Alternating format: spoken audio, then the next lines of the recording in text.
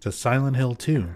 We still have quite a bit to go through and talk about, and a lot of interesting things left, but this is definitely kind of like the last sort of gauntlet leading up to the end of the game, where everything up until this point, it's a little bit more open and you're sort of wandering through the town, you're sort of picking up these clues here and there.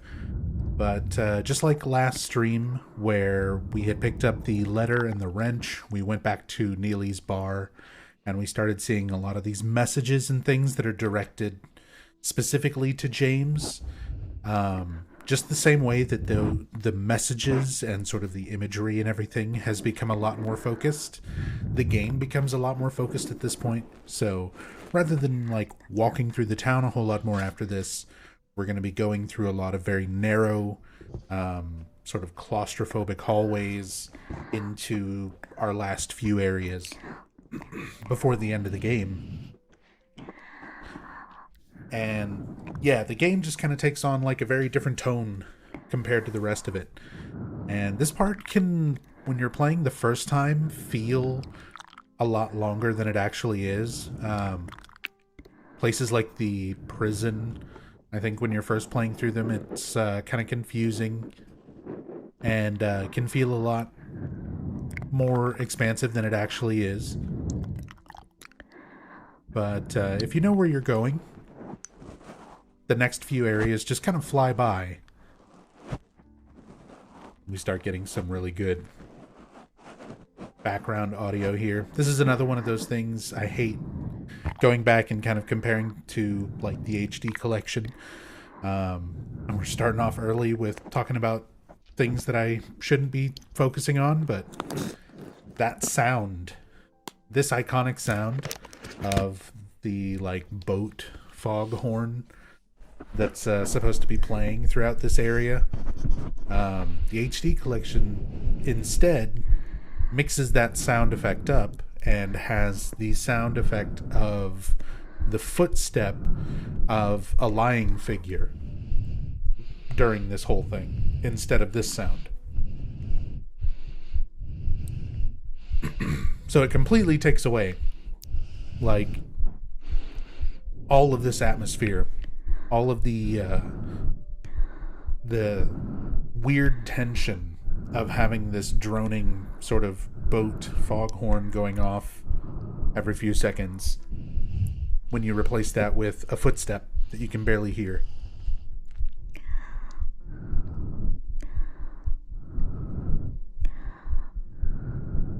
There's nothing useful written on them. There's nothing particularly special about this photograph. It's weird because, like, you can see there's clearly stuff written there, and some things James will examine, like, closer. Oh, you guys are not hearing. My audio is messed up.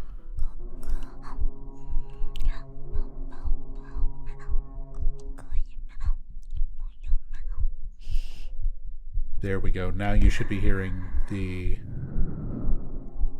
foghorn from that boat every few seconds. The mooing. Yeah. It does sort of sound like a cow mooing in the distance.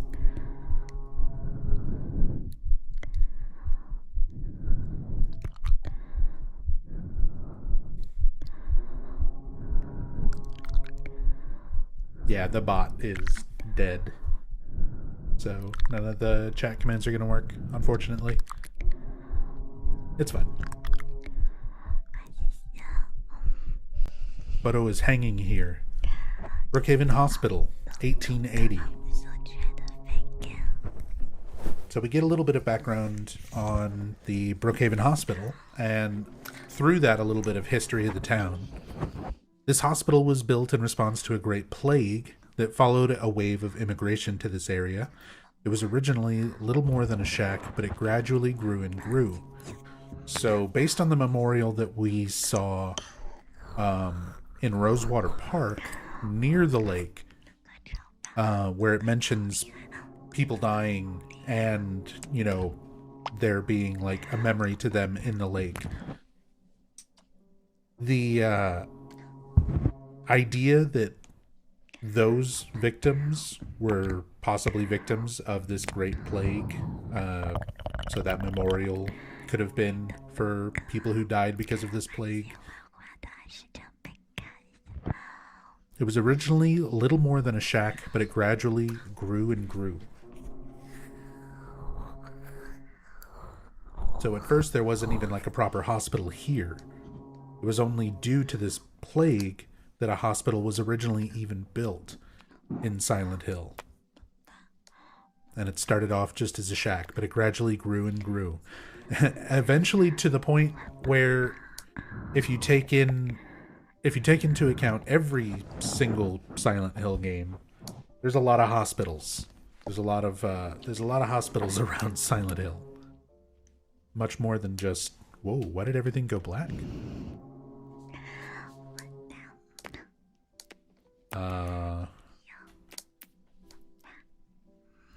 The graphics like completely broke. Enhanced edition. What happened? That's weird. The overlay stuff's still there. I can still examine stuff.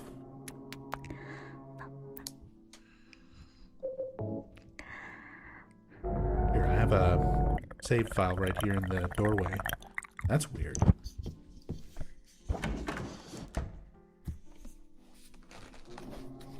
Okay.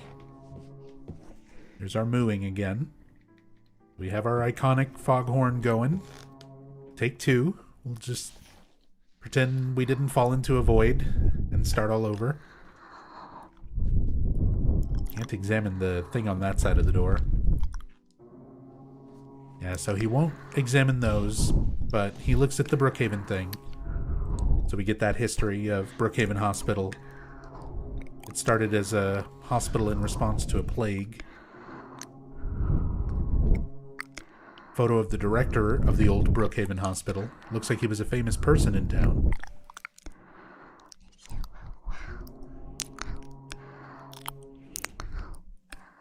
Looks like Hal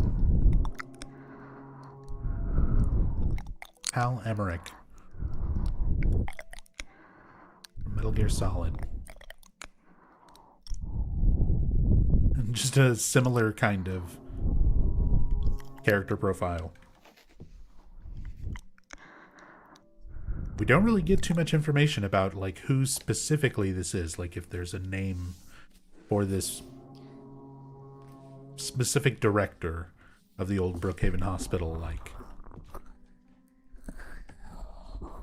is he the original director from the 1880s?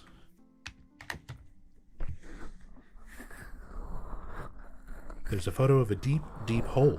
What could this be? A lot of very blatant foreshadowing. Like I said, this part of the game becomes a lot more focused into, you know, what's going on. Things start becoming a lot more direct and less subtle. But at the same time start becoming a lot more abstract. So this hole that we're seeing, this room, we're going to be in that room and forced to jump down that hole in order to progress in just a moment. So not only do we have that painting, you know, showing something that we're kind of inevitably going to have to come across, have to face. The very first thing in the Historical Society is this, which very closely resembles where we're going to be fighting the final boss. So already we've got kind of these major things that are coming up in the actual game being foreshadowed very directly with literally just screenshots of those sections of the game on the wall as paintings. James even wonders to himself, what could this be? And now for the descent into insanity. In a lot of ways, that is very much, I think, what this is supposed to represent. James has been struggling with getting, you know, his idea of reality and his perception of the events of what happened leading up to him being here. They, you know, those ideas and those thoughts, his narrative for what is real, has been at ends, you know, with sort of the ideas and things that he's being presented with. And now that the town is being a lot more direct about it, I kind of see this as like not only the town sort of drawing James in a lot more deeply, but James himself sort of losing more of that grip on reality on his way to breaking out of his delusion and coming to terms with reality. This entire staircase, by the way, is not like a looping gimmick or, you know, anything where they're only loading it in front of you and unloading the area behind you. This entire staircase from top to bottom is all rendered all at once. If you check out my my YouTube channel, there's a video called Hacking Silent Hill with Necorun, where Necorun takes a camera and goes outside of the wall and just looks at everything from a very, very far, you know, side perspective where you can see the entire staircase from top to bottom.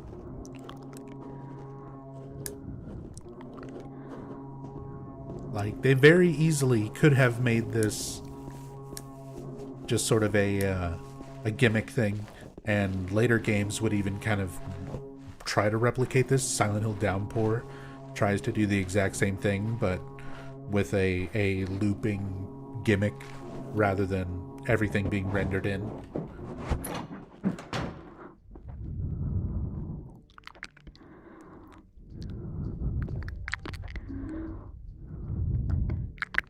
Wonder if Remake will cut out this part? I don't know. Like, at this point, I really don't know what to expect from the remake. Based on what we've seen from the trailer, like, some things, it feels like they're trying to follow it pretty close to the original, but we can see a lot of other scenes that are very clearly changed, so it's hard to say. Especially since we don't have any new info yet. No new trailers or anything since last October. Some kind of document is lying here. September 11th, 1820. Prisoner number C221. I can't read the rest. What is this? So, that descent from the Silent Hill Historical Society, instead of being in a small historical society, you know, this relatively small building that's basically like a town museum, a town history, all in one area, in like a museum format, this nonsensical, super long staircase just going further and further down, kind of representing this loss of sanity on James's part. You have this reality breaking down effect, and now instead of being in a building that is about the history of Silent Hill, you're literally in the history of Silent Hill. You are in a prison that doesn't exist anymore in the actual town. So it's really great how up to this point everything has been like otherworld versions of relatively like recognizable areas and things, but now the game just goes like full abstract. You're going into places that shouldn't exist. You're not even sure like what time period you're in anymore. So they start playing with a lot of like really interesting concepts and ideas here. It's one of the reasons why I think people still enjoy playing this game and talking about this game as much as they do. More so than a lot of other horror games and series from this time. Because the abstract nature of so many elements in these Silent Hill games, like, there's so many different ways to kind of think about it and interpret it. And all these elements, the fact that it's a prison, tying in with, you know, James's sort of guilt complex, his desire for punishment. So the town sort of feeding off of that and being like, hey, you want to see what punishment was really like, you know, back in the day here in Silent Hill? Well, here's just like a little taste. And you do have all of these sort of like historical things. It's still laid out almost in the format of the historical society with like paintings and descriptions on the wall, but now things are obviously like a lot darker, a lot grimmer, being kind of like the otherworld variant of the historical society. A painting is hanging here, Crimson and White Banquet for the Gods. In part 2 of this playthrough, we went through Born from a Wish and we talked a lot about the rebirth ending and sort of all of the necessary elements for this ritual of rebirth that can be performed. We know that Ernest Baldwin as a character in the Born from a Wish sub-scenario was trying to complete this ritual, and you as a player essentially are trying to collect all of the necessary items to perform that ritual when you're doing the rebirth ending for New Game Plus playthroughs. This is just a regular New Game playthrough, so we won't see those items on this particular playthrough, but you can see more reference to that here. Crimson and White Banquet for the Gods. So the Crimson Tome being a particular ritual book or set of writings that kind of describes and gives incantations and details for all of these cult rituals. And then the White Banquet for the Gods is most likely a reference to the white chrism, the white liquid anointing oil that you also collect for both the Born from a Wish sub-scenario and the rebirth ending. So you can also, from that painting itself, if you can kind of... I wish this let you zoom in on things the way that you can in Silent Hill 3. But you can see one of the town executioners is depicted in this particular painting. And they're basically wearing this long white robe or smock with a red hood on top that hangs almost in a very like pyramid-like shape or cone-like shape, which is where that depiction of Pyramid Head is essentially supposed to come from, is those the appearance of those old executioners from the town's past. In this one, the victims that you see skewered very closely resemble the lying figures that we've been encountering. Photo is hanging here. Death by skewering. An execution at the prison. Death by skewering or strangling. To choose his death is the prisoner's last taste of freedom. So there's a lot of different things to interpret from both the image of the painting and the text that's written underneath.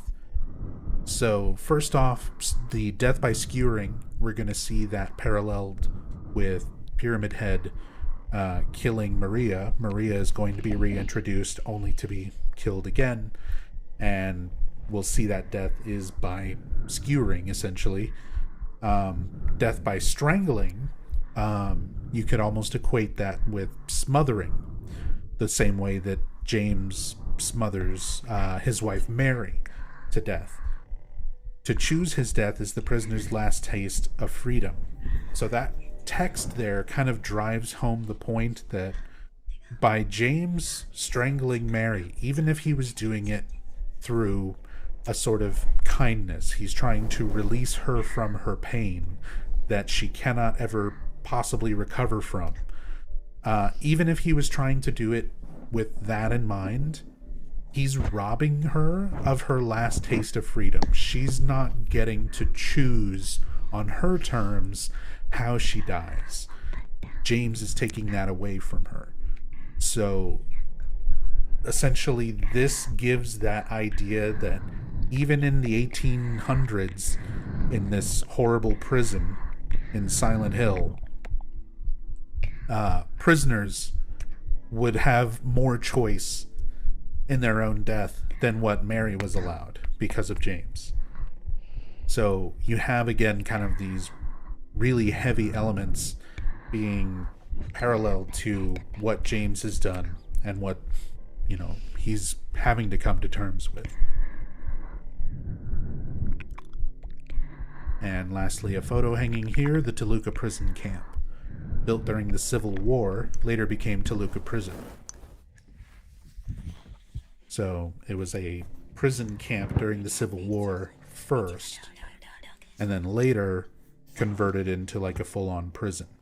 And then, as we learn later on, the prison itself eventually gets shut down and demolished, and built over where the prison once stood is now the Historical Society.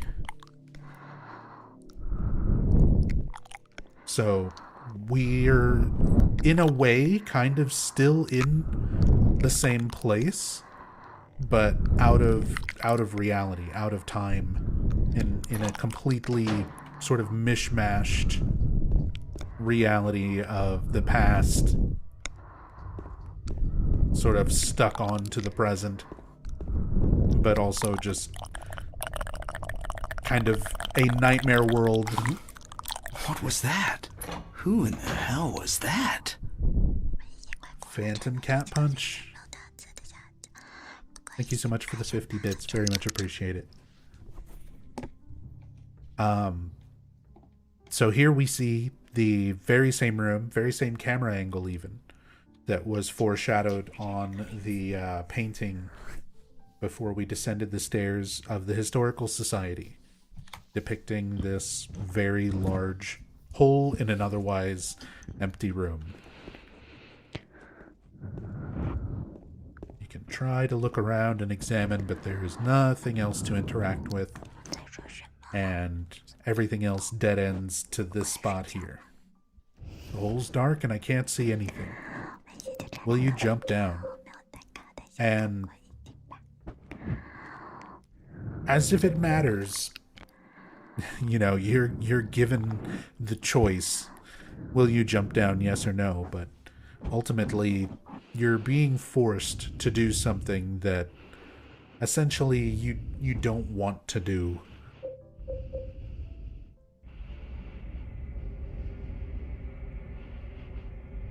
When that sort of thing is presented in the right way, it can make something really tense. When it's presented in the wrong way, it feels just sort of like being railroaded into a particular decision. But here, it's not so much about making a decision of whether or not you're going to jump into the hole, which is essentially succumbing to this madness. It's more like it's inevitable. It's got to happen. In order for anything to go forward, it has to happen. And you have to come to terms with it and agree to kind of go forward with it as a player. Would it have been interesting to have no as the first choice? I don't know, because there is maybe some significance to that. You think about Silent Hill 4. I think Silent Hill 4 has it where your default option when picking anything up is no. But it makes a little more sense in the context of Silent Hill 4 because of the limited inventory. So, I don't know. It kind of depends. It would be impossible to climb this. So, if you start just examining around the well, there's otherwise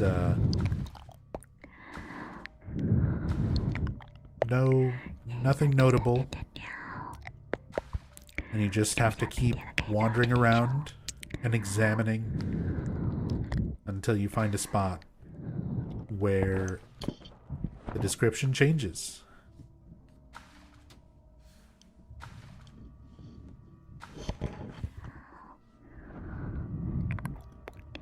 So, this is different. Just this spot here feels different than the rest of the wall. I wonder if I could somehow break it.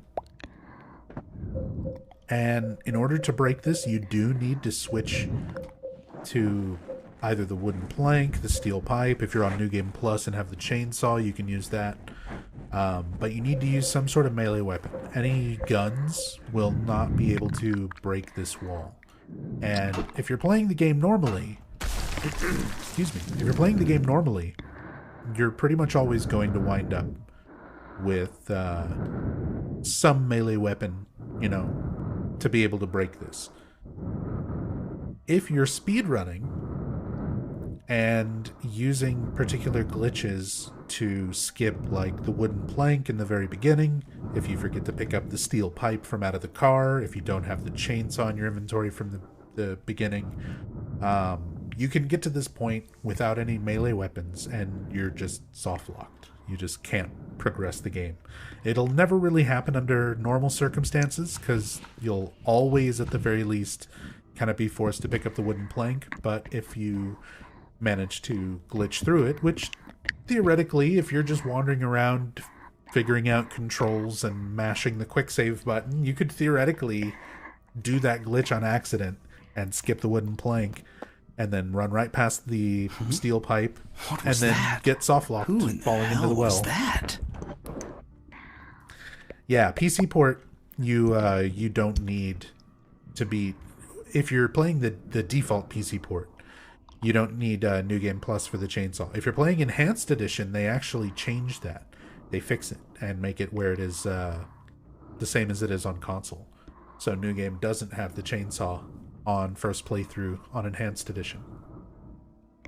Count Wolf, thank you so very, very much for the 50 bits. Very much appreciated. All right, let's get out of this well.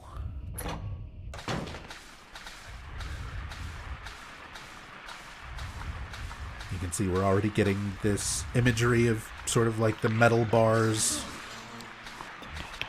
or these line figures.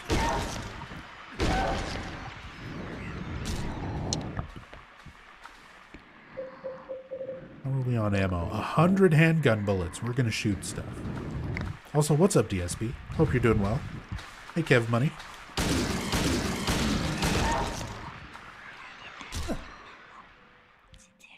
And yeah, Rachel, I did get stuck in that well.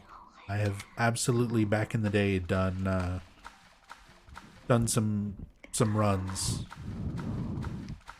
where I just completely blanked on picking up a melee weapon. And I got to the well and I was just like, oh, right, I'm fucked.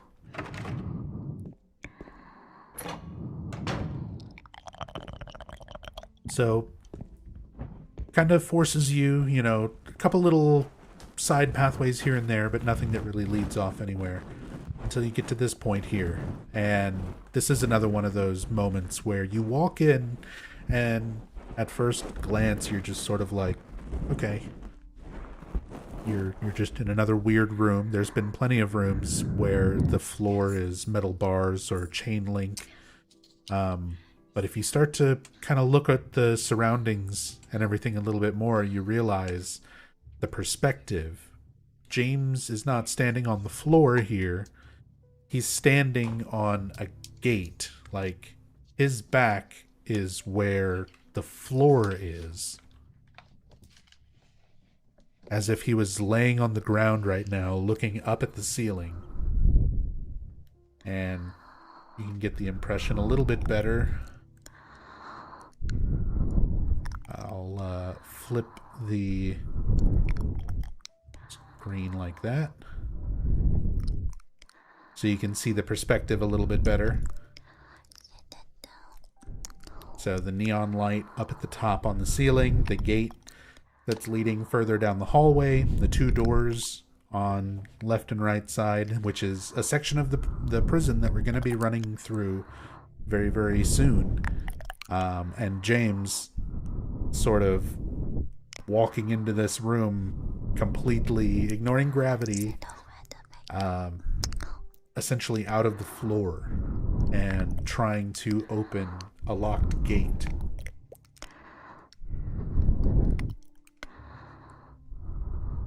So, really cool mindfuck room, and I've seen a lot of people who sort of don't even realize, get to this point of the game and not even realize kind of the perspective of this area. So just more of that like reality bending, everything sort of breaking down, similar to the ending of Silent Hill 1 when you get to the nowhere section of the game. I kind of equate this to being Silent Hill 2's version of nowhere, where reality is really especially broken down and there's parts and pieces from different time periods and different places all kind of smashed together in one.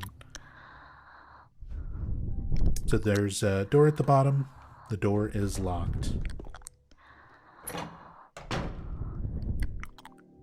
Now, when it comes to the speed run, again, there is a way to essentially duplicate items and skip this puzzle entirely, but obviously we're going to be showing the puzzle. So once you enter into this room, you'll notice that there is a key on the ground, and as soon as you pick up this key, the spiral writing key, your flashlight will automatically fade and turn off. Take a look at the spiral writing key. It's a key with a slim 3-inch long cylinder attached. The cylinder is engraved with spiral writing. And it says, "'Tis doubt which leadeth thee to purgatory." This is one of those elements where I like it in the context of what's going on right now. Like, we're caught in this strange, seemingly out of time, out of place existence while we're going through this prison, from this historical society to this prison to what we're going to see in a moment, a labyrinth and all these other places. And you can kind of see it as being this purgatory, this place kind of trapped in between different layers of existence, which is what we're going to need to open that gate, but the door has locked behind us. And trying to turn on the flashlight, you'll see it'll kind of flicker and start to light up, but then doesn't actually turn on. I press the switch, but nothing happens.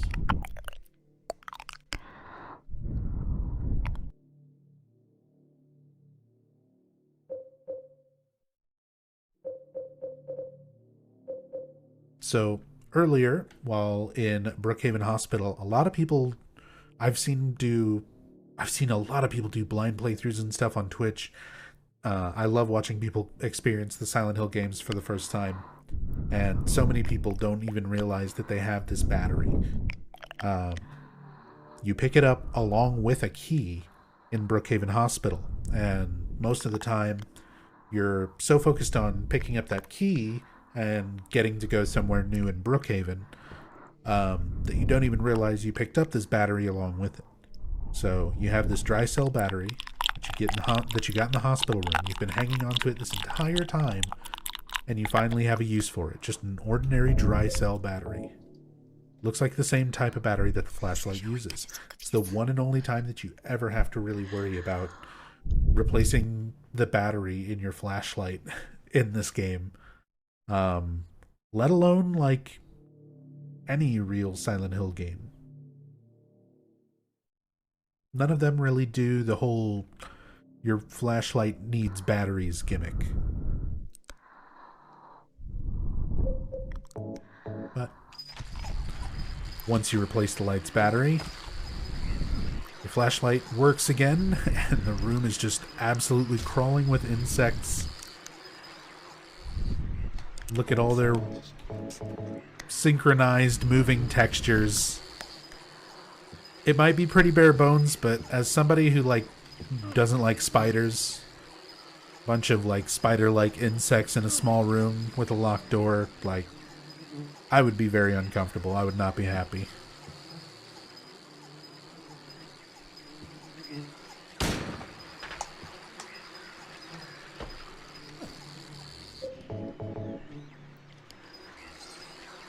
So there's only one way out. This door is still locked, and you can examine there is a keypad on the wall. And this is another one of those puzzles that I really, really like. I mentioned this, I think, during the Silent Hill 1 playthrough. And yeah, it was the Midwich puzzle in Silent Hill 1 before the final boss, where you just have to turn the valve handles and figure out how to rotate them in such a way so that you can walk through. With this, there's no note or anything else. The only thing you have is the keypad and a randomized code. Every time you play the game, it's random and it's different. And three, well, sometimes two, but 2 or 3 of the buttons will be worn out more than the others. And you just have to, through trial and error, figure out what combination of those is the correct answer. So it's one of those puzzles. You just have to fuck around with it until you find something that works. And I love puzzles like that, where they're not overthought. It's not like a riddle and, you know, with all these little hints and notes and things you have to put together. Sometimes it's just a thing that you get to look at and fuck around with until you figure it out. So let's just try 1, 2, 3. Damn. 3, 2, 1. It was 3, 2, 1. Just like that. I mean, you just keep trying. That's the whole puzzle. But I like that, you know, it is randomized, unless, of course, you manipulate the RNG, and then you can know what the answer is to that puzzle all the way back from the apartments where you first look at the clock, the time on the clock. But yeah.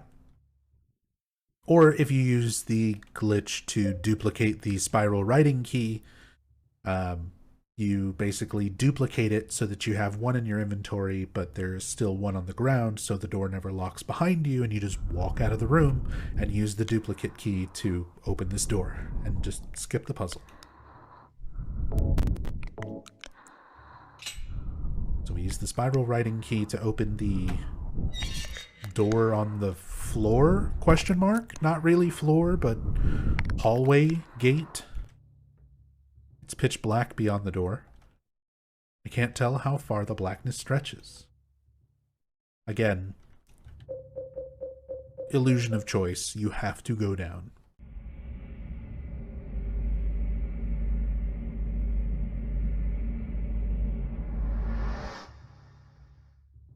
And we're just descending further and further into madness. So much so that we run into somebody who is a little further along losing their mind than James is.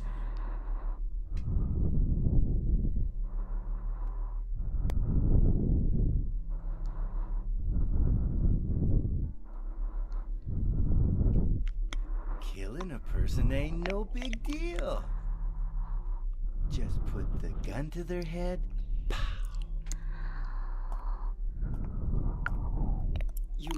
You killed him? But it wasn't my fault. He made me do it. Calm down, Eddie. Tell me what happened. That guy, he had it coming.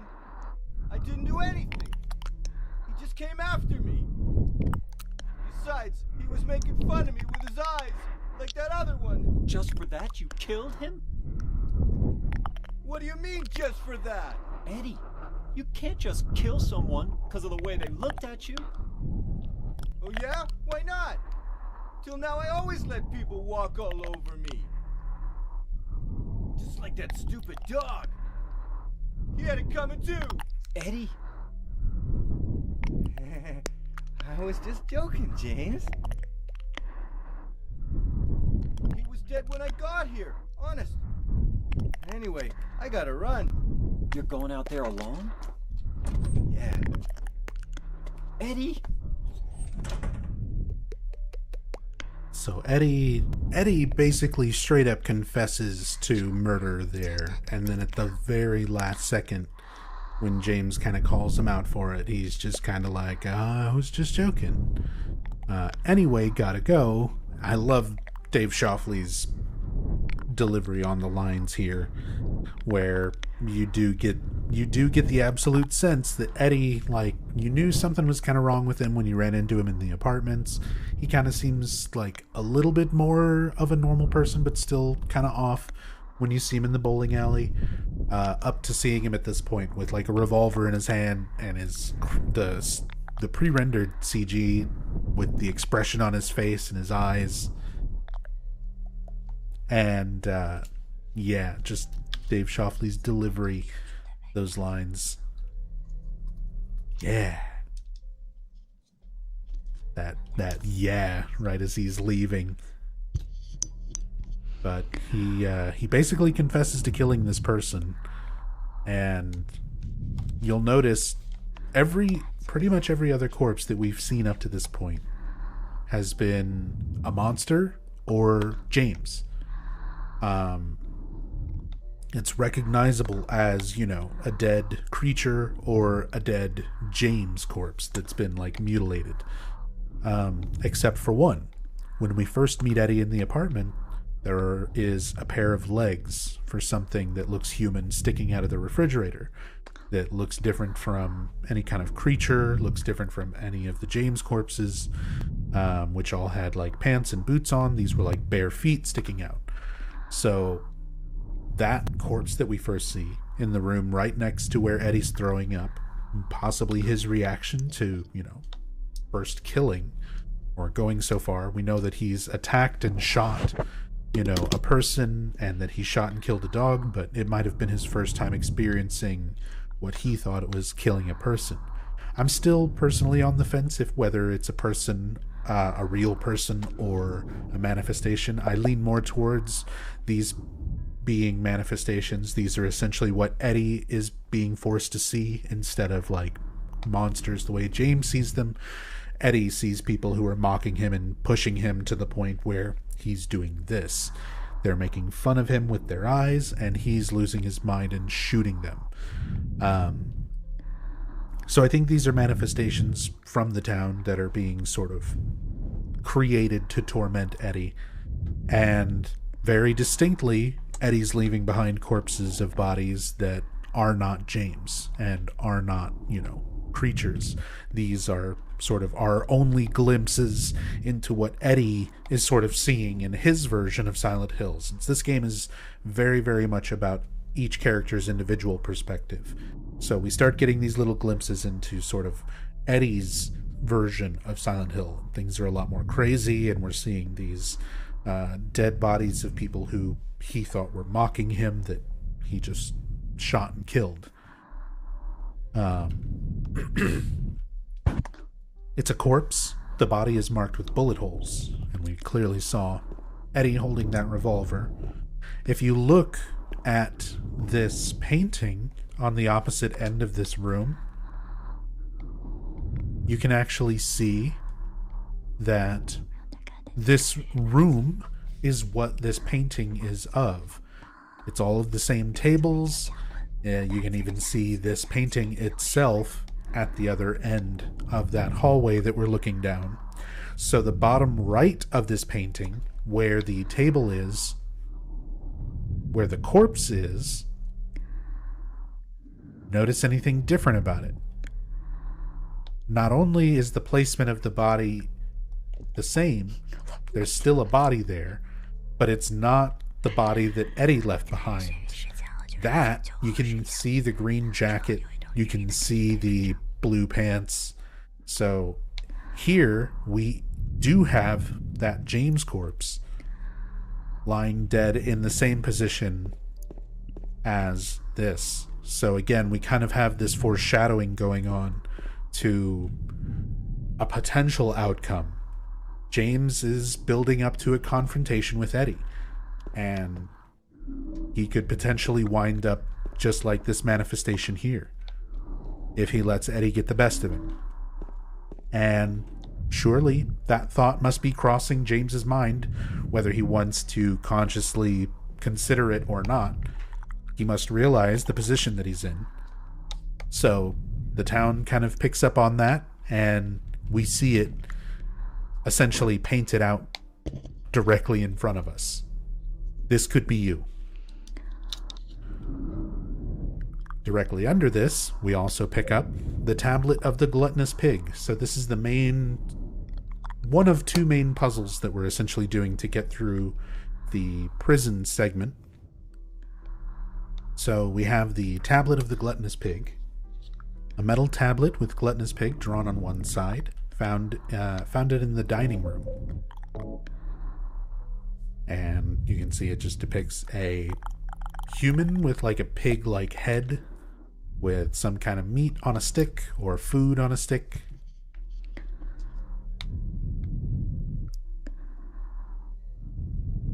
And we're going to be picking up these different tablets that represent each of our main characters.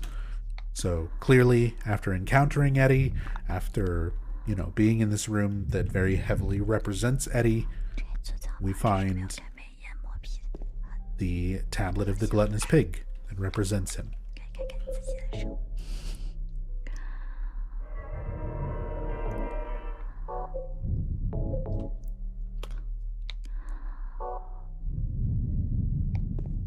It's Mr. Boar from Rusty Lake.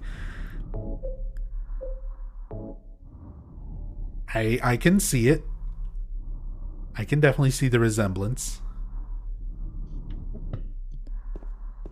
I still gotta go through those games on my stream at some point.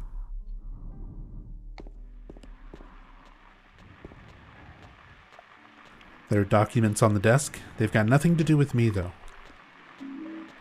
Handgun bullets.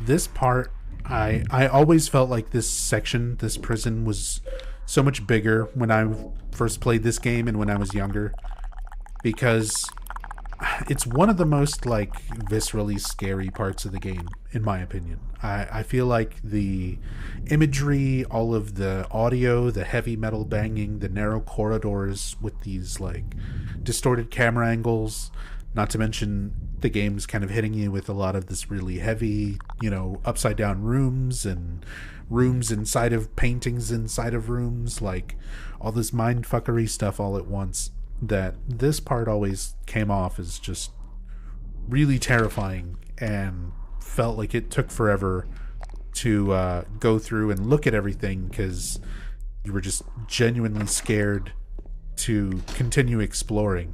Everything was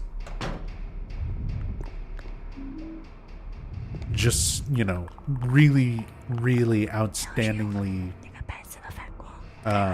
jarring compared to the rest of the game. I love the way they set up a lot of these camera angles like you're kind of somebody else observing James. You're seeing him on the other side of the prisoner visitation booth, you know, where people would go to see people who are imprisoned, the same way that James could imagine himself going to prison and being worried about that. If I don't, you know, think of all the things that would be going through his mind. He's trying to come to terms with having killed his wife. And even if he comes to terms with that, he's trying to come to terms with, you know, okay, well, whether or not he accepts his guilt for it, what happens? Does he turn himself into the police? Does he wind up going into prison?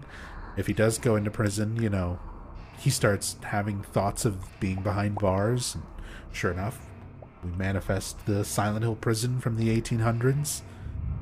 And we sort of get these very distinct angles of James in situations where he's sort of portrayed as a prisoner. So we're delving into kind of James's fears of repercussions, potential repercussions for what he's done. If he were to accept that, you know, the consequences of what he's done.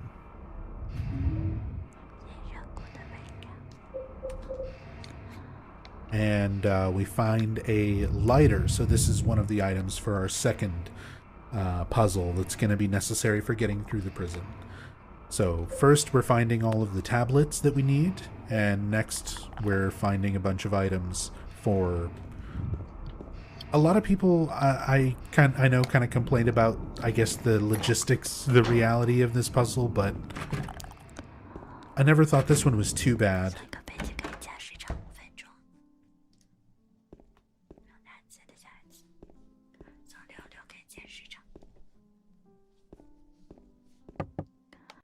Knock on the door, but there's no answer.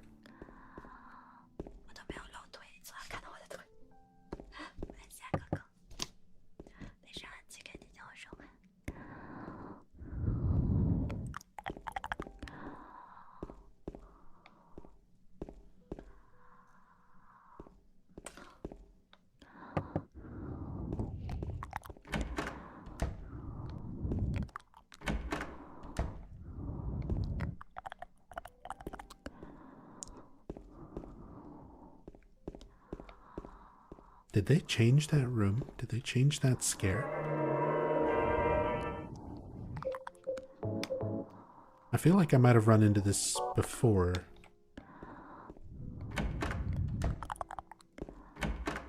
Three knocks. There it is.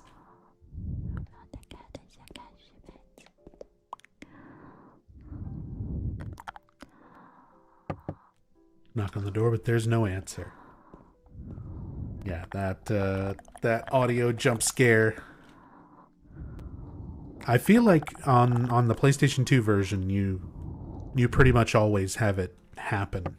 Like, you just have to knock on the door once and then you trigger it on your way out. Like, I feel like it's a lot more consistent on other versions of the game. This is why you stick to emulation. I mean, in most ways, this PC version with the Enhanced Edition mods is still really, really nice. But yeah, everyone's got their own preference. Look at that. Somebody left their... I was gonna say shit in the urinals, but it almost looks like intestines, like old rotted guts.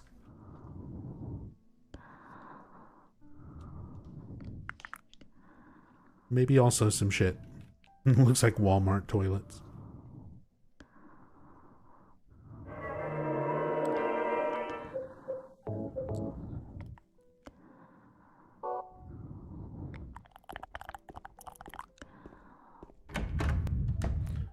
Nothing else here in the bathrooms. This is not a dream.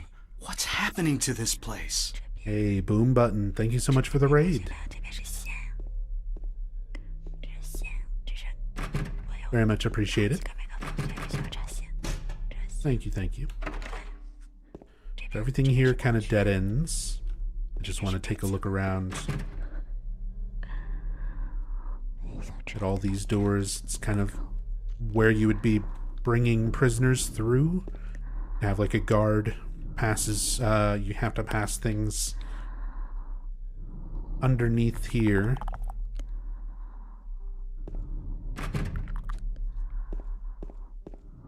And then we have this. There's a cover on the ground, but I can't open it.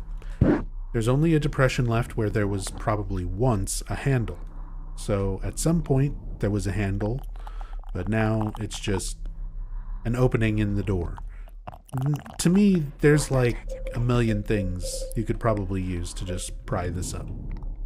But of course, video game logic, we're going to need to collect a bunch of items to get our way through here. So right now we have the lighter. We're going to need a few other parts. Hey, Daedric Prince. Welcome. And welcome everybody coming over with Boom Button. Thank you again for the raid. For those of you who are new, I'm Nub Zombie. We're doing an in-depth story playthrough. I've been doing super deep dive, in-depth story playthroughs of the Silent Hill series on Twitch since 2015. And we've been going through Silent Hill 2 this past week. Today we're going to be wrapping up Silent Hill 2. So we're a little over an hour in to today's stream, but we will we still have quite a bit more left to go. But yeah, welcome.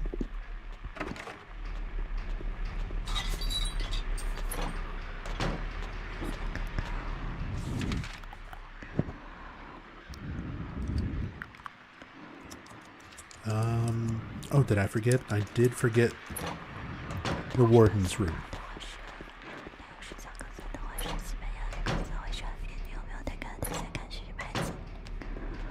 As a little bit of side note, trivia, you actually revisit this prison in the Silent Hill arcade game. There's a lot of stuff, areas that they kind of recreate with the Silent Hill arcade game, and this is one of them,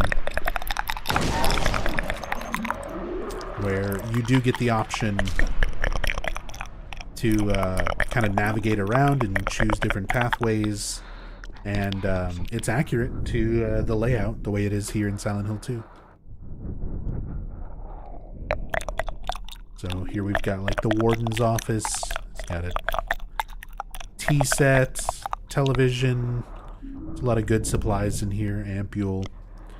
The TV with the blood on it reminds me a lot of the... It's a slightly different TV, but with the placement of the blood on top, kind of reminds me of the television set that we saw in the apartments in part 1 of the playthrough, where we see a corpse that very much resembles James in a chair that is dead in front of a TV with a large blood stain on it. So they're kind of calling back to some of that imagery, I think. Nothing interesting here. Box of cookie and butter cake.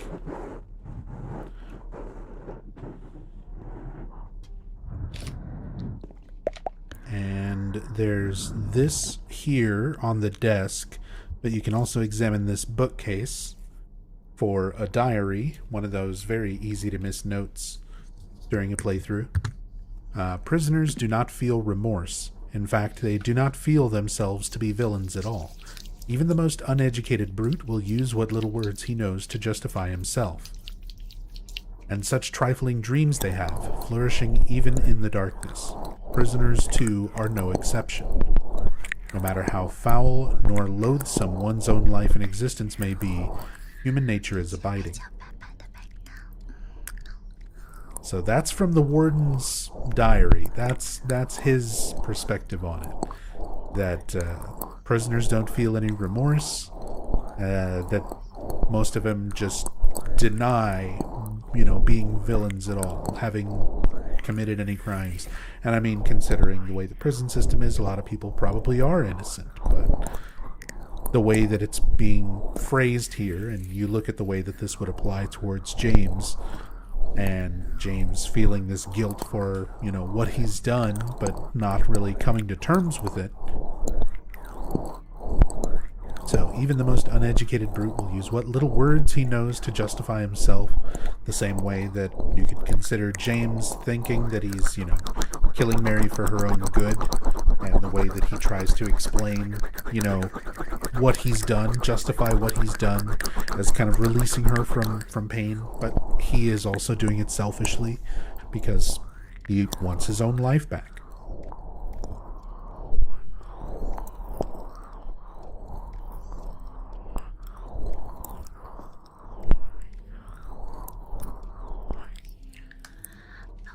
And such trifling dreams they have, flourishing even in the darkness. Prisoners, too, are no exception.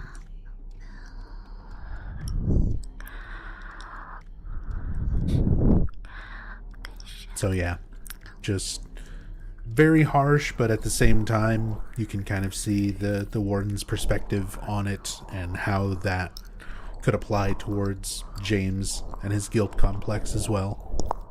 And then we have a magazine here. I've never seen it before. It's probably a locally published magazine.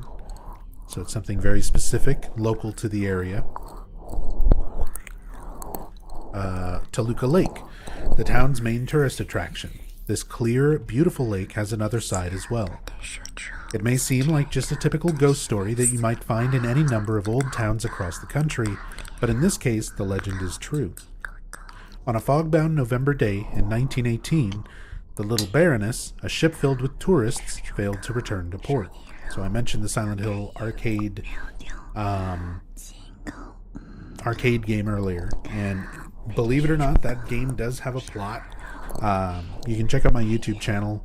and or my playlist here on Twitch, VODs, if you want to watch a playthrough of the arcade game. But it focuses around the Little Baroness and its disappearance in 1918, and then the current day, quote-unquote, descendants of people who were involved with that Little Baroness and its disappearance. So that's entirely the plot of the arcade game. They kind of took this little note and expanded it into an entire game worth of plot. Even if it's not great, it's still interesting, and I like that they kind of did that idea of drawing from things, because the team that made the arcade game is completely different. Like, nobody from the original Team Silent worked on the arcade game, and the arcade game is still kind of fun for what it is. It's an on-rail shooter, so if you like House of the Dead, it's House of the Dead, but you go through Silent Hill areas and shoot Silent Hill monsters. It's not bad. And the story is all about the Little Baroness, so it's kind of neat. You get more info on this little note by playing the arcade game. A newspaper article from back then simply says it most likely sunk for some reason. Despite an extensive police search, not a single fragment of the ship, nor any of the 14 bodies of passengers or crew, has ever been recovered to this day. In 1939, an even stranger incident occurred. There are many pages torn out, so that incident kind of gets covered in the arcade game. Many corpses rest at the bottom of this lake. Their bony hands reach up towards the boats that pass overhead. Perhaps they reach for their comrades. So there's this idea that kind of like the lake itself is also haunted, that there are these corpses in the lake. But yeah, I love this little note, information about the Little Baroness, and especially once you go and play the Silent Hill arcade game, where all of that gets expanded upon. It's not a fantastic game, but as I said, it's entertaining as an arcade game. Handgun bullets. This is where we finally get the hunting rifle. Hunting rifle, maximum capacity 4 shots. Takes a long time between shots, but each shot is very powerful. I'm not big on the rifle in a lot of the Silent Hill games, mostly because it takes a long time to actually ready it and aim with it and then get to a point where you can shoot, compared to, the shotgun or the handgun. Controls being weird. But I'm going to make myself use it.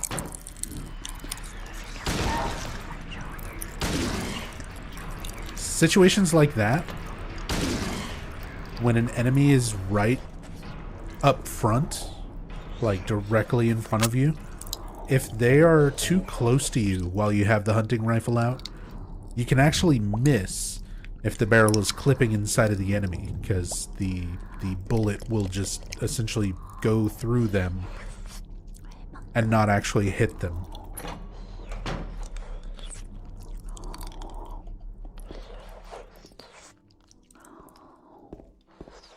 But yeah, I just don't like the length of time it takes to aim, and then you're locked in place. You can't move with it. Whereas shotgun, as long as you're close enough to hit the spread, for the most part, on an enemy, it's going to do a lot of damage. And I mean, come on, look at this. Look at the mobility.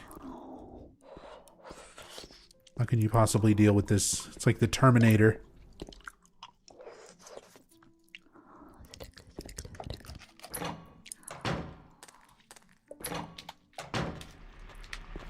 Hey, Kaio. Yep, this will be on YouTube. All this will be archived.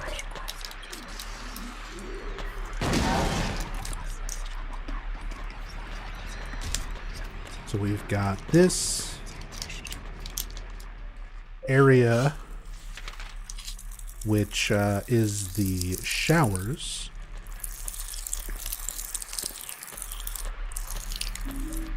Got the Tablet of the Seductress.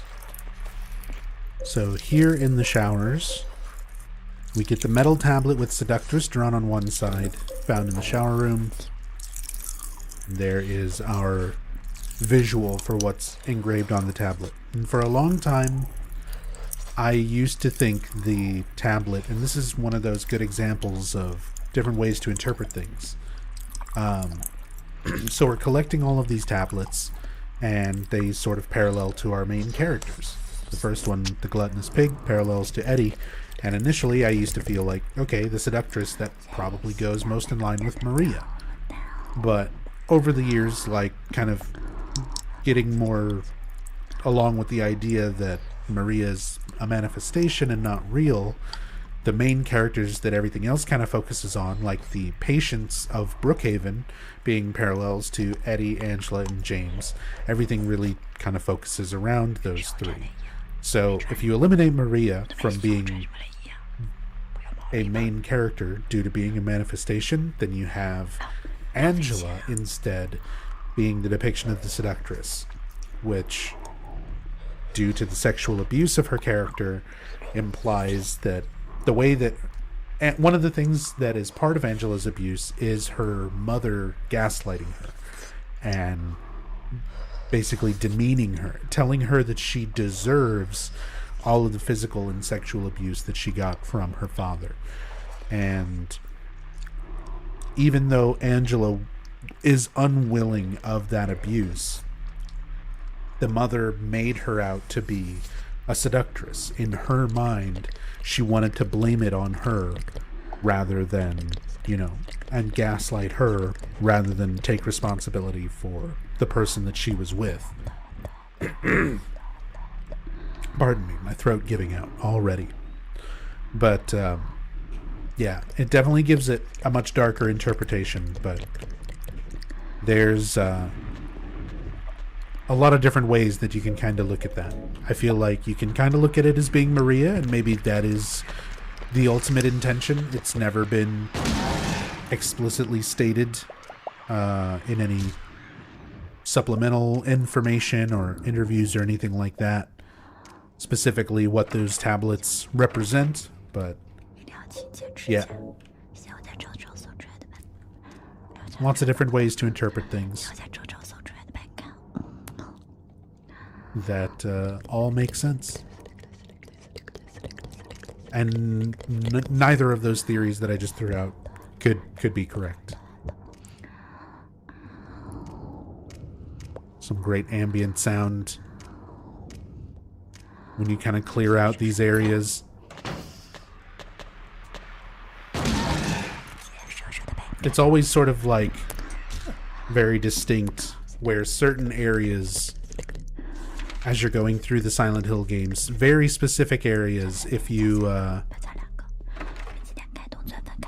kill like everything in an area, sometimes it goes completely quiet, and sometimes you get creepy droning, ambient music or tones or sounds.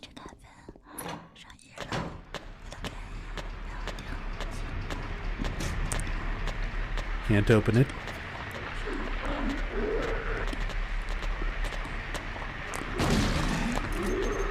So for example, I need to kill the enemies here to show off some really cool details. But we need to get rid of these, all these lying figures.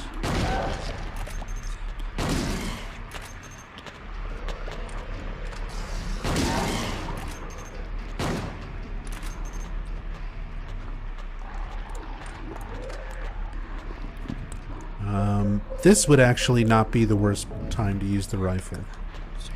When you're literally shooting a stationary target.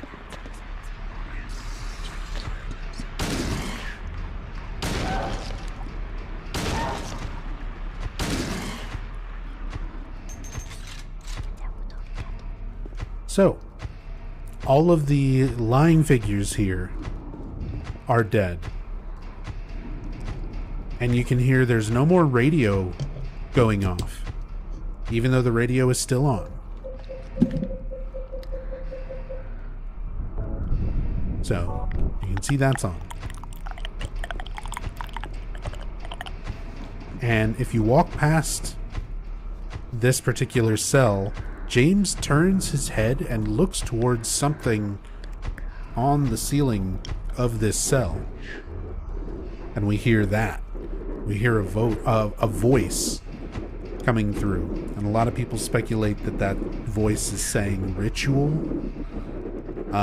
Some people have other interpretations of it. To me, it does sound very, very much like ritual. I've heard the sound file. I've taken it and sped it up and pitch corrected it to the point where it just kind of sounds like a normal voice. And it does sound like someone with like kind of a slight Japanese accent saying the word ritual.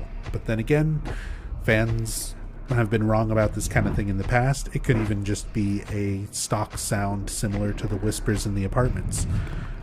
Don't really know for sure. But it's creepy, just all the different things that you're getting to kind of interpret here. This, whatever it is, or whoever it is, stomping around inside this prison cell, not setting off the radio, but clearly still there, communicating in a very human-like way. And if you attack it, it sounds very human-like, very different from monsters.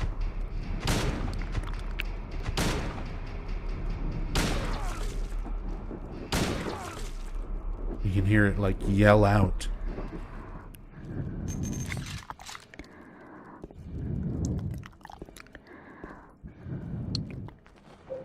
One of the things that I've always meant to do, that I've always forgotten to check, one of these days I need to run this game with, there's a tool that basically tracks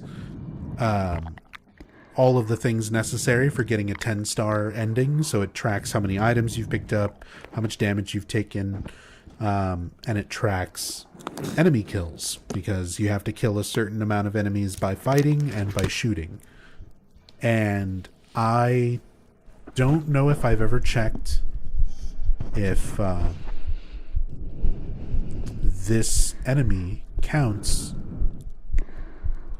as like a monster kill, or if it doesn't count at all towards that. Because by all means, it doesn't set off the radio, it doesn't do a lot of the things that are typical of a monster. So I don't know if it counts towards that. In an earlier part of this playthrough, earlier this week, I mentioned there's a monument in Rosewater Park that we stopped and looked at, where there's a statue for somebody named Jennifer Carroll, a member of the cult who was persecuted by the Christians, according to the monument and the text that is engraved on it. So you can assume that she'll be able to, or that she was persecuted by the Christians for being a member of the cult.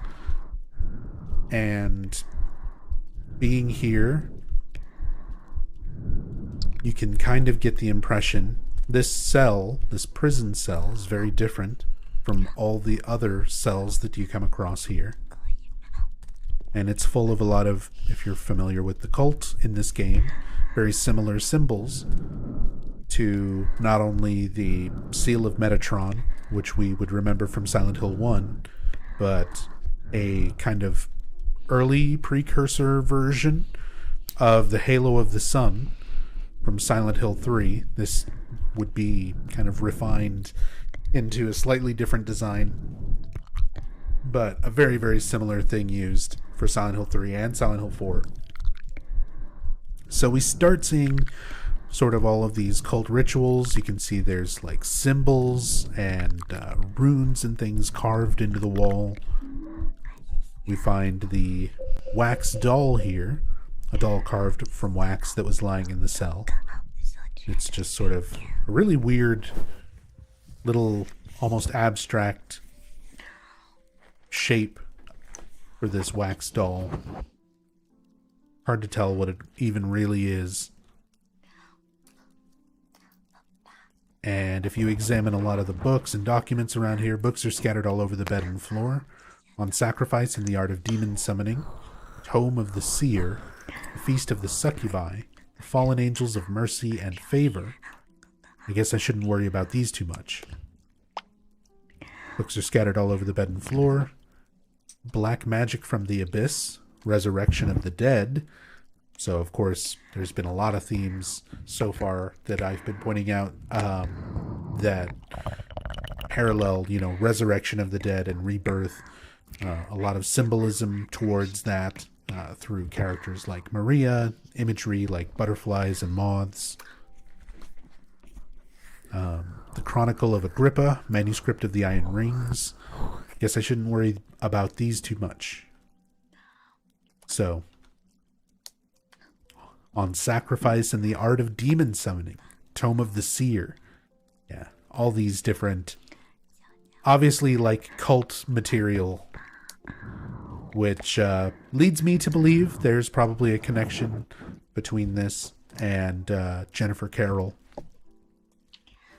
That monument in Rosewater Park. She would have been persecuted by the Christians, imprisoned, and still, trying to study and follow her occult faith even while imprisoned. So we kind of see like the remnants of that, the history of that, just in that one little cell. All just for this. All we needed is the wax doll. But there's so much interesting stuff to kind of infer from the details in that prison cell.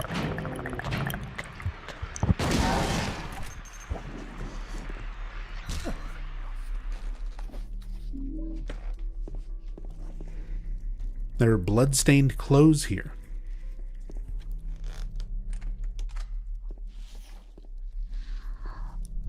It's always so hard to even see what kind of clothes these are. You can barely even tell that that's, like, supposed to be clothes.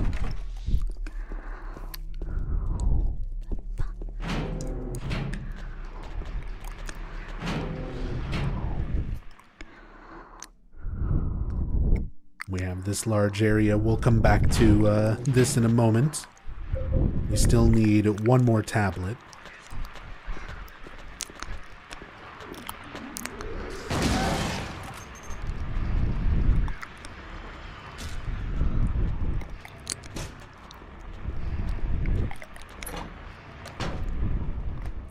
Hey, Elsie. Hope you're doing well. Here we've got another cell with some, a few more cells with some interesting details and things inside of them. So this was the prison cell of somebody who liked art. And there are various paintings, drawings. 436 people at a recital. You can see it's just basic little stick figures, an audience. I noticed a lot of them have like abstract shapes as heads. You can see basic little like up on a stage with instruments. Very crude, just kind of depictions of things. This is the one that is most significant, I think. So this is the hotel. The picture's titled Burning Man, and James doesn't even comment any further about it. He doesn't claim to recognize it or anything like that, but this is the Lakeview Hotel. So once we arrive at Lakeview, and James will kind of comment, you know, this place looks exactly as it did 3 years ago, because he still is having this delusion about how much time has passed. But once you kind of get to the point where James watches the tape and comes to his senses, comes to terms with what he's done, and you see the hotel being sort of burned out and flooded and kind of take on a state that is probably closer to the state that it's actually in. So now we've got some foreshadowing not only to the hotel, but also some of its history, that we do find out the hotel itself burned down, or at least caught fire. But yeah, right there at the bottom of the text, where the text Burning Man is, that's the dock that James rows up to. That leads directly up to the main entrance of the hotel. So we'll see all of this later. This is probably just concept art, honestly, for that area.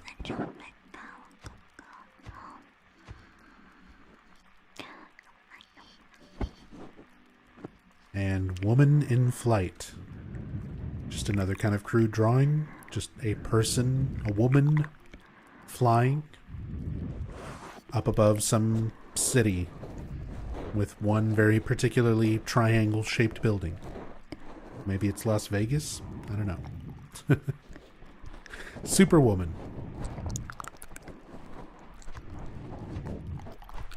But yeah, a lot of things where, you know, you've got something that is very distinct and has a very definitive purpose, something that is instantly recognizable, the hotel, but then slightly more abstract things. The woman in flight, the people at the recital.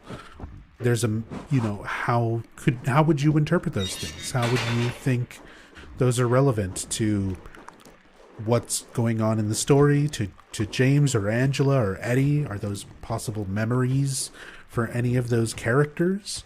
You know, is the woman in flight Angela's thoughts and ideas of fleeing home, running away? Are the doing something in front of people and getting cheered on for it, the people at the recital? Would Eddie imagine himself being popular and rather than being made fun of, you know, performing music and people, a crowd cheering him on? Is it supposed to be something more specific to this painter? Who even was the person in the cell? You see what I mean? There's like so many different ways you can look at it and try to tie it in and work it into the story, but no definitive answers. As much as I like a lot of the things in this game that have very interesting definitive answers to strange, mysterious things, I love how much of it does not have a clear answer and is just sort of left open for people to interpret, you know, what they feel about it. In this cell, for example, we've got a lot of religious iconography. If you look very closely at like the pictures on the wall and things like that, you can see it's like Jesus on the cross,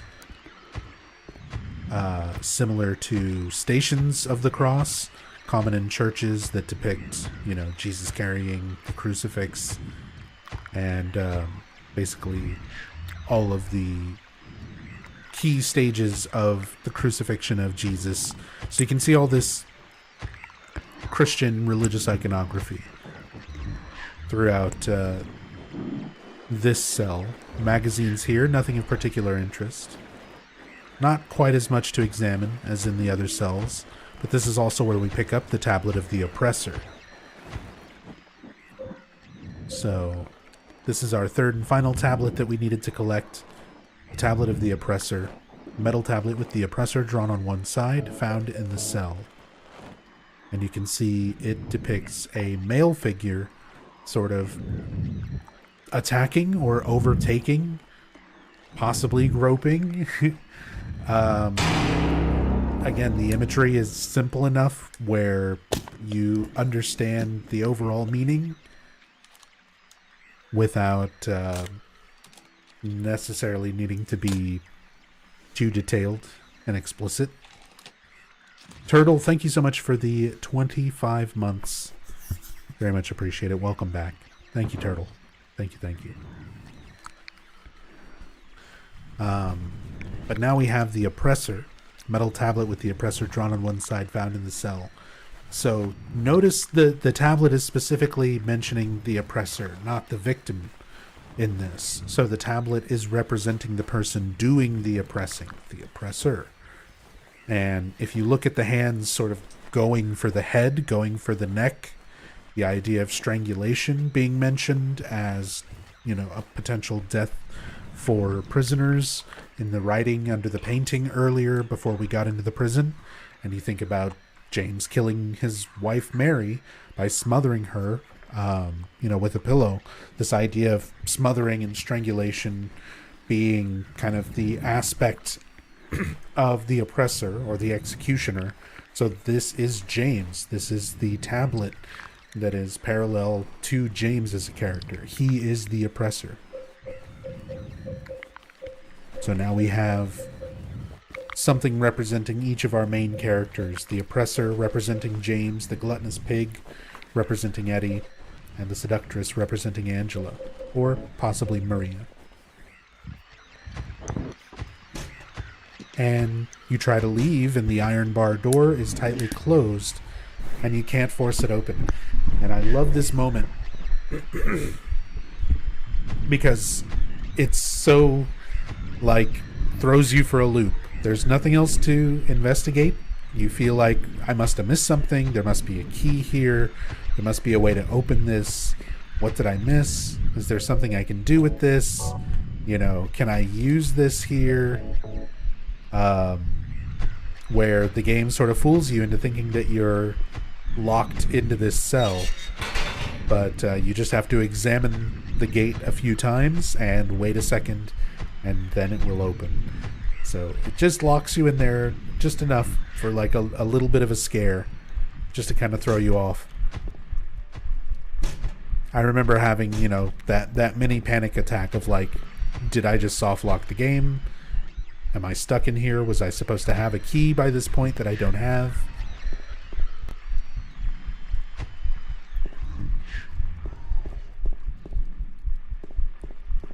Notice this time we've got the ghost stomping around in the cell here, very similar to the other one.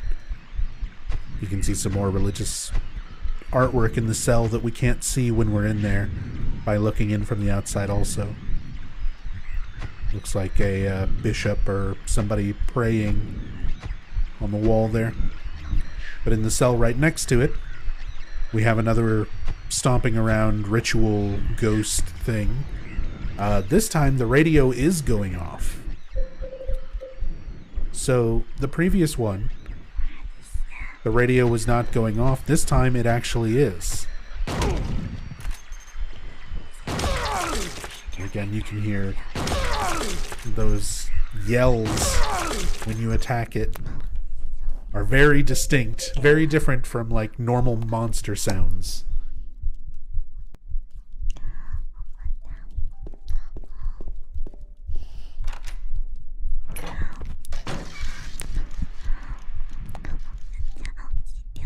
So we've opened that up.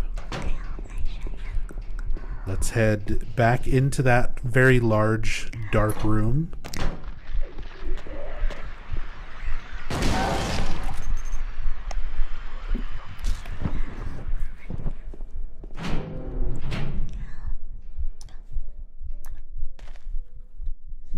Be sure to listen closely while you're in here.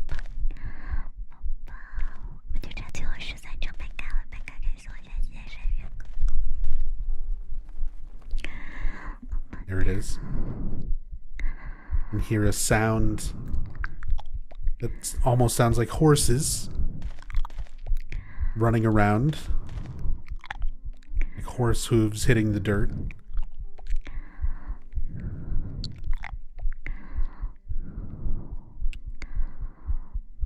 There's something very creepy about this area in general. This is supposed to just sort of be like this wide open area. It's supposed to be like the recreation yard, but it's all completely walled in.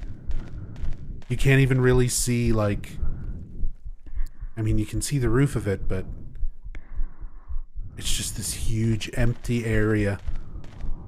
Yeah, this is definitely another one of those moments with, you know, where if you have like headphones on or a really good sound system, it makes all the difference. The sound of the footsteps crunching on the dirt and the sound of the horse hooves hitting the dirt, kind of moving around in the space around you, even though there's nothing else in here with you. And the only thing that there is in this entire room is stocks with 3 nooses. There are 3 ropes hanging from the scaffold.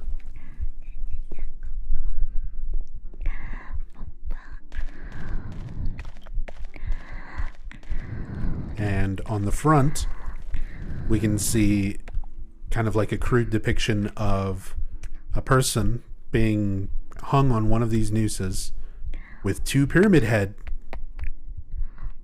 holding spears standing along either side.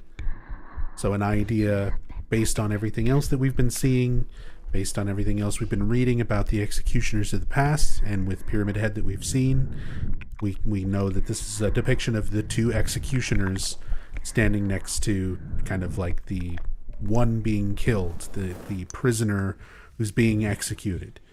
And we're going to see this exact image recreated with two pyramid heads holding spears on either side of Maria being hung up and then executed. So we'll get to that a little bit later. Reading this, it shows, "I give you blood to atone for the 3 sins." It's written on top of the engraving. Beneath the engraving are 3 square depressions. So this is where we're going to put our tablets.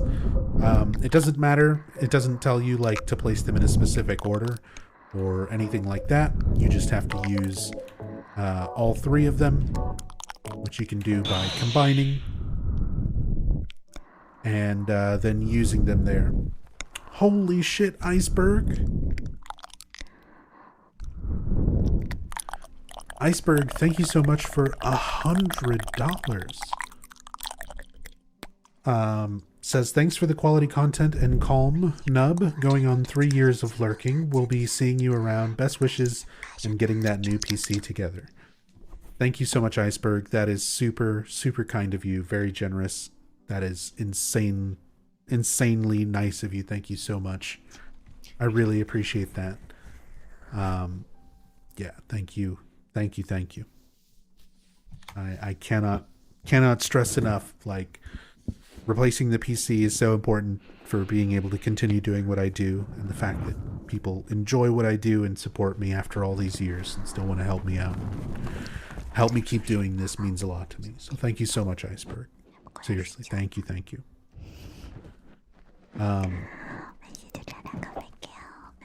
The remake will have a boss fight in this area. How do you think the remake will handle this?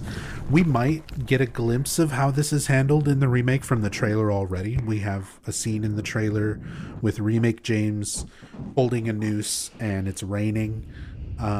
It could potentially be this area changed into something new. Although the noose pulling animation comes from a puzzle that we're going to be doing later on after the labyrinth, or as part of the labyrinth. The Innocent Man puzzle. So it's hard to tell. Neither one of these situations has like rain, so that's already been changed for the remake. But yeah, there's no telling. It's all speculation at this point. We'll see how it goes. But using the 3 tablets here, the tablet of the oppressor, the tablet of the gluttonous pig, and the tablet of the seductress, we get this iconic yelling bloody murder scream, which as far as I can tell is not any of our primary characters. It doesn't sound like Dave Shoffley. It doesn't sound like Guy Seehee. I don't know if that's someone cast specifically for that. This could be another situation of a stock sound. But blood to atone for the 3 sins. And the blood that we're giving are the 3 tablets representing our 3 characters, James, Angela, and Eddie. And once we hear the scream and start heading out from this area, there is now a horseshoe. And this is everything that we needed for the puzzle to escape from the prison, to get through that trapdoor in the floor. So let's head over there.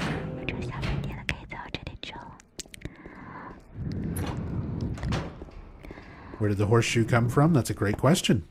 It's one of those things that's just a mystery, like solving the puzzle made it spawn there. And the whole time that we're hearing horses Forget why do we hear horses in the yard anyway. So this again could just be personal interpretation, but this is like an old 1800s prison built during the Civil War, and a common method of execution in those times, and even well before those times, was being drawn and quartered, where you would be taken out to like a big area, usually outside, not like walled in like that, but a large open area where a prisoner or person being executed would be tied to 2 or more horses, and the horses would basically be sent to run in opposite directions, effectively ripping apart the person, the prisoner, person being executed, whatever, into multiple pieces. So being drawn and quartered like that was a thing. And yeah, quartered specifically would involve 4 horses. Yeah, 4 quarters, each arm and each leg to 1 horse. It wouldn't always necessarily be that, but that's the intonation that I get based on all the other methods of execution they've been talking about, and just the time period of the prison. But there's nothing that specifically goes through and says here's like the history of these horses or whatever that explains it in any more detail. So we have this trapdoor that we examined earlier. There's a cover on the ground, but I can't open it. There's only a depression left where there was probably once a handle. So what we're doing is essentially creating a new handle by using the lighter to melt down the wax doll and then stick the horseshoe into the wax after it's melted down in the socket where a handle used to be, let it dry, and then use the horseshoe as a new handle. And I know a lot of people who've like complained about this one. It does feel a little bit sort of esoteric. This is very much just kind of like a point and click style puzzle for the time, where you're just getting these 3 things to use together, and it's like, oh, that works? Yeah, exactly. It's adventure game logic, you know. It's like something that you would do in Escape from Monkey Island, where it's like, yeah, sure, the wax would dry, and then you would have this horseshoe that works like a handle and lifts up this very heavy, clearly rusty door. Surely it's not just going to rip right out of this wax because, you know, it's just wax. It's not the strongest material known to bond things together, but, you know, I guess for the sake of this, it works.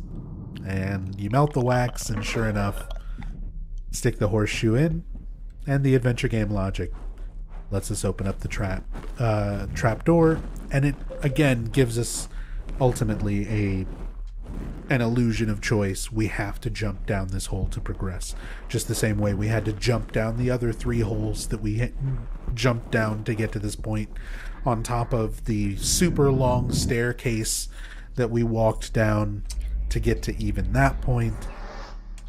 We're just descending further and further and further into these sort of nonsensical, well beyond reality sort of depths. Excuse me. I'm going to go and grab some tea. I'll be right back.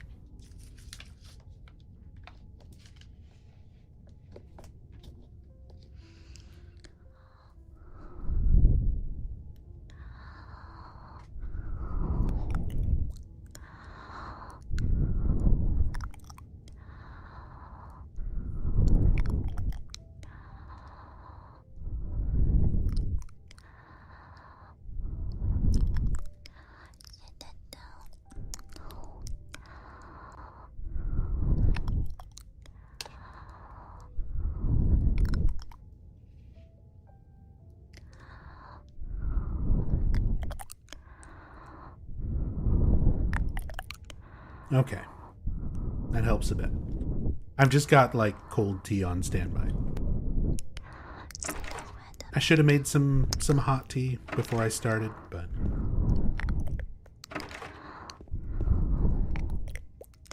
anything to kind of give my throat a little bit of a break. But now we've gone through the trapdoor beneath the prison.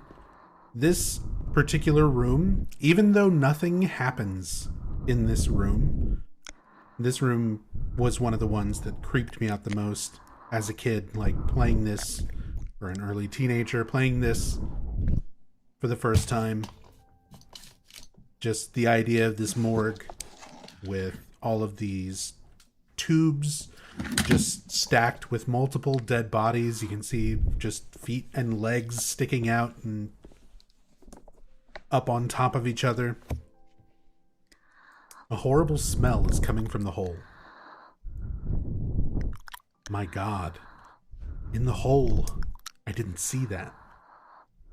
James already trying to sort of cope with what he's seeing by telling himself he just didn't see it. The corpse smells nauseatingly of rotten flesh. Did that just move, or was it only my imagination? The fact that just this text, just the "did that move" text shows up when I was very first playing this game made me second guess myself, thinking that sometimes these legs or these feet would actually move. And this whole room and this kind of sequence gets basically completely one-for-one ripped off for a game called Tormented Souls, where they do make the legs move, and it makes it a much more comedic effect. Instead of it being weird and creepy and tense, even though nothing is essentially happening, the idea that it's, you know, disturbing to our main character, and that you as a person are kind of expecting it. Like I as a kid was expecting them to move or something to crawl out. When you actually have something like Tormented Souls where the legs wiggle around and it's just sort of like, the jiggling leg fever, and you just sort of, I don't know, for me anyway, it makes it a less scary, intense situation, because the obvious thing happens, which winds up coming off as a lot more comedic. So again, it's one of those elements of utilizing jump scares, knowing when to do something like that, a sudden noise or a sudden something moving, knowing when to use it and when not to use it is something that I think is really important in horror. And you can see that restraint in a lot of places in Silent Hill and a lot of the first 4 games, where Team Silent sets up these very dark, you know, really awful visual things to sort of soak in and be terrorized by, but at the same time, you know, they don't just throw things at you and be loud, jump scare you every chance they get, the way a lot of games treat it. OQQ, thank you so much for the $4.20. Nub, you are the best. Love what you do for the Silent Hill community. I hope this brings you closer to the best PC you can get. Omar. Thank you so much, Omar. I really appreciate it. Really, really. Thank you. Thank you, thank you. Everything going towards the new PC 100% helps me out immensely and lets me do what I do. So thank you so much. All right. This corpse into this hole. So James starts kind of piecing it together. You can see where there's like wheel marks on the ground where blood has been stuck to the wheels of these gurneys, medical gurneys, while they dump bodies into just a big pit. All of this without having to tell you anything about this. They don't have to give you a memo. You don't have to, like, Silent Hill 4 even goes through the effort of making a big memo about a fucking corpse disposal chute as being part of the prison, the child prison that the cult has. And you read all about it and learn all about it and how it works and how why it rotates floors and all this sort of stuff. Silent Hill 2 doesn't do that. Like, you just have this imagery and some, 5 words of text. This corpse into this hole. And it lets your mind paint the picture of what you're supposed to infer from this and what you're supposed to do next. There's a hole in the floor. I can't see the bottom. How far does this thing go? We descend even further.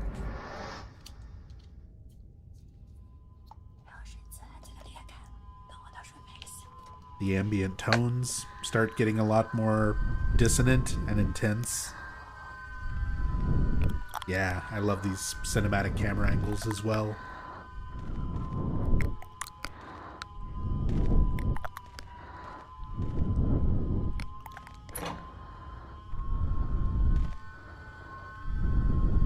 And we can see this is similar to the room with the hole in the center that we jumped in earlier. The one that was foreshadowed at the very beginning of the Historical Society, but now, instead of just being a large hole in the middle of the floor, it's the entire room, the entire floor is just an even larger hole. Another hole. Do I really have to drop through it? Will you go down? So even James is questioning, am I doing the right thing here? Am I really supposed to just be dropping down hole after hole after hole? Like, yep, you have to descend. There's nowhere to go but down for now. Again, these really distinct angles.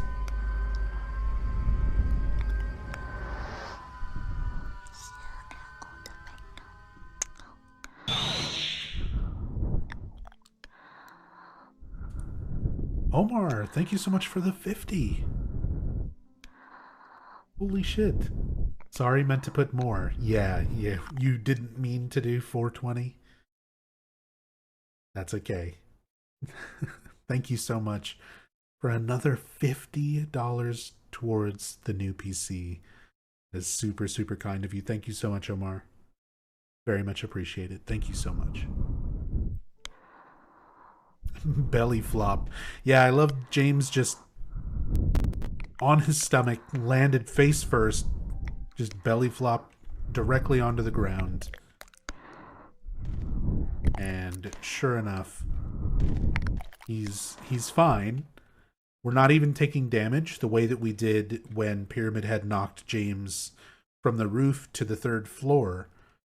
You get the impression that even more so, other than the fact that none of this makes any kind of logical sense for how it's laid out, but James not taking any damage from these like super long drops where you can't even see the bottom,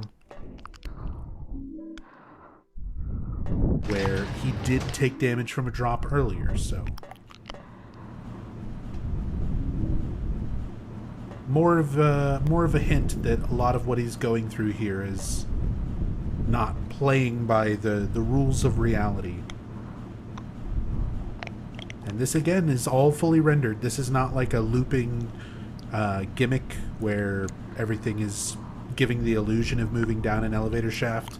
There actually is a full rendered top to bottom elevator shaft, and this has you move through it in real time.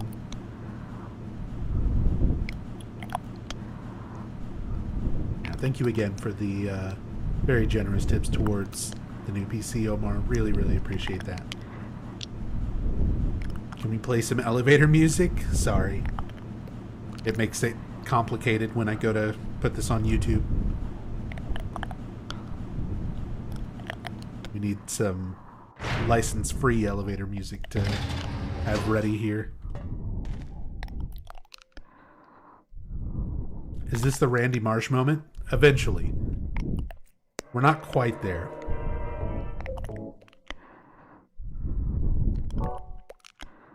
Alright, let's save it here. And we're essentially out of the prison and into the area referred to as the labyrinth. But we're pretty well stocked on a lot of our weapons, ammo, healing items. Can't get through here because of the wire stretched across the path. So everything we need to do, we need to go and find some wire cutters.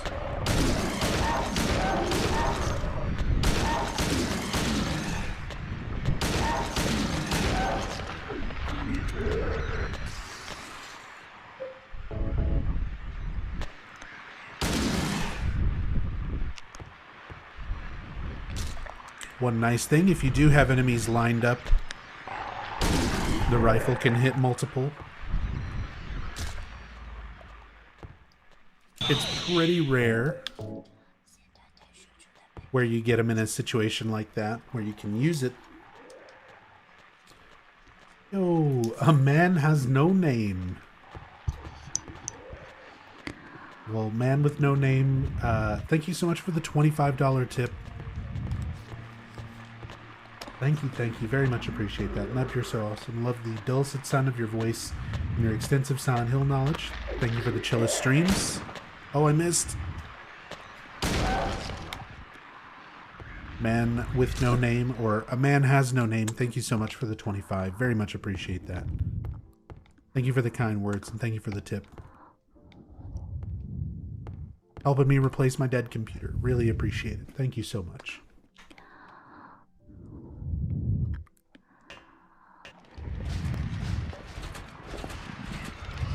So this is one of the few areas where we can see the mandarins again.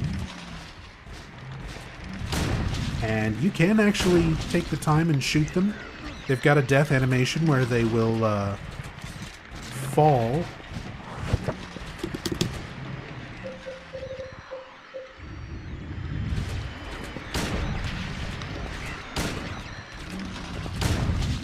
Yep, they're referred to as mandarins in this game. The same enemy design gets slightly changed up with some new animations, and it becomes the closer in Silent Hill 3. But yeah, in this game, their official name is Mandarins. I'm not sure why exactly, but they're closers in 3. And here's Pyramid Head.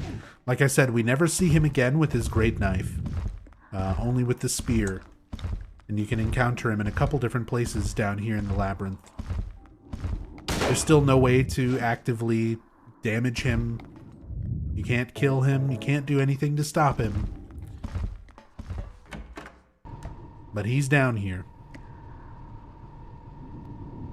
I love the camera. When you first walk into this room, you get this nice high angle looking through the vent, this chain link and this, you know, rusted fan, all this sort of what's become very iconic. You know, the rusty metal fan slowly spinning, the chain link stained with blood, all these sort of elements that kind of became synonymous with the otherworld depiction in Silent Hill. And you walk forward so that the camera changes and you get a view of what's actually in this room. These cages, bed frames to make that connection, that symbolic connection I talked about during the last part of the playthrough with the flesh lips and the final boss design.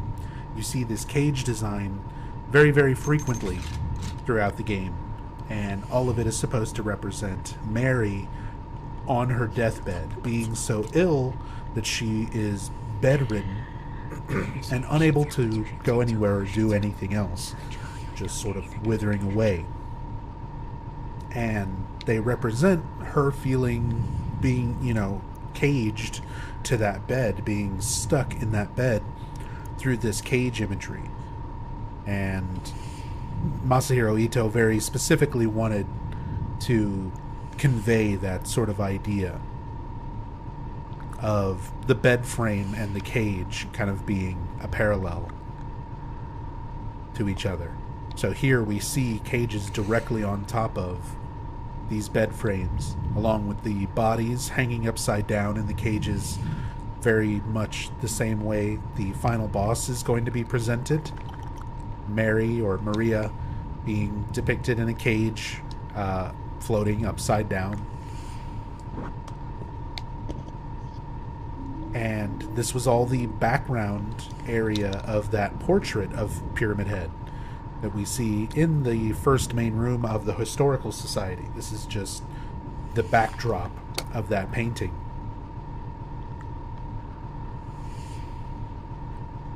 Again, I love this ambient sound, that occasional sort of like whispery scraping noise. Great tension, good setup, creepy room, interesting symbolism, and we pick up the Great Knife, a massive weapon wielded by Pyramid Head, hard to use but lethal. Just want to point out the item description does refer to him as Pyramid Head.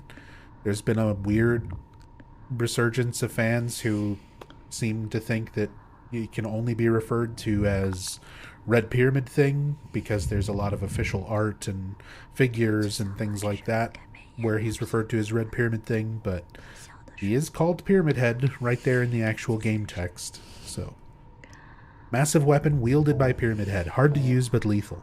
And it is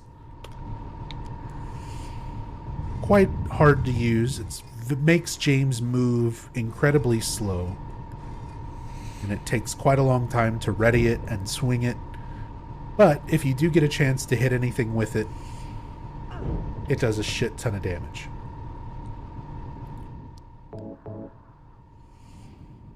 So it's useful in a few situations. Great Knife only meme runs. I've done that. That's on my YouTube channel. If you want to see me play through this entire game with nothing but the Great Knife from start to finish, definitely done that before. On hardest difficulty, by the way. So we've already done that. Pyramid Head still over here causing trouble.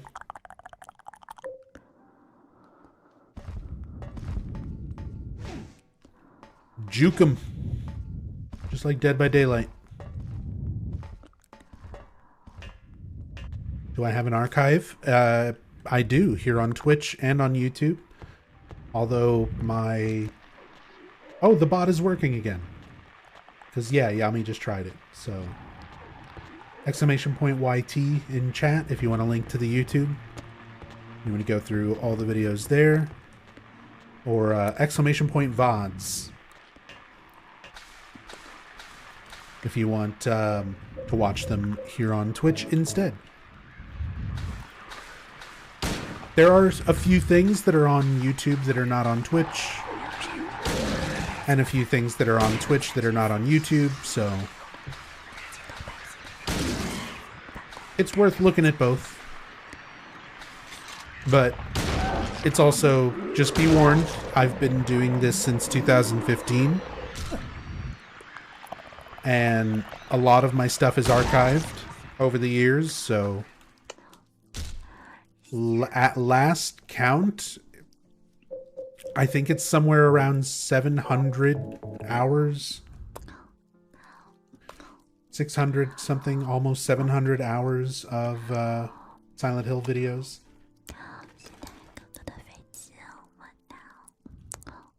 Because that command where it says 500 plus hours is outdated. It's kind of old at this point.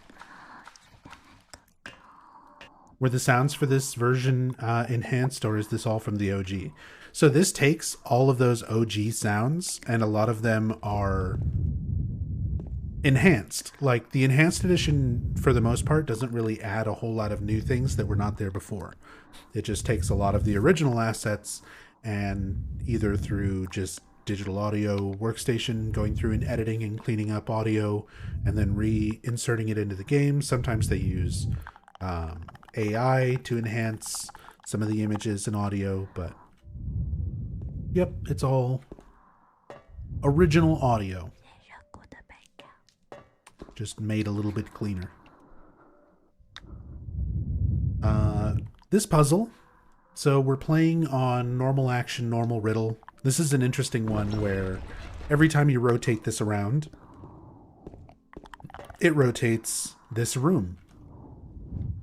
And if you look around, you can see there's all these doorways on each face of this cube.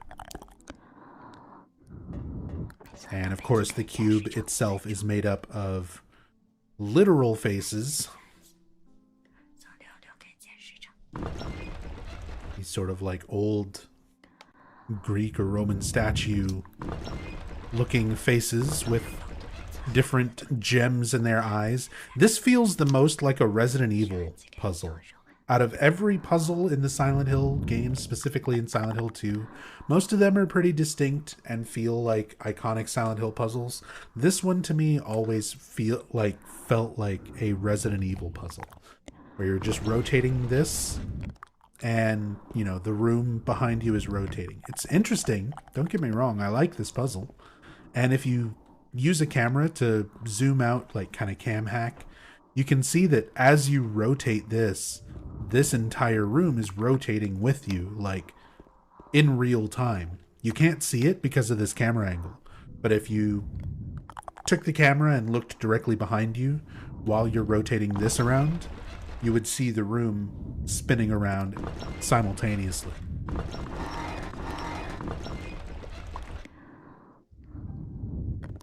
And there is a set solution if you're playing on easy or normal riddle. So you can basically just always solve this the same way if you play on that. If you play on hard or extra riddle, this is randomized. So you do have to rotate it around, come inside, look at all of the positioning of the doors on the faces from in here to figure out which way to rotate it, so that you get two doorways facing each other like this. And now we get one of the absolute best scenes in this game, and one of the best performances by Monica Horgan as both Mary and Maria, kind of simultaneously.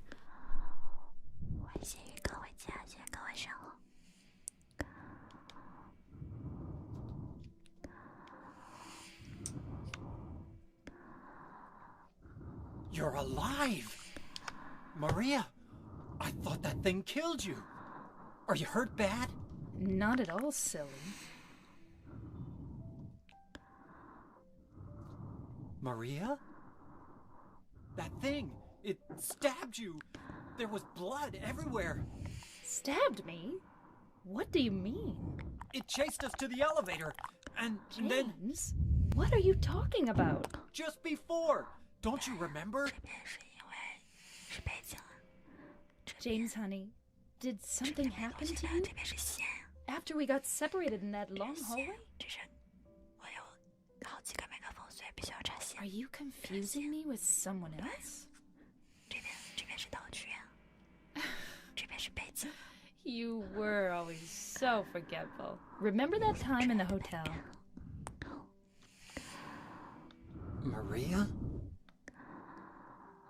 You said you took everything, but you forgot that videotape we made. I wonder if it's still there. How do you know about that? Aren't you Maria? I'm not your Mary. So, you're Maria? I am. If you want me to be. All I want from you is an answer. It doesn't matter who I am. I'm here for you, James. See? I'm real. Don't you want to touch me? I don't know. Come and get me. I can't do anything through these bars. Okay. Stay right there. I'll be there soon. James sounds almost hypnotized that he falls for that so completely. That last line, okay, I'll be there soon.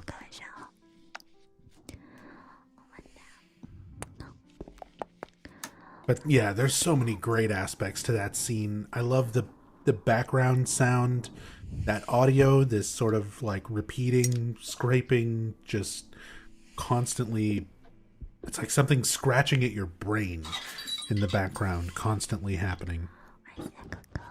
And then this whole interaction, Monica Horgan switching back and forth between, Mary and Maria, how there's a very distinct voice to each of those characters and mannerisms in the way that she speaks and says certain words and says certain things. She does a great job distinguishing her voice between both of these characters and hearing them both kind of come out of the same person manifestation thing's mouth.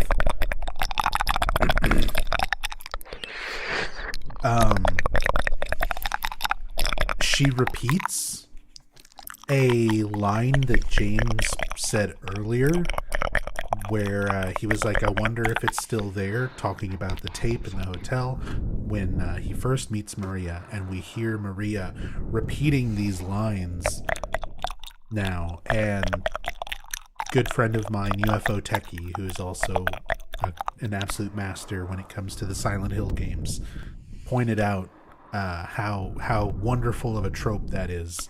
That you do see it in a lot of other things, but the way that it's portrayed here, where you have this manifestation, Maria, who is not a real person. She's created from the town, created from James's desires, mixed with Mary's memories.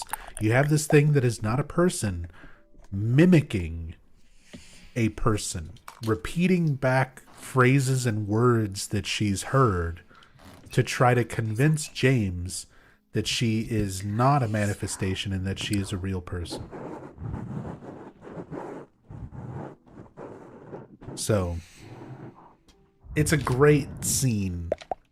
You get sort of the more creepy, monstery aspect of Maria when looking at that sequence where she's almost luring him and pretending, going along with this, pretending to be this person, switching back and forth to intentionally confuse him, where it is kind of like this shape-changing predator kind of playing with its prey. It's very creepy. I love it. Even just the depiction of the scene itself, sort of the idea, again, James having this desire for punishment. If you look at the way that things are laid out, you can't really tell who is in prison here. Like, there's prison bars, but who is supposed to be the one that's in a cell? Is it James, like in this side with these random little stools and nothing else? There's a nonsensical whole staircase leading into this area, whereas on her side, there's a bed, there's an IV drip stand, there's a chair, there's a door, so it's got like a normal way to get in and out of that room. It's almost like a combination of a hospital room and a jail cell. And again, you sort of think about how Mary must have felt being trapped in her hospital room, being trapped in her bed, feeling like a prisoner to her illness, So seeing those sort of elements, the IV drip stand and the kind of hospital style bed, and the same presence of like the prison bars, sort of James thinking about being in prison for why, for what he did, for killing his wife, repercussions for what he's done. And Mary, her memories of being imprisoned in a hospital bed, withering away due to her illness. So both of those thoughts and ideas sort of manifesting into these sequences, representing both characters. It's really cool. A lot to take away from it. And now we get the whole thing that we actually needed, the wire cutters. Tool for cutting wires or electric cables. It's exactly what we need to get through the door that we were trying to go through once we first got to this area.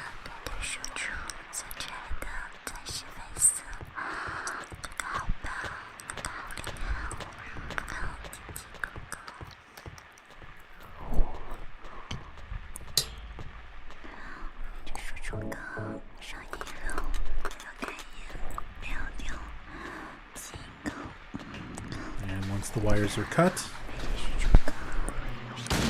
we've got even more watery, horrible labyrinth to go through.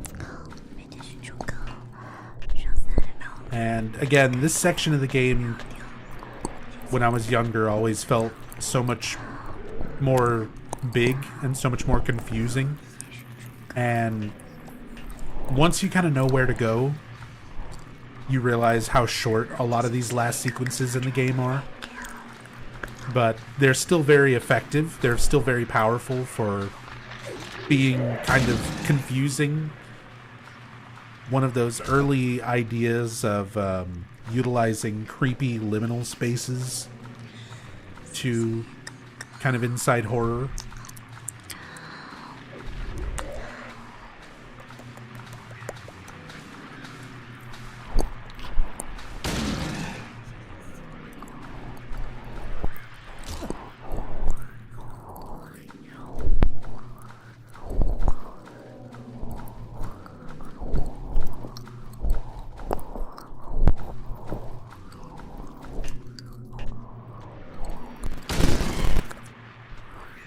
Trying to actually use the rifle, since I always talk shit about the rifle.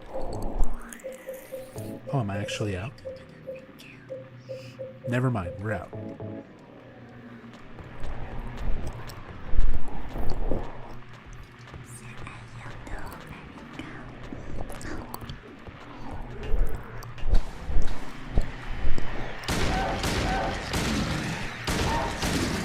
A lot of these camera angles are set up specifically to kind of, if you're not paying attention, if at this point you might have turned off your radio.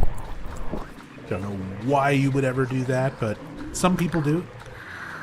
I know some people who say that the game is less scary if you kind of turn down a lot of the scarier sound effects and the radio sounds. It's the only way they'll play these games.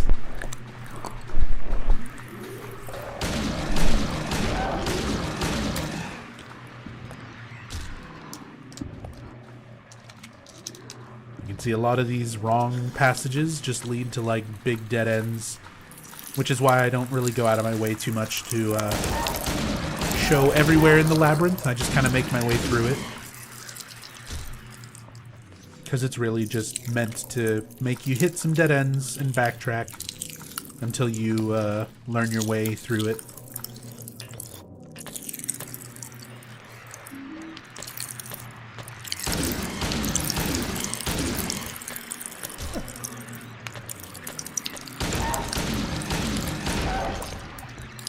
Yeah, Filthy Bear, you read a GameFAQ guide that says turn the music off so that you can hear the radio better. I think I've read that same guide. I've got a lot of the old guides saved and archived on like old ass hard drives I don't even have here. Stuff that's like sitting in a box in Texas somewhere, but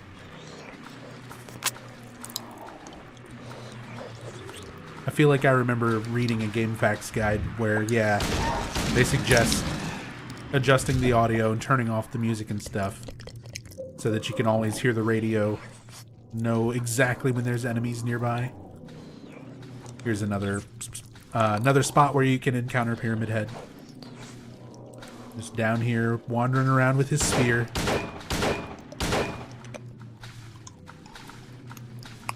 And just like before, nothing you can do to hurt him, slow him down, stop him, do anything with him. Alright, now we're going to be getting into some heavy stuff. There's already been a lot of heavy stuff in this game. It's obviously a really psychologically heavy game dealing with some very upsetting topics, but if you have any trigger issues or problems with sexual assault, anything like that, this is your warning. This gets pretty intense. So now we're going to get some more details on Angela. We've kind of gotten up to this point. Our encounters with Angela have given us a slight idea of her character, the abuse that she's undergone, the way that she's very untrusting around specifically men and people like James, her sort of going back and forth between childlike ways of talking And everything about her demeanor, everything about her character screams, abuse victim. So now with this newspaper and this next bit of info, we get a lot more of the history of what brought Angela here to this point. So there's a newspaper on the ground. It's stained with something that looks like blood and is partially illegible. This is another one of those instances where some of the text is going to be blocked out. This is not a dream. What's happening to this place? But in the game files, you can look at the full text. There's no way to unlock it normally through the game. Aaron, thank you so much for the raid. Thank you, Aaron. Much appreciated. Hope you're doing well. Hope your stream went well. Welcome, everyone. We're in the midst of a Silent Hill 2 in-depth story playthrough, nearing the end, but we've still got a couple hours of stuff to go through and do and talk about. What I'm doing right now is pulling up my notes for the full newspaper, the blood-soaked newspaper.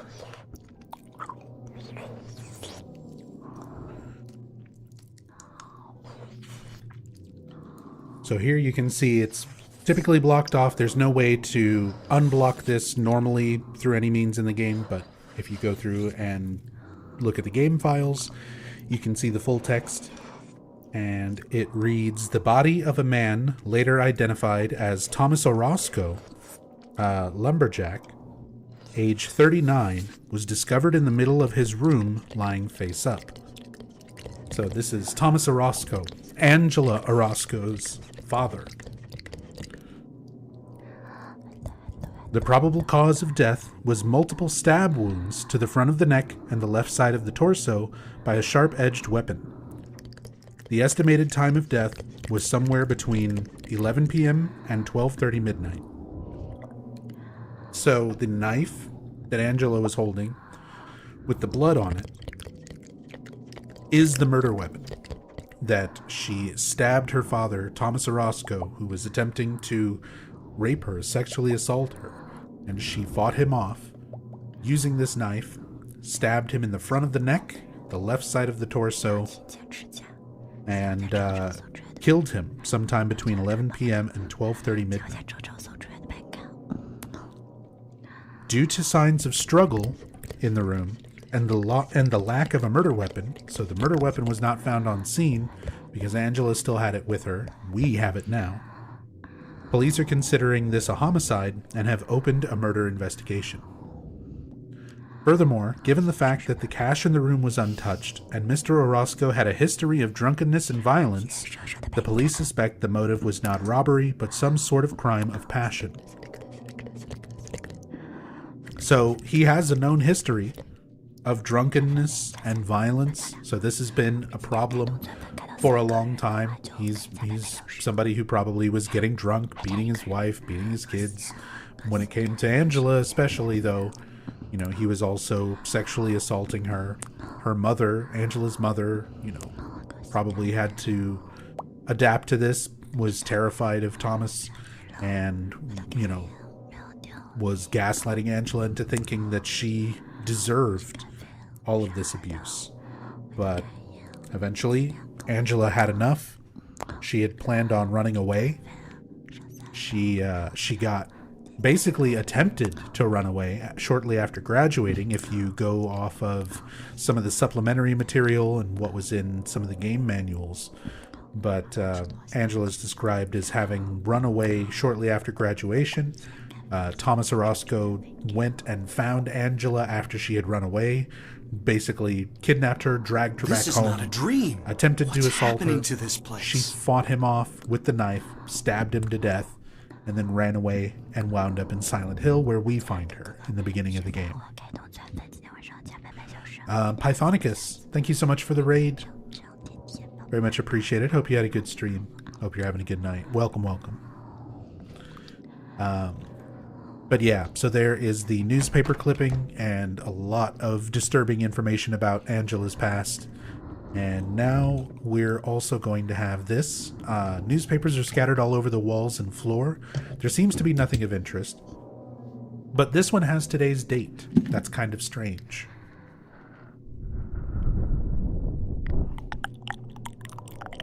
So I think with the implication there is that he doesn't specify a date, he just says today's date. Now, James is not the most reliable narrator for what today's date is anyway, because the last 3 years are all part of his delusion. Like, it doesn't really line up. But I think the idea that we're supposed to be getting is just that the article written about Angela and written about Thomas Orozco's death is from today, meaning that Angela killed him recently. I don't know that it's meant to be thought of too intently to try to figure out what the date is or how relevant it would be or how reliably James would know what it is.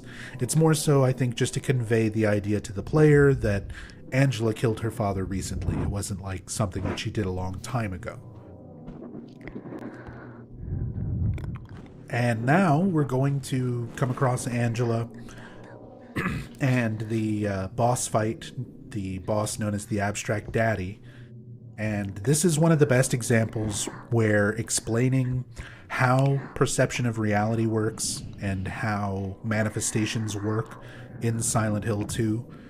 Keep in mind, this is also specific to Silent Hill 2, like the way the town's power and all these sorts of things kind of work differently in their own way from game to game, but specifically with Silent Hill 2, we're going to experience sort of multiple people's perception of things being different all in the same space, where Angela is going to be reacting to this thing as though it is just her father. She is just seeing her father, the man, Thomas Orozco, whereas us, seeing the world through James's eyes, we're not seeing that. We're seeing the Abstract Daddy, what Thomas Orozco represents.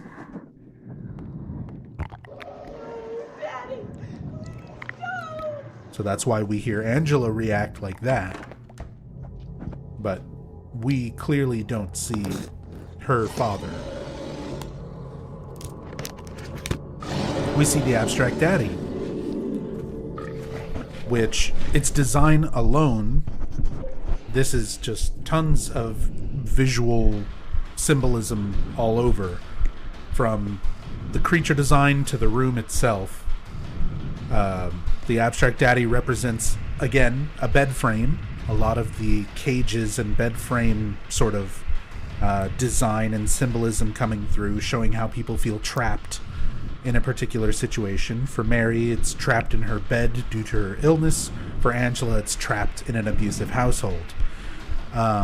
So this bed frame with two humanoid figures, a much larger human figure on top, seemingly pinning down a smaller, more feminine humanoid figure underneath, and they're sort of stuck to each other in between these like sheets made of skin, old rotted skin. So you can see again sort of the where the feet come down, where the larger figure on top is, and you can see the outline and the area of where the smaller figure underneath is. It even has like a very vaginal looking slit that it attempts to attack you with on the underside of the bed. Everything kind of designed around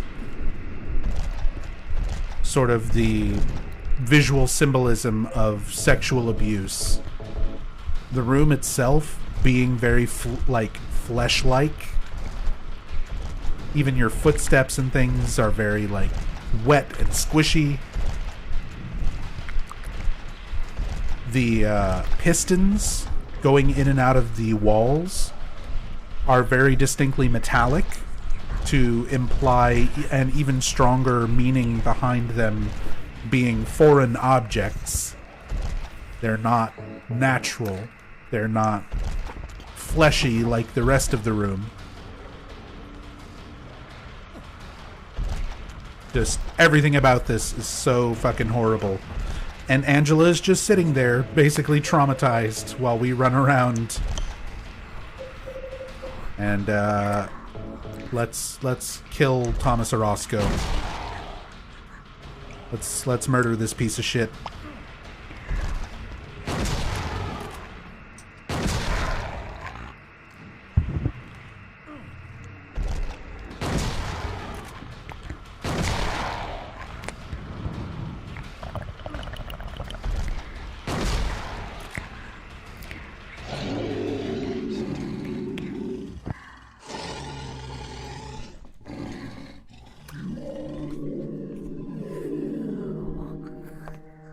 Are you okay?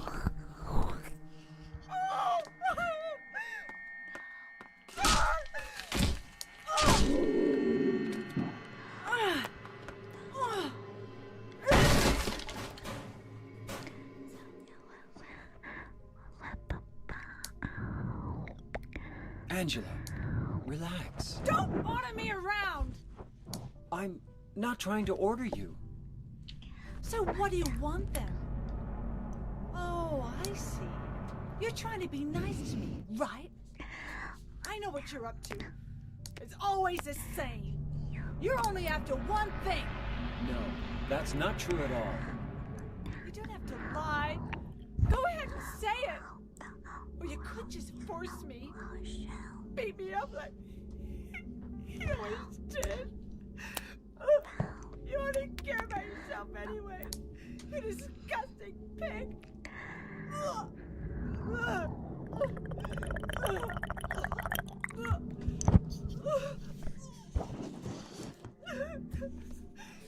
Angela. Don't touch me! You make me sick.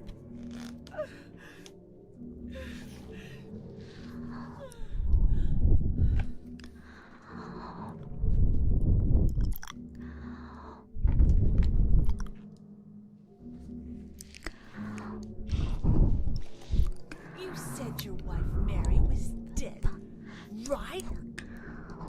Yes. She was ill. Liar! I know about you. You didn't want her around anymore. You probably found someone else.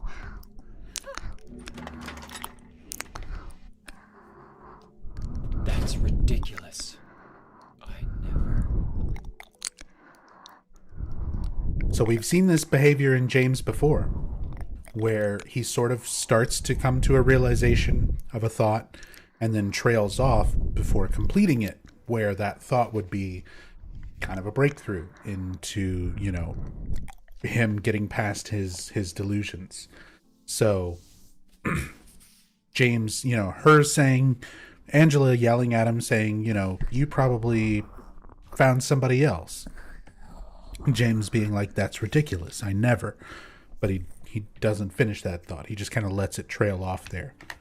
And a lot of that is due to Maria up to this point. He sort of is thinking of Maria as being someone new, someone other than Mary, and considering that is a possibility for an ending for you to get, they don't want to definitively have James just say, you know, I would never cheat on her. I would never move on and find somebody else.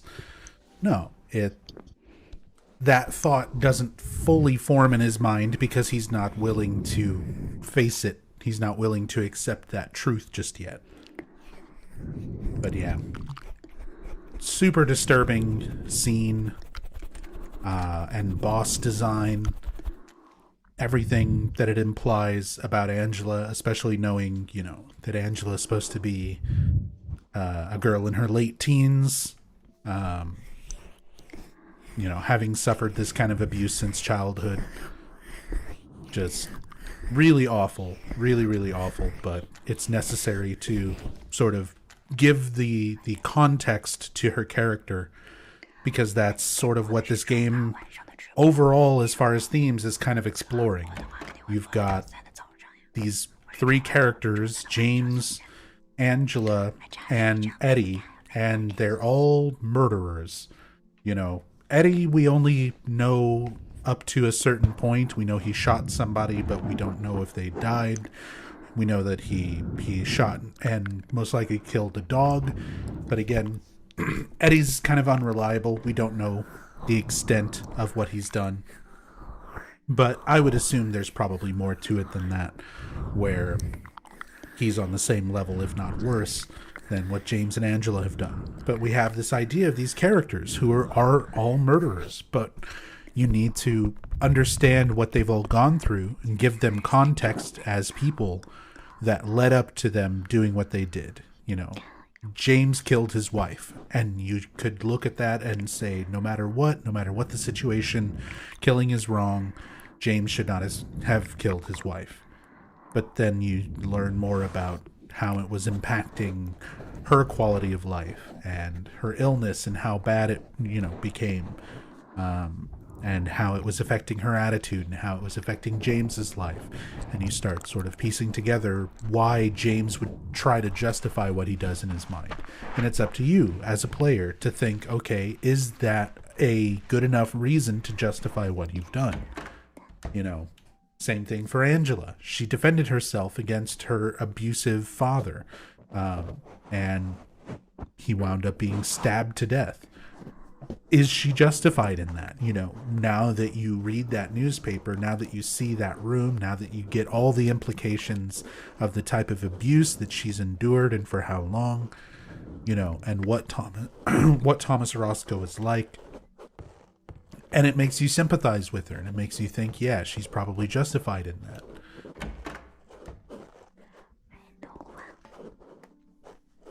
But the game makes you think about it. That's the whole point.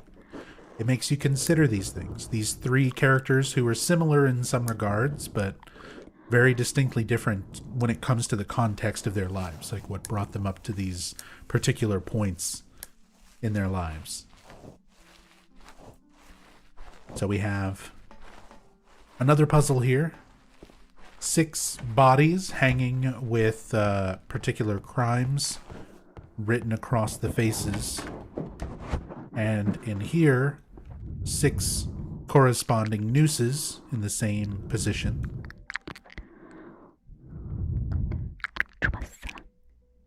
And we have a poem to read. Dead men, swinging in a tree. How many dead men do you see? Tongue turned blue and face gone gray. Watch them as they twist and sway. The first one killed the butcher man, then cooked him in the frying pan, served him to his hungry guests, and gave them seconds on request.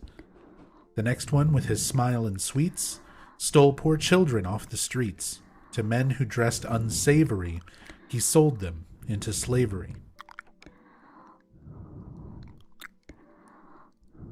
Breaking into a home at night, the thief he had a nasty fright, filled his foolish head with ale, woke in the morn in the county jail. The artist with his daunting skill tried his hand at painting bills, but caught in rain he was undone when the ink he'd use did start to run. With promises of great return, taking gold he did not earn, bundled it up out of sight, quietly slipped off into the night. 3 houses into ashes burned. The sheriff, with no place to turn, did spy a stranger to his town, locked him up and beat him down. Mega Radman, thank you for the Prime resub and the kind words. Thank you. Appreciate the support. So, out of everything that we read here in the poem, it describes criminals performing particular acts of crime. So the person who is a murderer is described as killing. The person who is, swindling and making fake dollar bills and things like that are all, they're all described as doing their particular crime. This is the only one where a person is described that is not guilty of the crime being described. So, 3 houses into ashes burned. It doesn't describe somebody burning those houses down, just that the sheriff with no place to turn did spy a stranger to his town, locked him up and beat him down. So he assumed it was the stranger, locked him up. So this is our innocent man. The whole point of the puzzle is to figure out which is the innocent man. Dead men, swinging in a tree. How many dead men do you see? 6 feet long and 6 men wide. Round their necks, the noose be tied.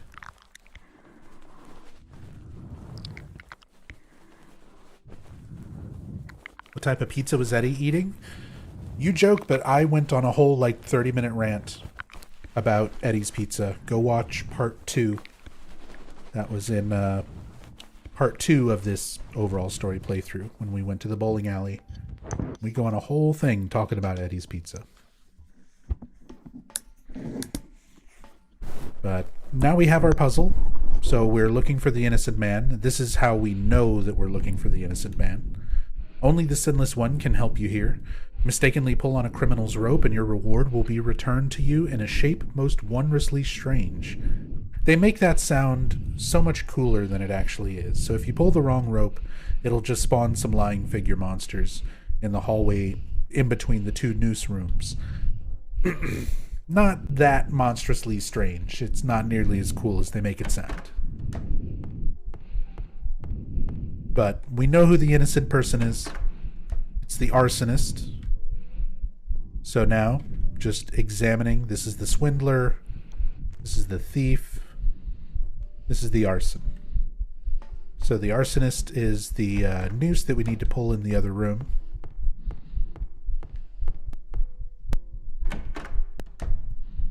Great puzzle, and if you really don't want to deal with it, you can brute force it. The penalty for guessing wrong is not terrible.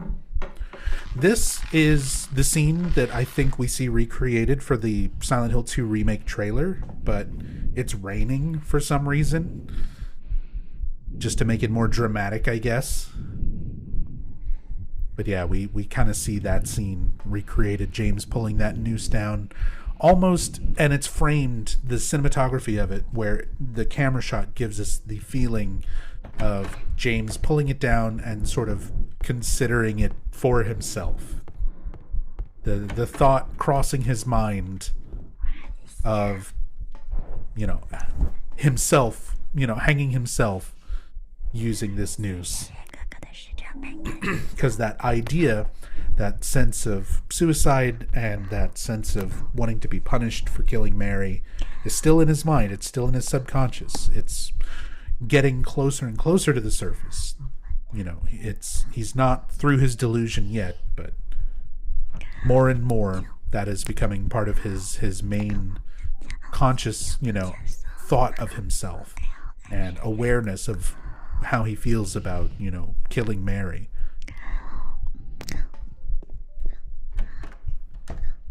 So we see it manifested in that imagery, having to pull this noose down for himself. And we pick up, for solving that puzzle, the key of the persecuted, key left by prisoner who was wrongly executed.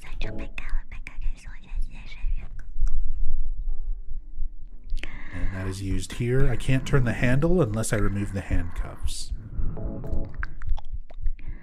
So it's just handcuff keys. The key of the persecuted is specifically handcuffs.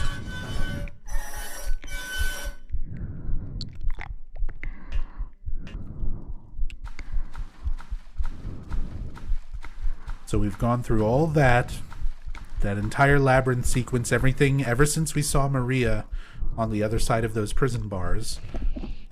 Everything has been leading up to this. We're finally at what you can see is room 208. And room 208 is where Maria was. That's the other side of those prison bars. So we finally got to where she is.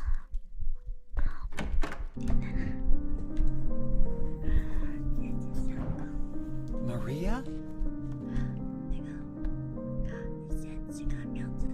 Maria? Maria, no! What happened to you? Why? Why?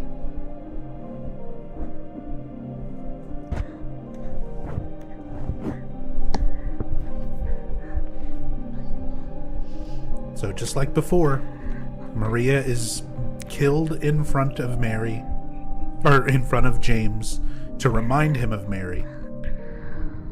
And even here, listen to what he says.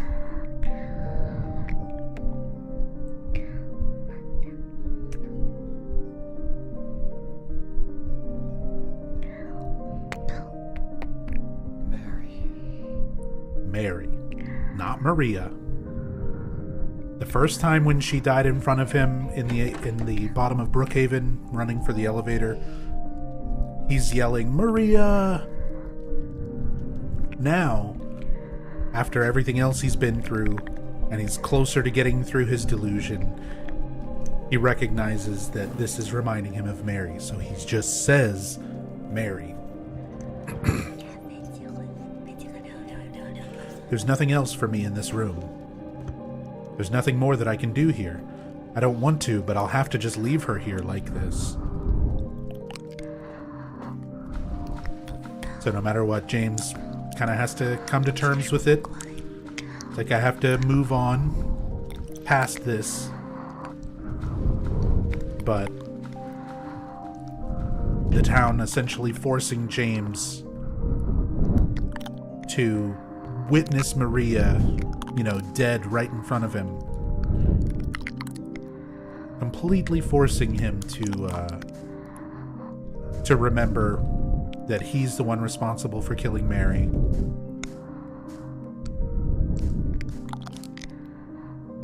And to try to make him come to terms with it.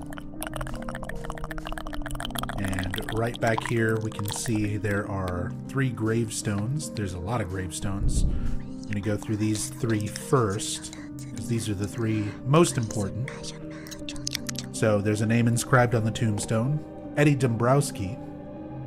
So everything that's been happening up to this point, the patients that are reflected in Brookhaven, that all are parallels to these characters, the prison with the tablets that were all parallels to these characters. Now we're seeing graves for each of these characters. So there's Eddie, a name inscribed on the tombstone, Angela Orozco.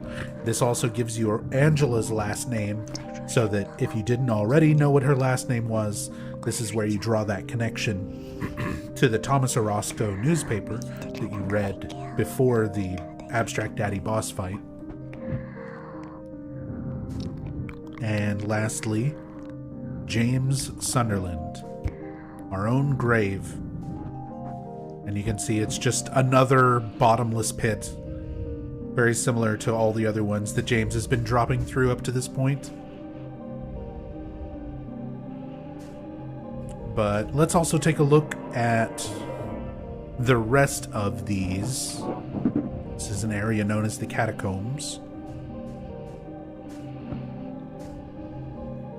The name of the tombstone is too scratched up to read. An epitaph is inscribed here. This felon drank one last bottle of ale before he was executed and laid here to his eternal rest. So, felon, we get the idea that this is a graveyard for people who were felons, people who were prisoners. Not good people. The name on the tombstone is too scratched up to read.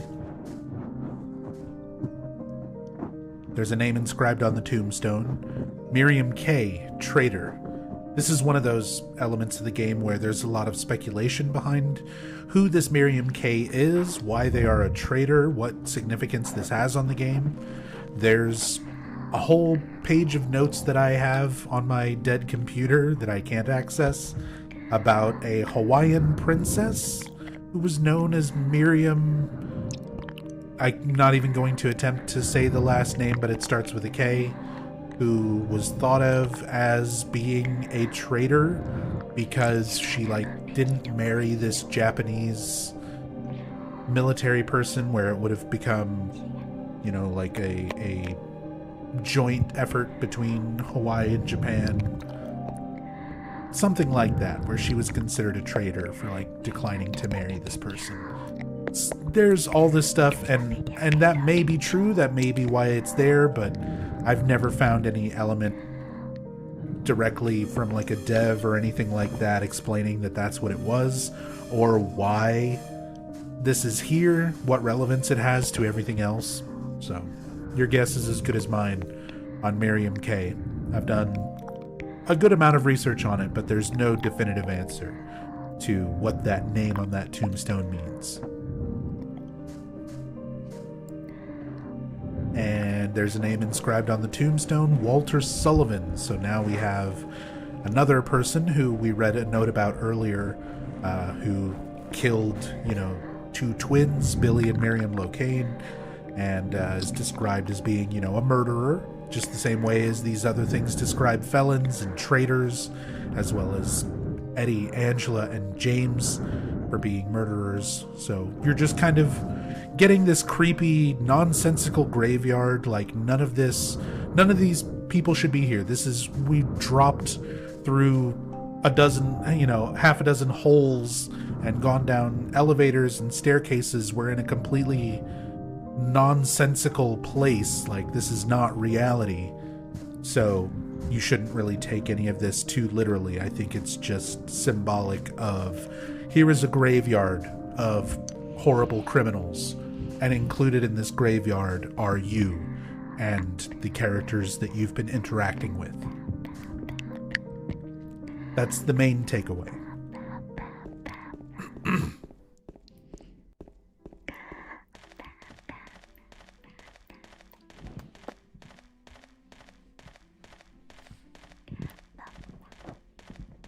Hey, Nub. We go into James's grave, but Eddie's down here, so do you have an interpretation as to why Eddie's here? No, again, I don't think the gravestones and the things themselves should be taken that literally, like at that face value. We go into James's grave because this is from James's perspective, his story. This is his journey through what's going on. Even though it's encountering other people like Eddie, it's not meant to be literally, Eddie is here in James's grave. Or maybe it is. Maybe that is how it's meant to be interpreted, because I can't say for sure my thoughts on it are 100% correct either. Maybe it's intended that it's foreshadowing to Eddie being one of the things in James's way that could potentially stop him or kill him. He could be the one to put James in his grave.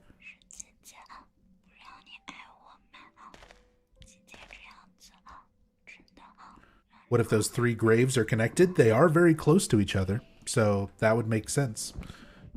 And we recognize that these 3 characters are kind of parallels to each other in certain ways. But here we get a great scene. Again, another wonderful performance by Dave Shoffley for Eddie, just kind of descending into complete madness. And some really great camera work. Pay attention to all of these individual camera cuts and different camera shots while Eddie is talking and sort of going on his crazy rant. Yeah, there's so much. The background sound, the ambient tones, and the music. Everything building up here with Eddie losing his mind is really great.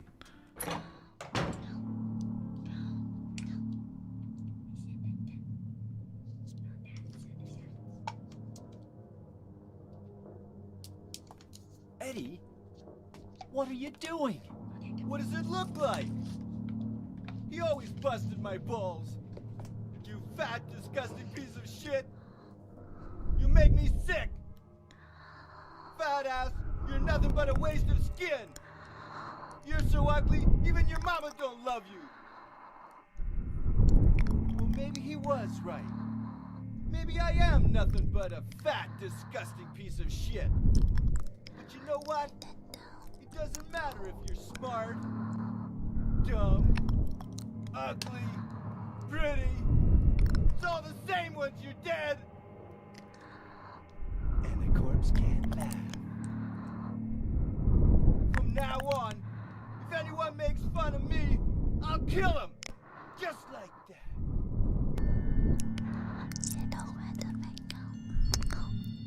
Eddie, have you gone nuts? I knew it. You too. You're just like him, James. Hey, I didn't mean anything. Don't bother. I understand. You've been laughing at me all along, haven't you? Ever since we first met. I'll kill you, James.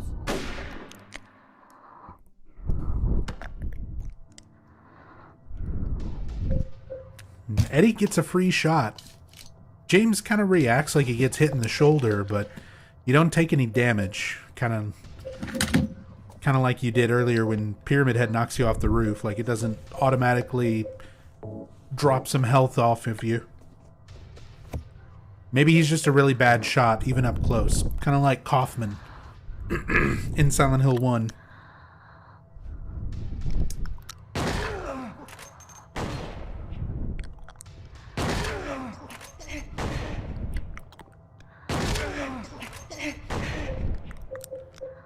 And there's a lot of different ways you can kind of approach this fight, but easy, straightforward, as long as you've got ammo and health, you can just kind of tank shots. I would say shotgun is better than the rifle. Rifle, sometimes your shot gets interrupted because it's a bit slower. The great knife is not a terrible choice if you know how to set it up. But the problem with the great knife is if you mess up the timing, then Eddie can just keep hitting you or shooting you and interrupting all of your swings. So before we move on to the actual Eddie fight, I want to point out perceptions of reality. So the same way with Angela seeing the abstract daddy as her father, Thomas Orozco, in the same room where James is seeing the abstract daddy, people are perceiving reality in different ways. Up until this part of the game, us as a player, like, we've only been seeing really what James sees. Now at this part of the game, everything is kind of becoming merged. We're starting to see Angela and Eddie's nightmares mixing in with James's nightmares. All the things from all three of their minds, all of their subconscious feelings about everything are manifesting together. So now we have this sort of cold, misty, foggy environment, much like we've been seeing around the town. But because of the meat locker and kind of the meat hooks, the appearance of this in the next room especially, you kind of get the implication that Eddie sees things as being very cold. At least that's kind of my interpretation of it. This all feels very much kind of like a cold meat locker type, environment. And I sort of assume this is meant to be taken like the way that we're seeing Eddie's version of Silent Hill right before Eddie's gone. The same way we see the burning stairs with Angela before she's gone. And she describes it as being, for her, it's always like this. So presumably for Eddie, it's always like this. It's full of people who are mocking him, making fun of him, and especially cold.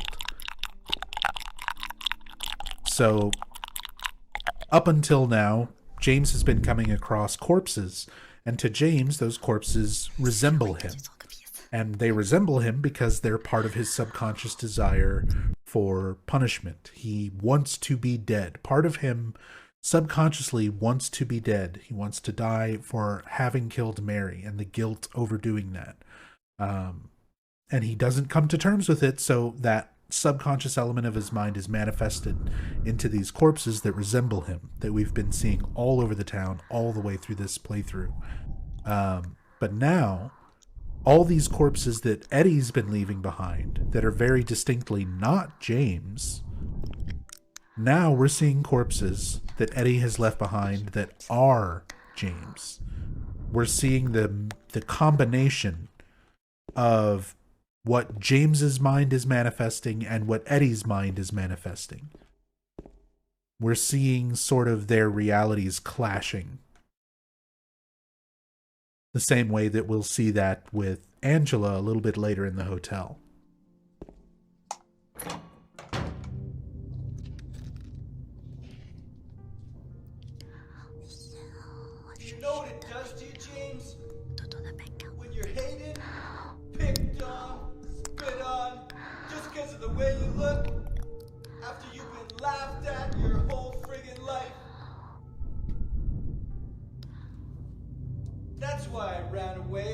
killed a dog. Ran away like a scared little girl. Yeah, I killed that dog. It was fun. It tried to chew its own guts out. Finally died all curled up in a ball. Then he came after me. I shot him too, right in the leg. He cried more than the dog.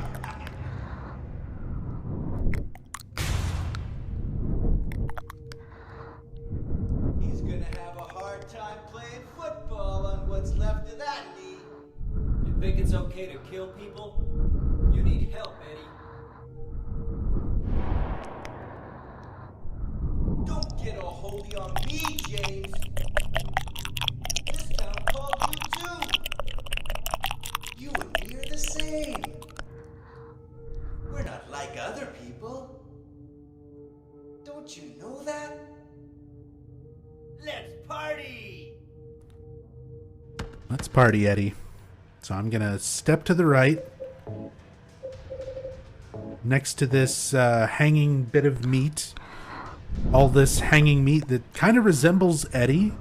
The shape of it. It's even got cloth like stitched onto the bottom that sort of looks like Eddie's shorts. I'm gonna switch to the knife. Oh, if we position it right, he shouldn't be able to punch me. Clearly I'm not positioned right. Oh, here we go. He's just standing there. He's taking it. Oh god.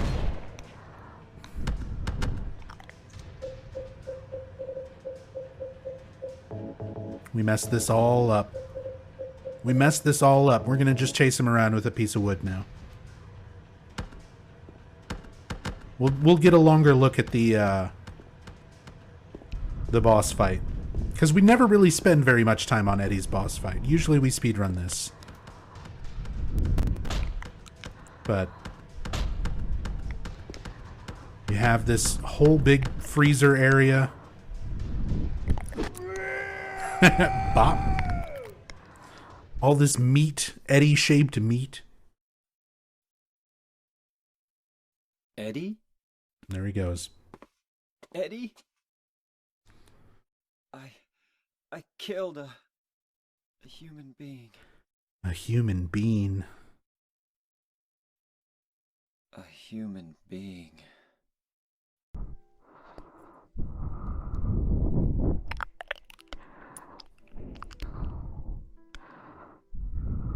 So James sees a dead body, and the first thing on his mind... Mary. Did you really die 3 years ago? So again, that's all his mind is going to. He's starting to question his delusion directly. Did you really die 3 years ago? He knows now. He's starting to understand that what he thought has been real ever since he got to the town might not be the reality of what has happened. And it only took watching Maria die and killing Eddie and going through everything up to this point to finally start to really understand and realize that. We'll whack the meat one more time out of respect before we leave.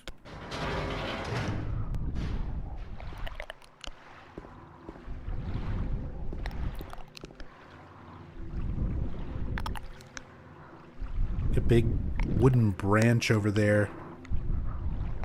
Just kind of poking out of the fog.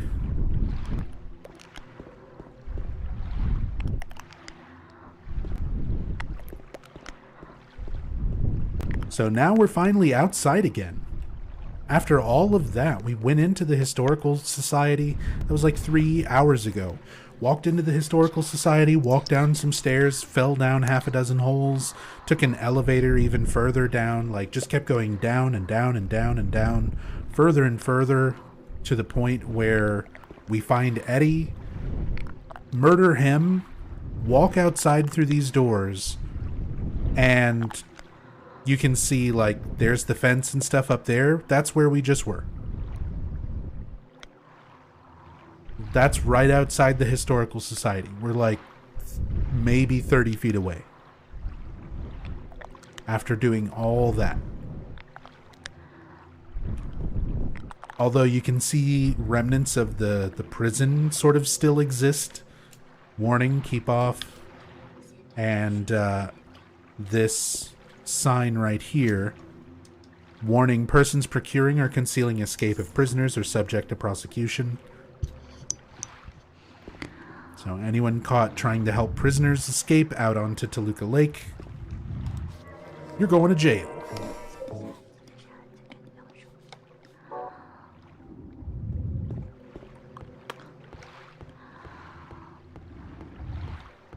And as we start heading down the docks, you can see a point of light way off in the distance there in the fog.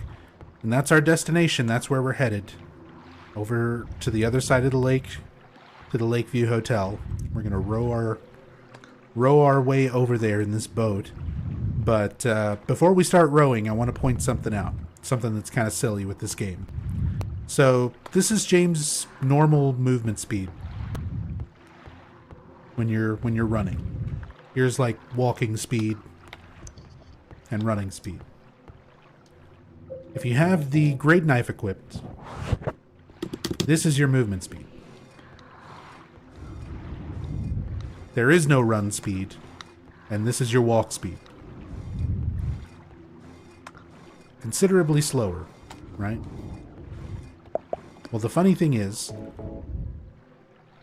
whenever you get into the boat to row across Lake Toluca, your movement speed is tied to whatever your walking movement speed is.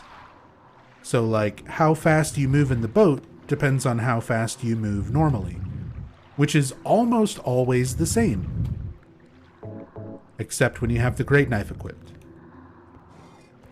So if you have the great knife equipped and then get into the boat, the game still counts it as equipped, and you row the boat slower. It literally takes you longer to get to the other side of the lake because you're moving at a reduced rate because the great knife is equipped, even though you're in a boat.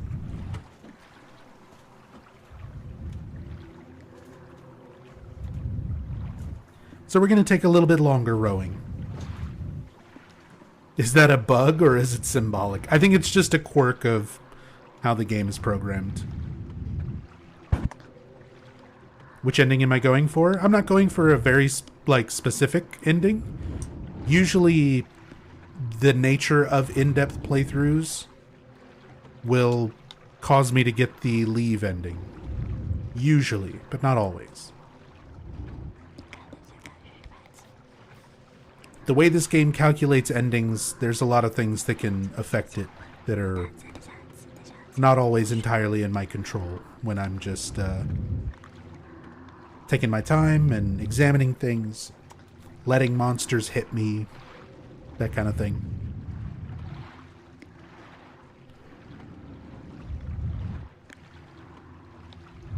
But this is all you have to do for this segment. Just point the boat towards the light and start rowing towards it. There are a few other places that you can row to while you're out on the lake. You can technically kind of row over to where the Rebirth Island, but the game doesn't actually let you get there. Like, you can't actually see it or interact with it or anything like that. It's technically there, but yeah, you really are just rowing all the way across to this point of light. Interesting note about this on console. So if you're playing on the original PlayStation 2 and you're playing on hard mode, you actually have to rotate your analog sticks to move the oars. Like, the left and right analog stick moves each oar independently.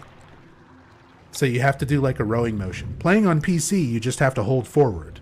It doesn't matter what difficulty you're on, you just hold forward and that's the direction you go in. But on console, you actually rotate the sticks to move the oars. But only on hard mode.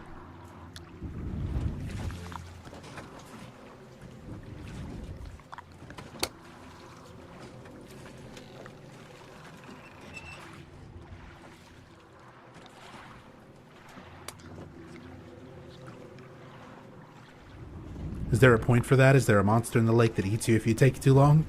No. You get ranked. Like, there's a scoring event on the results screen that tells you how long you took in the boat, but it doesn't really affect much.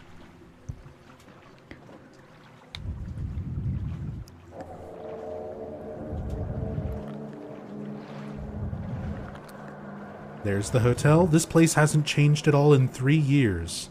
So that's 100% just James's delusion. You know, the hotel by this point, it's caught on fire, it's been flooded, it's in terrible, terrible condition. But James is still so heavy, so strong under his delusion that to him the hotel looks like it did 3 years ago.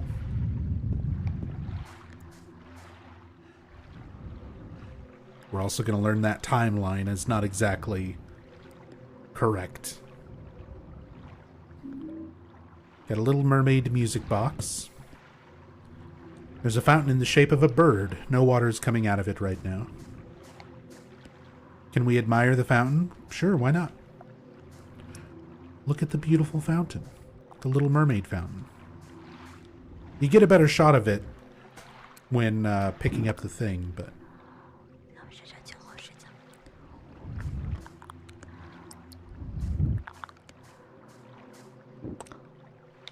This whole area, like, you don't get to explore a lot of the outside part of the hotel, but looks nice. The parts that you can see. Another fountain over here. Fountain in the shape of a bird. No water's coming out of it now. Tale of birds without a voice. A tale of birds on my bullets.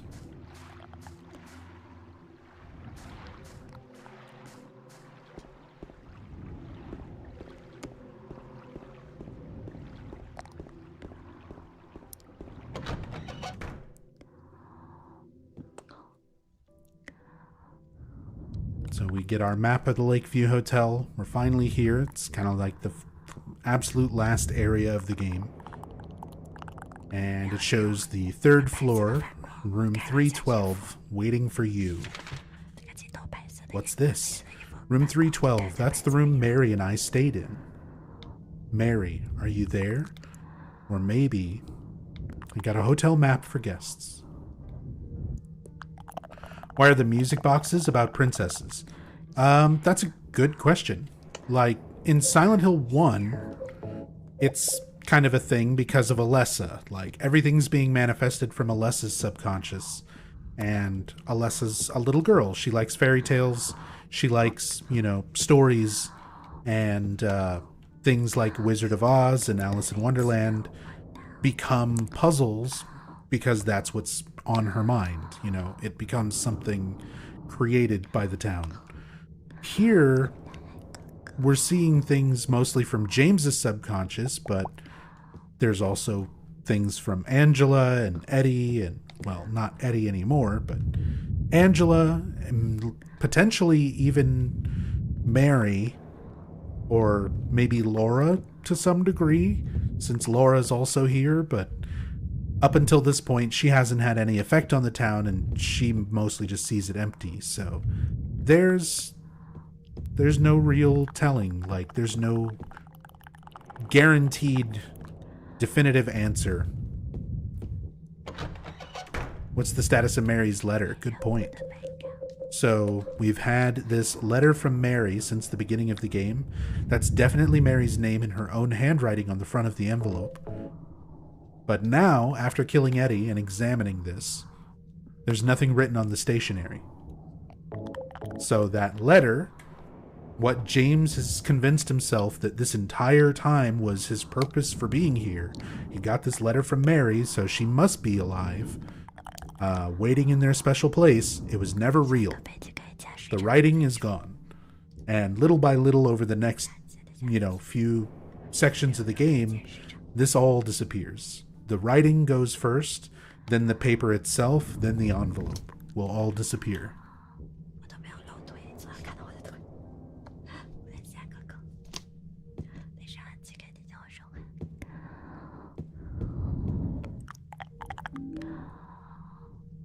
An empty plate, a knife, and a fork. That's all. Nothing much of interest. And sitting on the plate was the fish key. Key with a fish-shaped keychain on top of the restaurant table. One of those just kind of weird visual things. It looks like a fish laying on a plate, but it's just a keychain.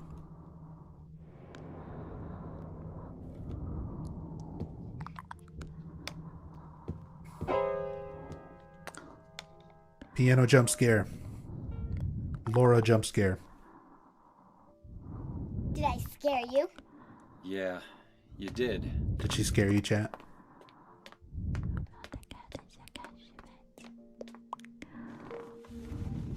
You're here to find Mary, aren't you, James? Well, have you? No. Is that why you're here too? She's here, isn't she? If you know where she is, tell me. I'm tired of walking. So there's Laura's motivation and how she's been getting I around. wish I knew. But she said it in her letter. What letter? Wanna read it? So this is a real letter, But don't tell Rachel. as okay? opposed to the one that James has had. Rachel. She was our nurse. I took it from her locker. There we have Rachel, who is Laura and Mary's nurse while they were in the hospital together. So this actual letter from Mary, as opposed to the fake one James has had this whole time, gives us a lot of insight, and Laura gives us a lot of insight into kind of our timeline of events now. My dearest Laura, I'm leaving this letter with Rachel to give to you after I'm gone. So Mary wrote this with the intention of, after she's died, leave this with the nurse, give it to Laura. So this is one of the last things that was written while she was alive. I'm far away now, in a quiet, beautiful place. So, of course, she's talking about the afterlife. She's talking about heaven. Laura, reading this note, is interpreting this as heaven. Or, excuse me, as Silent Hill instead of heaven. To Mary, she's trying to explain this in like a nice way that a child might understand it, but it kind of does the opposite, where Laura's sort of too innocent to really understand what Mary is talking about. So that's why she came to Silent Hill looking for her. She thinks that her saying that she's far away now in a quiet, beautiful place, she's thinking that Mary is talking about Silent Hill, this quiet, beautiful place that she went to with James back before she got sick. Please forgive me for not saying goodbye before I left. She knew that she probably wouldn't have any control over when she passes, and being able to talk to Laura went before she did. Be well, Laura. Don't be too hard on the sisters. The way she says that makes me think that Laura is in some sort of a church-run orphanage, since no sort of parents are mentioned, and Mary mentions adoption here.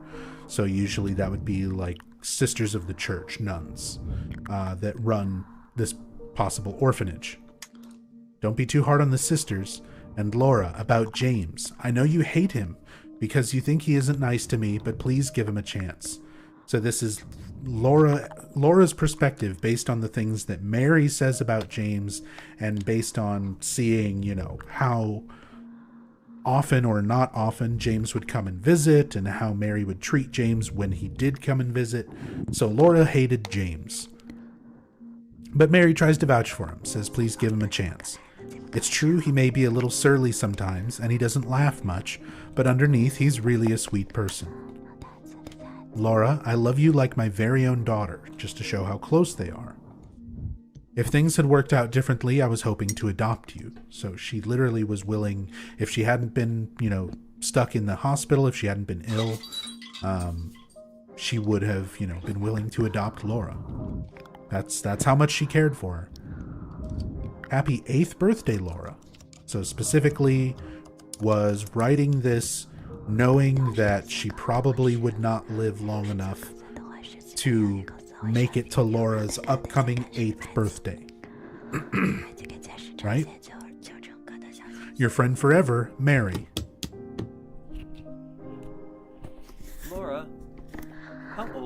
So James asks. I turned 8 last week. She says 8 last week. So, Mary couldn't have died 3 years ago. Could she really be here? See, he starts getting through the delusion, Quiet, beautiful place. but then she he was talking just about? comes up with a different delusion that she is Me here. and Mary talked a lot about Silent Hill. She even showed me all her pictures. She really wanted to come back. That's why I'm here. Maybe you'll get it if you see the other letter. The one Mary. Huh? I must have dropped it. Laura! I gotta find it. Laura! So the other letter that Laura's talking about there is the letter that we get at the end of the game. And essentially those are the only 2 real letters from Mary that we ever get throughout the game. Both of those were written by Mary right before she left the hospital. So she was in the hospital and she was about to be sent home for her last few days, you know, where she was going to be around her loved ones, around James, before she passed away. So Mary, during her last days in the hospital, writes a letter for James and a letter for Laura, intending to leave them with Rachel the nurse to give to Laura and James after she passed away. But, of course, Laura, being who she is, sneaks into the locker, steals the letters, you know, early.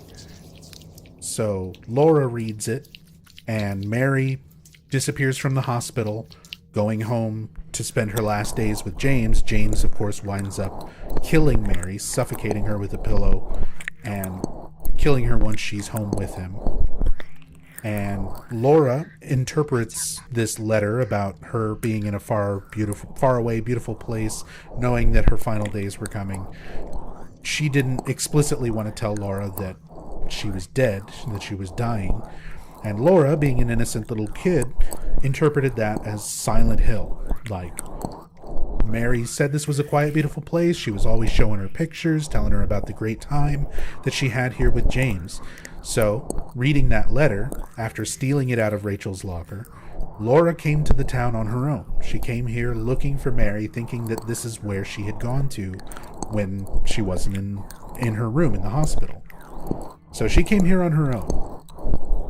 James, on the other hand, Mary went home from the hospital to spend her last days with James. James took this as the opportunity to, quote-unquote, end her suffering. He uses a pillow to smother her to death and basically has a few days of kind of psychotic break happening, trying to figure out, you know, how to deal with what he's done, how to come to terms with what he's done after killing his wife. And he comes to the conclusion that he's going to take his own life, that he wants to kill himself in the last place where him and Mary were happy together, Silent Hill, the last place where they went together before Mary started showing signs of illness. So he puts Mary's body into the back seat of his car, not into the trunk like he's hiding her, or, you know, bringing a body with no respect. Masahiro Ito very specifically talks about this on Twitter a lot over the years, where he has a lot of care even in the afterlife for Mary. He didn't hate her. He didn't kill her out of, you know, spite or hate or anything like that. He loved her, and he's treating her body still with respect. He's putting her body in the back seat as though he's just going on vacation with his wife to the town of Silent Hill where they were last happy together. Except he plans on getting there and driving his car directly into the lake, taking his own life so that he and her can be together in death. He gets to the town, he has a psychotic break, he makes up the 3-year delusion, he makes up the letter that we now see is not real as his sort of false reality, as his false perception of why he's here and what he's done. And the whole time, his whole sort of journey through all of this has just been him, his subconscious, through the power of the town, making him, forcing him to come to terms with what he's done. So now we start to piece these things together. the reason why Laura has these letters, stealing them out of the nurse Rachel's locker, kind of the meaning behind it. We get a closer idea of the timeline, that Mary was still alive just a little over a week ago. Laura just turned 8 last week. So it hasn't been more than a week, since Mary was in the hospital writing these letters before being sent home, killed by James, and then everything else happening up to this point.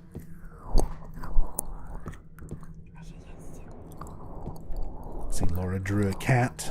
A drawing done by Laura, a cat. Kind of similar to the way the animals are drawn in the alleyway where we see Laura after the Blue Creek Apartments exit. Which further kind of explains that graffiti might be done by her. And again, shows that difference in reality where James sees that graffiti done by a child, most likely done by Laura, as being very old and worn, even though Laura probably just did it, right before James got there. You get a little bit of a memory from James about Mary by examining the piano. There's a piano here. I remember how much Mary liked to play the piano. She wasn't very good, but I still love to hear her play. That was so long ago, before we were even married. Why am I thinking of that now? So everything up to this point sort of forcing James to break through that delusion, but on top of that, he's also experiencing things like this to kind of remind him of good memories, pleasant memories as well. On top of everything horrible, there is some good and some light kind of mixed in there as part of coming to terms with it. Yes, he's going to have these bad memories and feelings, dealing with what he's done, but there's good things that are worth hanging on to, good memories that are worth having and not blocking out as well. So I like that there's still elements like that in the piano text to kind of convey that idea.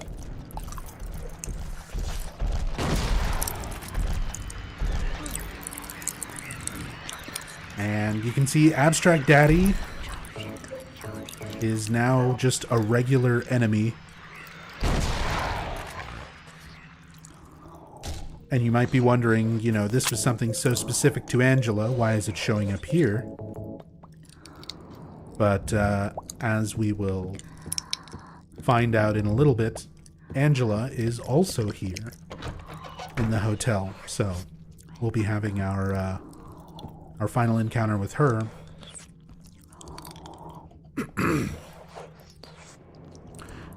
You can examine the desk here, the front desk, and there's a letter, a note, Mr. James Sunderland. The videotape you forgot here is being kept in the office on the first floor. So now you've got an idea of where your ultimate goal is. You're trying to get to that videotape. There's a key to room 312, the key to the room where Mary and I stayed. So, key to room number 312 in the hotel was lying behind the counter of the lobby reception desk. Nothing here that looks useful. Looks like the phone is broken.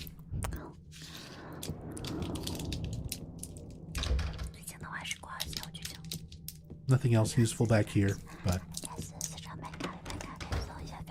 a lot of these little notes and things that are kind of easy to miss at times.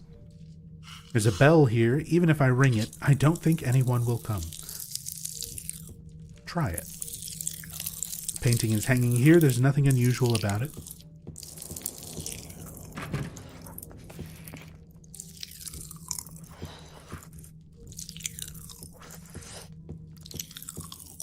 Most unusual thing about all of this is this giant music box just sort of sitting in the very middle of the floor. There's a rectangular indentation. There's a plate in front of the indentation and something is engraved on it. Seat of the princess who awoke from death. Play the music box? Sure.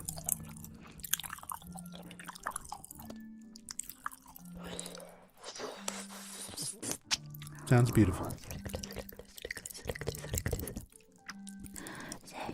This doesn't sound quite right.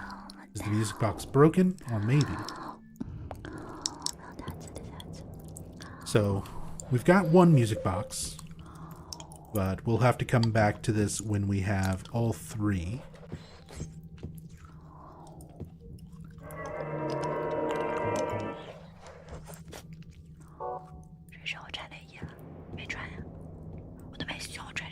I can't leave this hotel just yet. Doesn't even specify, you know, that we're still looking for Mary. That should be assumed at this point. He doesn't need to further expand on his thoughts.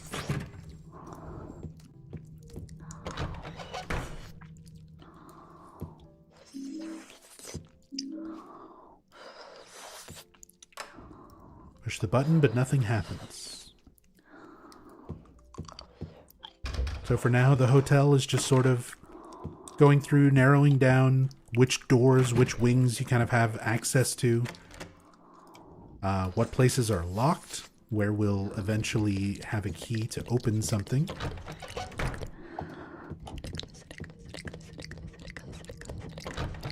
And one of the things I like that they include about this sort of preliminary exploration, they're assuming the player is looking around through all of these places to see where you can go and what you can do. Like, it's part of the game. You've got to scour everything, right?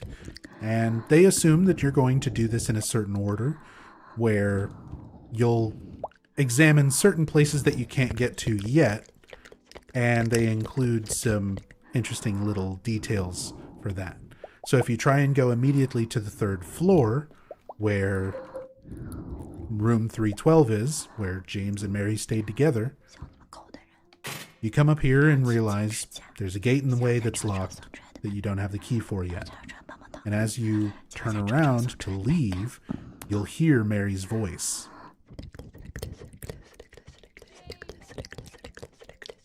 Right there, very faintly, you can hear Mary call out James. But it's only if you try and visit the 3rd floor early before you have the key for this gate. So, kind of your inclination that you're getting close. You're almost done. You're getting there. Mary is, the sound of her voice is like right there. Same text. There's a bell here. Even if I ring it, I don't think anyone will come. Cloakroom.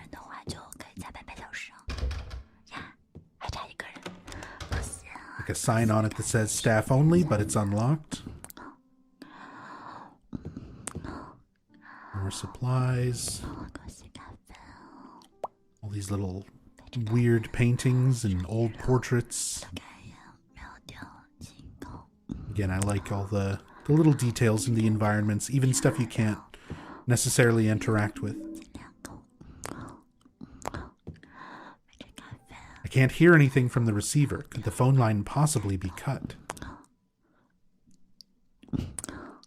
The suitcase is locked. So this is opened with the fish key.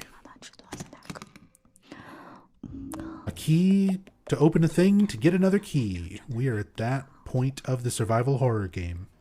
Got the key to the hotel room 204, so now we can go into 204. A key to open a thing to get a key to open a thing to get a key.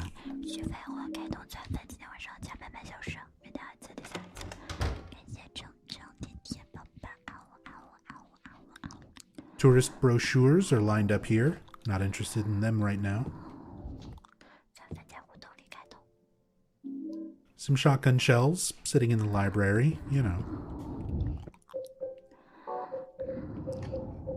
Nothing strange about that. How are we doing on ammo? Not much rifle, a lot of shotgun, a lot of handgun.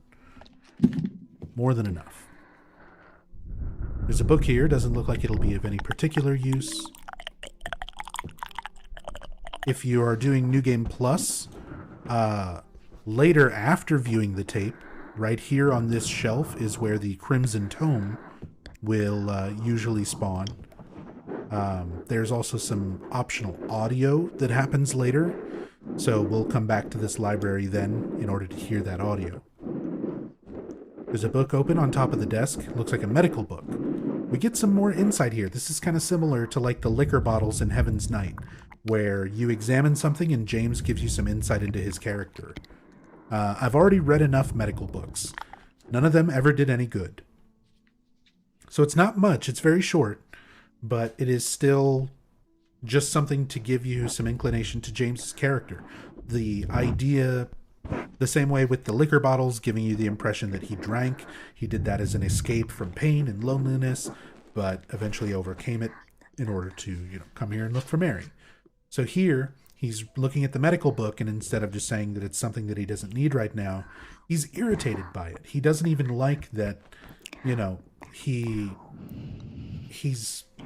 got to see it, because he's like, I read enough of these books when Mary was sick, and none of them did anything to help. So he's kind of like bitter about it. And that comes through in that bit of text, the way he reacts.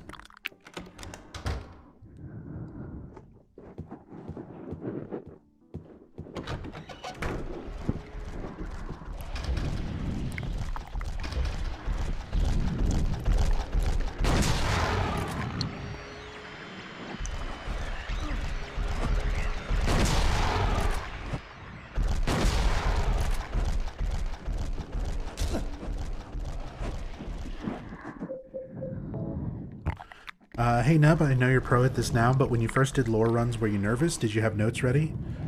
No, wasn't really nervous. Didn't really have notes ready. Like, I make notes because before I even did lore runs on Twitch, I've been a fan of playing these games since '99. I've been researching them heavily since like 2002, 2003. When I started joining forums, reading interviews, and like looking into all the more detailed aspects of them, playing them a lot more often.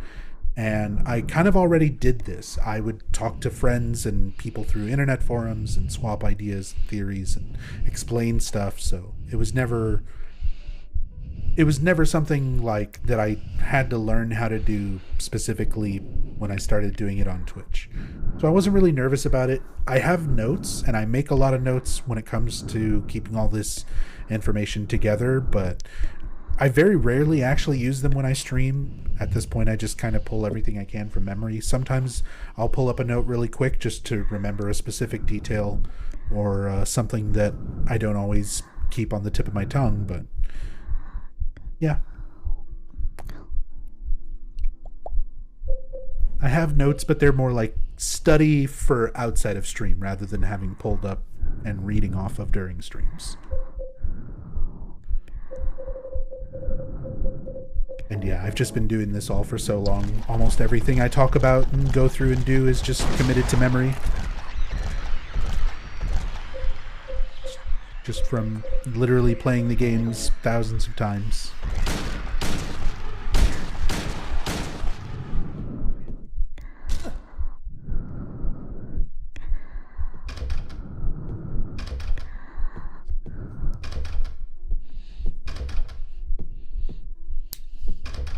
None of these other hotel rooms let you investigate. You can see that one locked one at the end of the hallway, but you don't wind up getting in there until much later.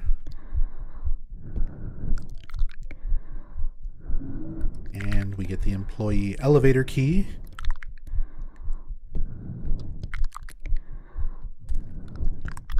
Photos are scattered all over the bed. What's this? Part of the photo has been colored over with a marker. So you need a 4-letter word for this particular puzzle, and it's a randomly generated, solution every time you play the game, but it's a list of, I think it's 26 4-letter words. 4 is not one of them, woo. But hello. So when we used to speedrun this back in the day, before RNG manipulation and stuff, I started speedrunning this in 2015. At that time, the general strategy was to brute force this particular puzzle by just cycling through all the possible answers in as few dial turns as possible. So you would do that by starting with Mama. So you'd set everything to Mama, which is one of the possible 4-letter combinations. Sometimes, if you're very lucky, back then when it was just up to randomness and going for it and brute forcing, sometimes Mama would be the first thing, and you would just get it first try, and then briefcase opens and you move on. From here, you would click this 4 times and this 4 times, and it gives you damn, so D-A-M-N. From here, you can click this to go to R, and this down to go to K for dark, and you just cycle through every possible word. So mama, damn, dark, dose, lose, love, lock, luck, kill,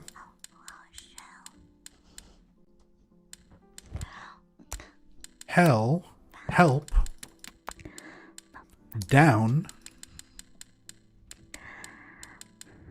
town, time. There it is. So you just go through, cycle through until you get it. That's the classic 2015 speed strat. You just cycle through everything. But yeah. And the normal way to solve that, if you go downstairs from the restaurant where we met Laura, if you go downstairs from there, you can go into an elevator and find a bottle of paint thinner. You use the paint thinner on the photo on the bed to remove this marker, and it shows you the correct answer for the briefcase. But it's a fun way to do it, where you can just cycle through, you can just brute force, try everything.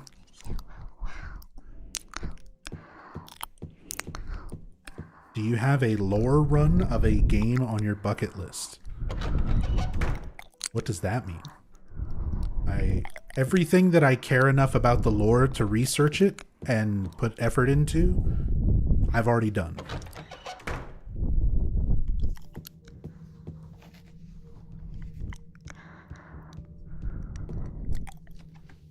Like, there's a lot of other games and stuff out there that I love, but nothing where I obsess about it the way I do with Silent Hill. And I've already done lore playthroughs of every single Silent Hill thing that exists. And have been doing that for the last, like, over 8 years. So I don't understand the question if you mean something else.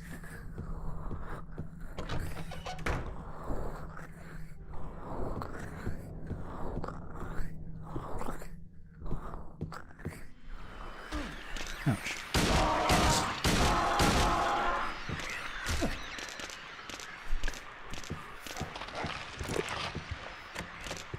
Locked.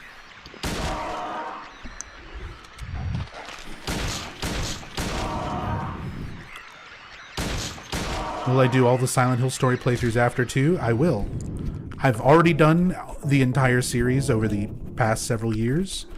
So if you want to see any of the times that I've done this before for any of the other games in the series, you can type !YT for a link to my YouTube channel, or !VOD for a link to all my archive VODs here on Twitch. But yeah, I go through all the games in the series every few months and do these sort of in-depth playthroughs. And I've been doing that for over 8 years. So we've covered everything before. I just still do it because people still like me doing it.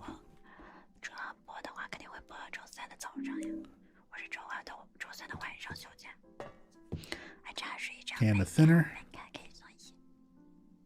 We'll watch them live, but I missed one. So Silent Hill 1 was the recent playthrough of Silent Hill 1 was plagued with tech issues, so I was not able to finish it.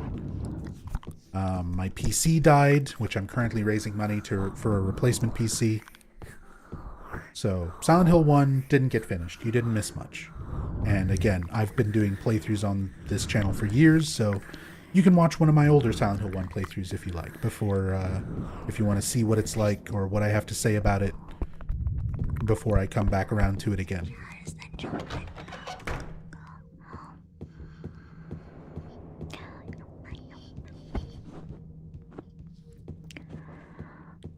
Are there any new games that you would like to get invested in the same way as Silent Hill? There's not really. Nothing is stopping me. Like, streaming is my full-time job. So if there's something that I want, any games that I want to invest that much time and effort into, I 100% have the opportunity and means to do that. Death Stranding is probably the closest or Metal Gear Solid, where I've spent some time learning a lot about those games. And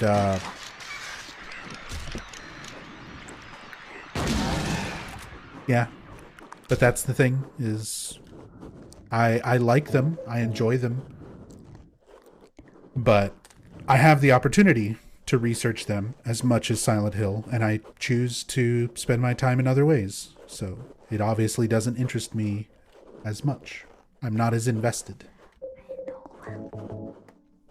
Because with Silent Hill, I still spend time.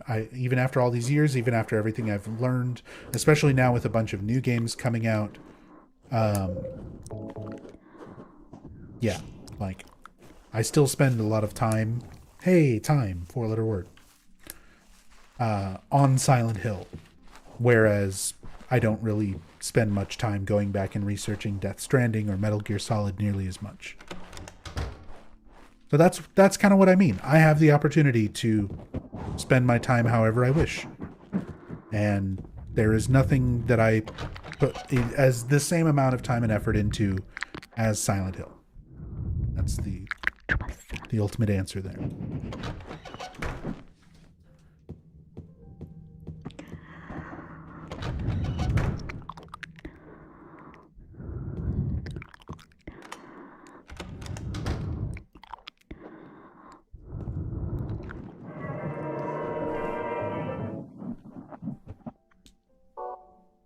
All right, employee elevator room. There are memos hanging here, but nothing interesting written. Just kind of some general stuff in the environment. Empty box. This is the main attraction here. The elevator and the shelf of items. So, I guess you could consider this a puzzle. You need to progress. You need to figure out what to do in order to progress. You step onto the elevator. Alarm starts going off. This permit shall be posted on the conveyance. Weight allowance 1 person. What's this? There's a notice above the buttons. Weight allowance 1 person. So James weighs more than 1 person. There's too much weight. And the whole idea is that you just need to put all of your items on this shelf. Looks like I could store my stuff here. So you're supposed to go through and put all of your items on the shelf. And I just want to show, for example here, we have the photo and the letter of Mary that we started with. And I've already pointed out how the text is faded away from this letter. And we know that this letter is not real. Kid Pro Quo, thank you so much. You know what is real is $50 from Kid Pro Quo going towards the PC fund. Thank you so much, Kid Pro Quo. That is very generous of you. Thank you, thank you. Really appreciate it, dude. Thank you so much. But going back to this, everything that you place, let's say, for example, Laura's letter, which is just like 2 pieces of paper. Put everything away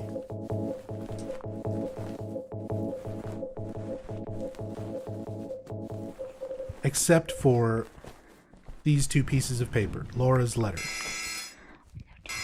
And it doesn't work. We're still too heavy. We're still overweight. So let's take everything back. This time, we're going to put everything on the shelf except for the photo of Mary and the letter from Mary that we know is not real.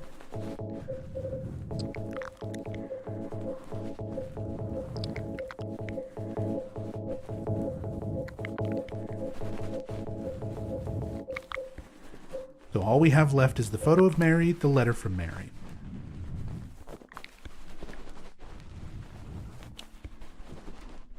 Elevator does not trigger. even if it's a single piece of paper, the elevator typically goes off. But if you have these things, this photo of Mary and the letter from Mary, and again, you examine this, it's just blank stationery now, slowly turning into nothing in your inventory during the last part of the game doesn't trigger. So now there's an interesting little thought experiment that I always want to bring up here.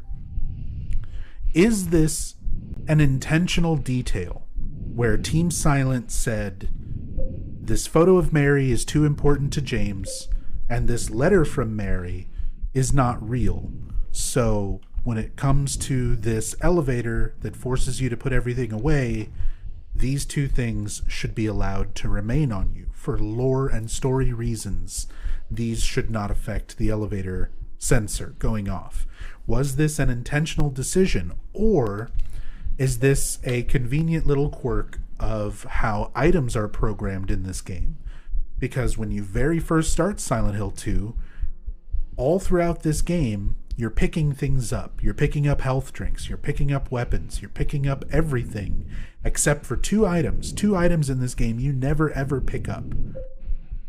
The photo of Mary and the letter from Mary. They start in your inventory. So there might be some sort of code for specifically items that are picked up that need to be put away in order to not trigger this elevator. In which case, these, because they were never picked up, it's just a convenient little detail of their code that you can get onto the elevator with them. So, is it a game? Is it a quirk of the game mechanics? Is it an intentional story lore thing? I don't know. There's never been an official statement made by the devs or anything about it one way or the other, but it's interesting. And that's what's important. It's an interesting aspect of the game.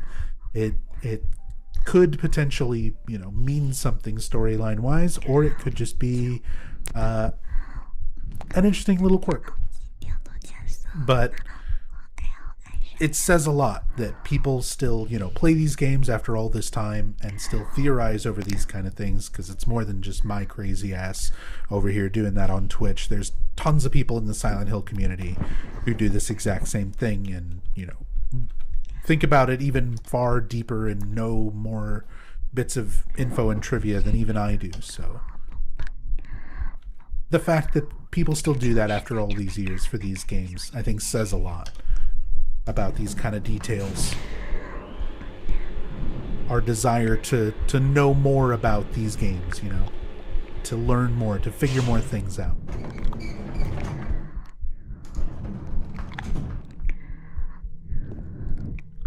So we make it down the elevator. We have none of our things with us except for the photo of Mary and the letter that's not real. We have an updated map, the hotel map for employees. So it marks and labels a lot of these rooms that are back in staff-only areas.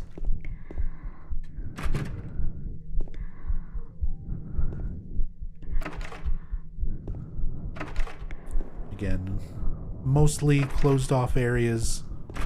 I always want to go through and kind of check. You got a nice big bright red light kind of pointing you where to go here. And here is our second music box, the Snow White music box. Strangely, you can examine a lot of the stuff in this little storage room. There's like a lot of flavor text here. There are potatoes and onions here. They smell slightly rotten. There are apples and pumpkins here.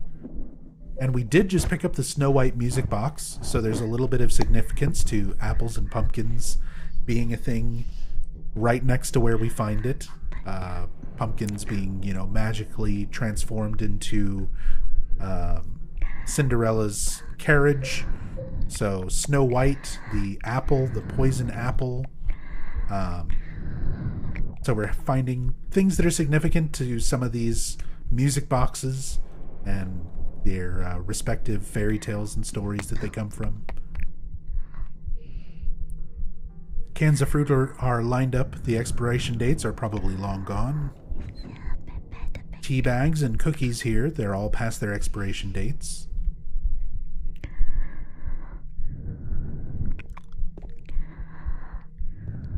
Juice cans are lined up here. There's no reason to carry these with me. We literally used juice cans to solve a puzzle in the apartments. But for some reason now, James is like, nah, I'm not carrying this juice around in my pockets. Soup cans are lined up here. I guess they're still okay, but I'm not hungry. There's nothing here, but the whole thing smells vaguely moldy.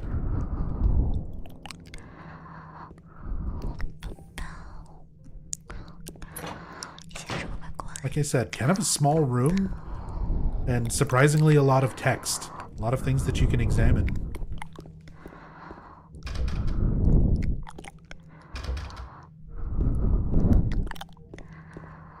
Here's our office, where we're going to get our videotape. It's a VHS copy of the Silent Hill movie. Someone recorded it on their VCR.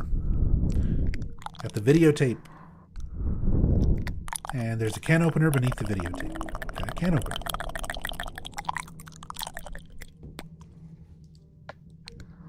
There's nothing here. Looks useful. Door don't open. Nothing useful written in the documents on top of the desk. Nothing else useful here, but the videotape that James forgot at the hotel 3 years ago. Silent Hill is written on the label in my handwriting. This is definitely the videotape I recorded back then. Yeah, you also said this was definitely Mary's name in her own handwriting. And now, I don't think you are allowed to say that you're definite about anything, James. You are unsure at best.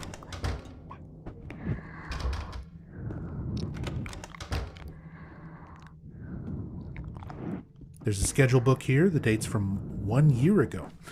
So again, we're still seeing delusion from James's part, like things that are from a year ago, or that the place looks like it used to look 3 years ago. He's still not seeing it the way that it actually is. There is some text here, but you have to come back to this area after you've got your flashlight. So we can't examine this heater, but there's theories that this heater is responsible for the fire damage to the hotel that we see depicted later, depicted in the Burning Man painting that we saw in the prison earlier. So once we get the flashlight and we can come back down here, we'll be able to examine that heater a bit more closely.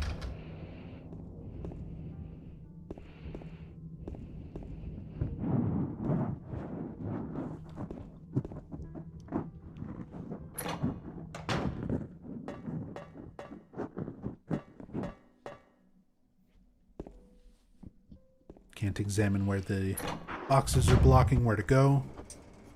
One of the few areas in the game where you don't have your radio, and we also don't have any weapons, but there's still enemies that we have to deal with.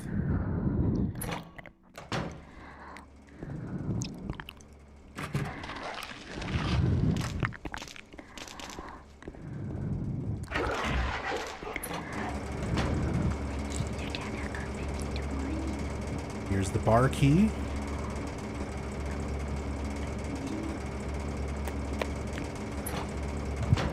Some more supplies. So we're going to be able to open up that bar that was on the lower floor near the elevator where we picked up the paint thinner. Empty wine bottles. And once we open up the bar, that'll be our way to backtrack to these areas with everything that we had to leave behind to use the elevator. The refrigerator door seems broken. Can't get it open. There's a can with no label on it.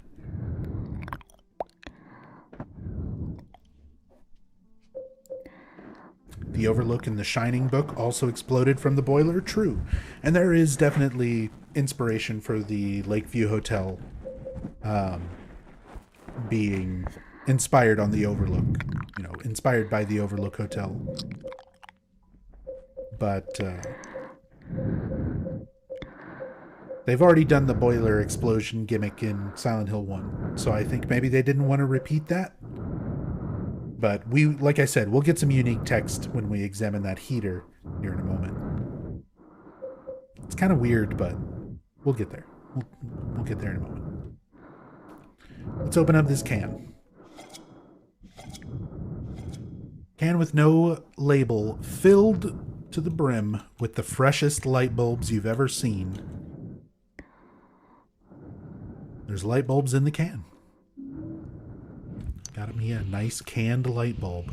I love this sort of this is just weird abstract shit. This is where, like, things are weird for the sake of being weird, and it's very kind of Lynchian. Like, sure, light bulb in a can. Why not?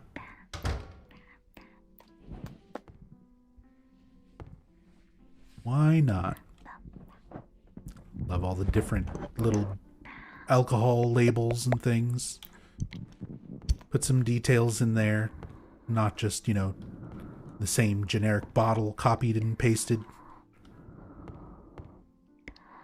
There's a jukebox here. It doesn't play, so it must be broken. I tried to use the bar key, but it's too dark to find the keyhole. See, we don't have our flashlight on us. And even though this, like, bar is fully lit, and this jukebox is, like, on and fully lit, and we can very clearly see this door, for some reason it's still too dark to find the keyhole and use the bar key to open it. That's why we need the lightness, the light that only a fresh light bulb can provide. The freshness of the light bulb that you only get from canned light bulbs. See, look how much, it's like the fucking sun just came up here in the bar. We can see everything now. It's so much brighter. Now we can use the bar key. Ow. And immediately get punched in the mouth.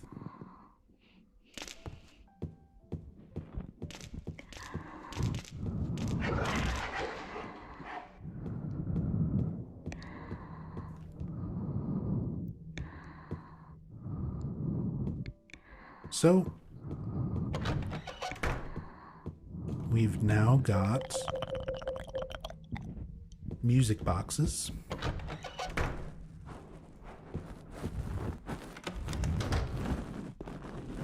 We can take everything back from the shelves. So we've got all 3 music boxes. We can solve the music box puzzle. We still have our 312 key. We have our videotape. But first, I want to go back to the area with the heater now that we've got our flashlight.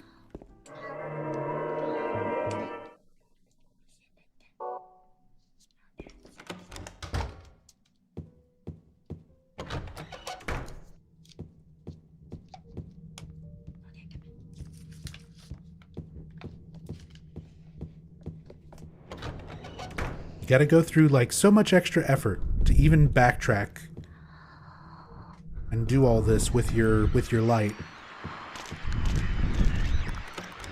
So a lot of people probably never did this in their playthrough, even people who've played it a lot.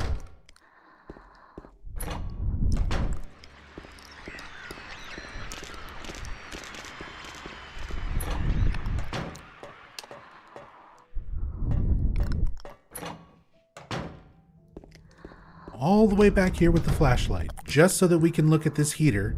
And now that we've got a flashlight and we can examine things closer, there's a heater here. On the back in small letters, it says, "I'm Johnny, one hot guy." And that's it.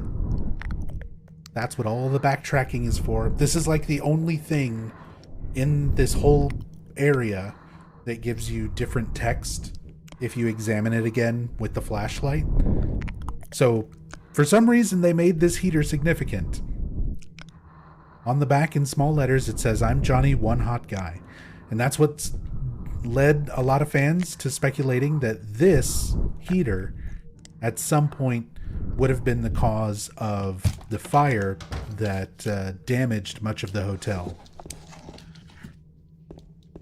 Simply because it's there. Why else have that writing? Why else make it something that you can examine like that?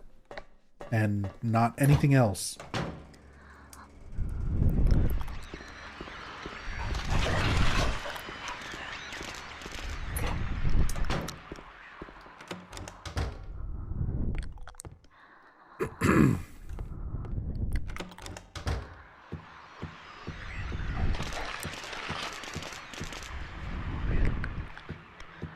Now, let's go use those music boxes. Let's solve the music box puzzle. Rectangular indentation. There's a plate in front of it. Seat of the princess who awoke from death.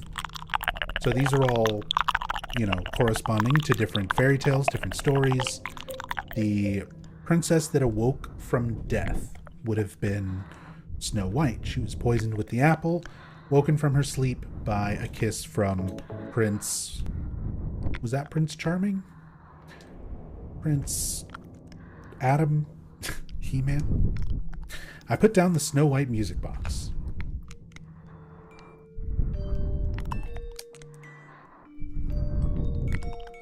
This doesn't sound quite right.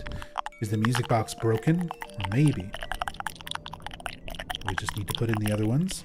There's a rectangular indentation and a plate in front. Seat of the princess who fled at midnight. So the fled at midnight, a reference to Cinderella, where the magic of the carriage and everything else, her gown, the magic will wear off at midnight. So she is the princess who fled at midnight. Cinderella.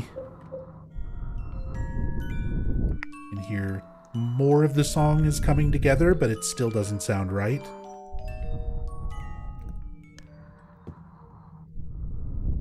Still does not sound right.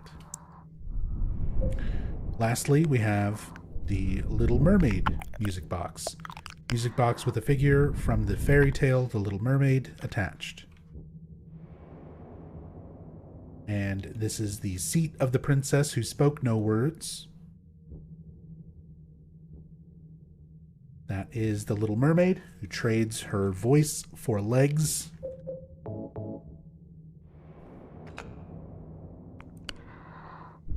And we complete the music box puzzle.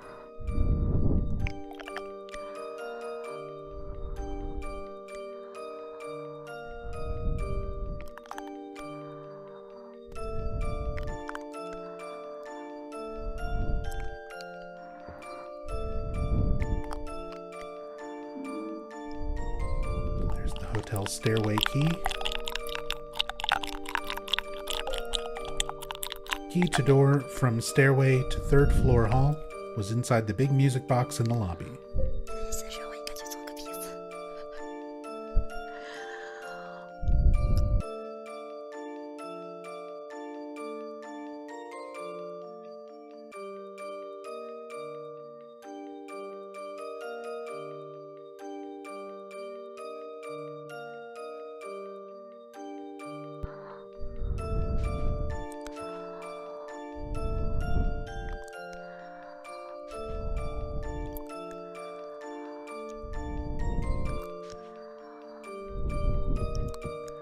Got to get a little music box dance in. No Dagoth wave this time. We've already got the key to room 312. So now we can get to the third floor and we can get to room 312.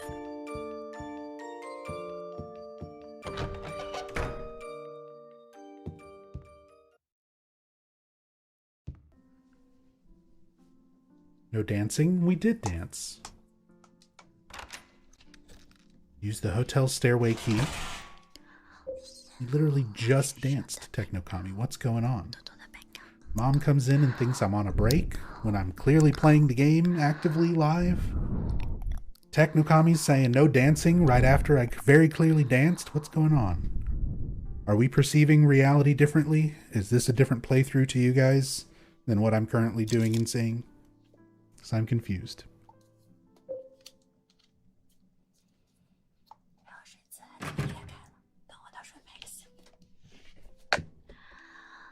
Well, we're here.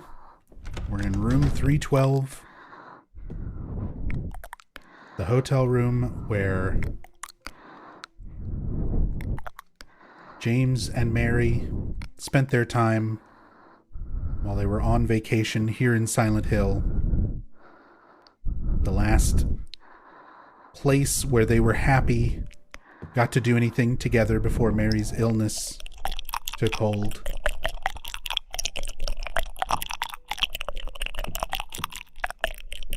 And it's finally time. There's a television here. Even when it's plugged in, all I get is snow. There's a VCR here. It looks like I'll still be able to use it.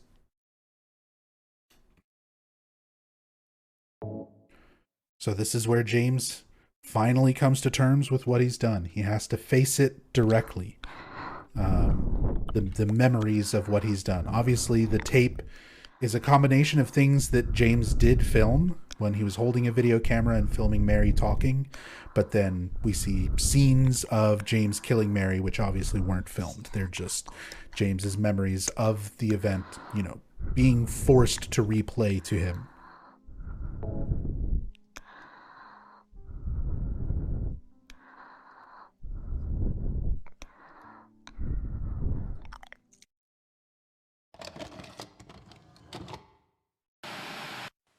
Are you taping again? Come on. I don't know why, but I just love it here. It's so peaceful. You know what I heard? This whole area used to be a sacred place. I think I can see why. It's too bad we have to leave. Please promise you'll take me again, James.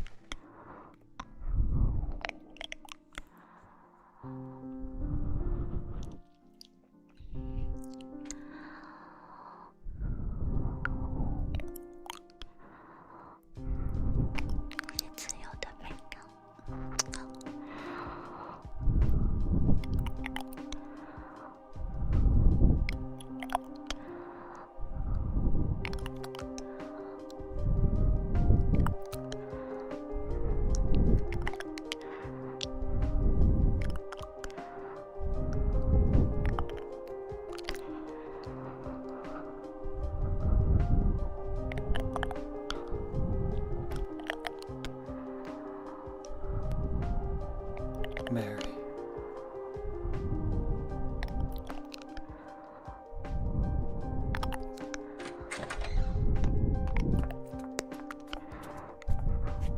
So there you are, James. Did you get the letter? Did you find Mary? If not, let's get going already, okay? Laura.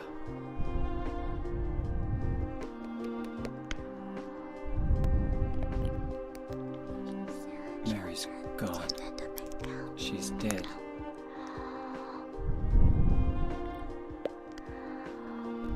Liar, that's a lie!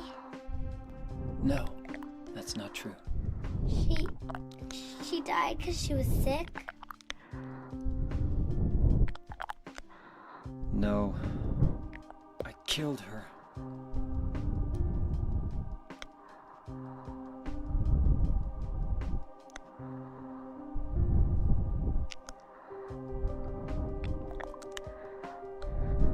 You killer! Why'd you do it? I hate you! I want her back! Give her back to me! I knew it! You didn't care about her! I hate you, James! I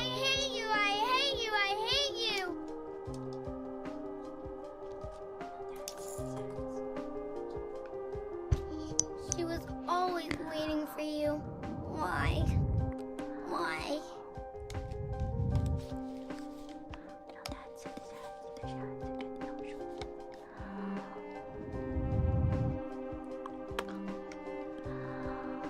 I'm sorry.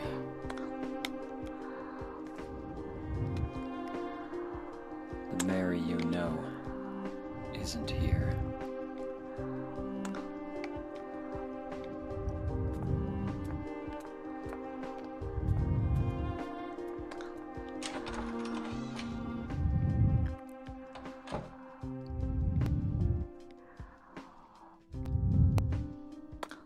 Laura, I'm sorry.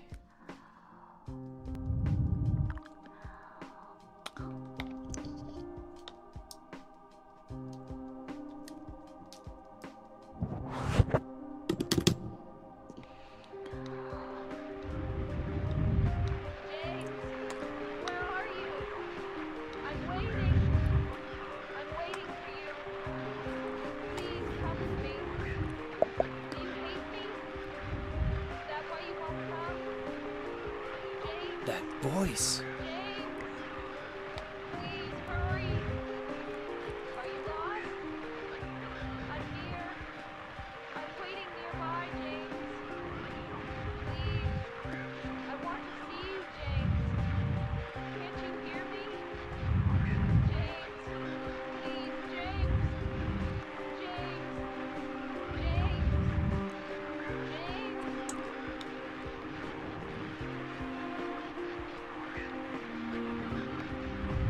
Always make sure to stay just a little bit longer there so you get all of that dialogue before just immediately leaving the room.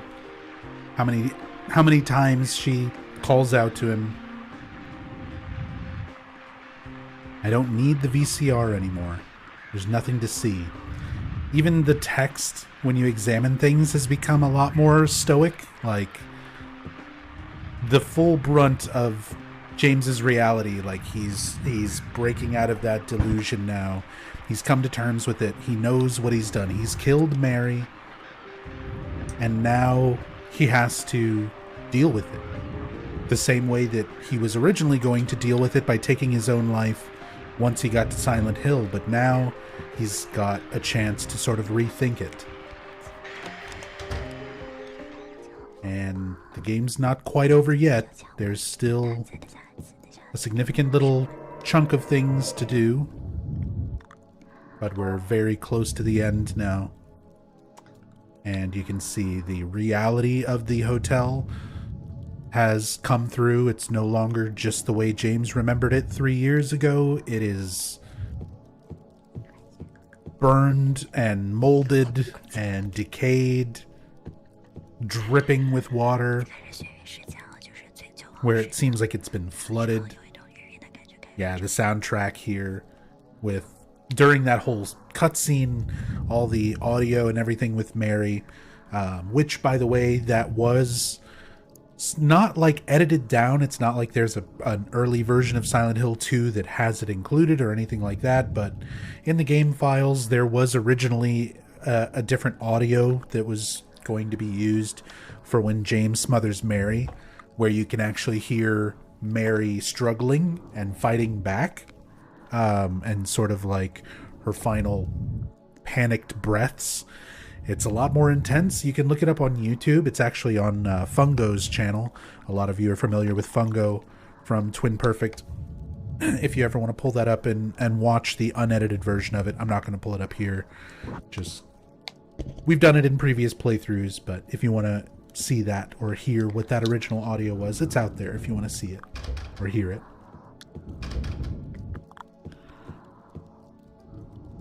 But yeah, most likely Team Silent decided that that was a little too intense, so instead we get the more silent variation of that scene happening. Some audio here. So this was the optional audio I mentioned earlier. If you come back here after watching the tape, you have this tape recorder and headphones that you can listen to, and you get an idea of where the 3-year timeline of James's delusion came from. You hear James talking about Mary's condition with one of her doctors. Also, as a little bit of trivia, the voice for this doctor is a man by the name of Dennis Fault, who also is the voice actor for Walter Sullivan in Silent Hill 4.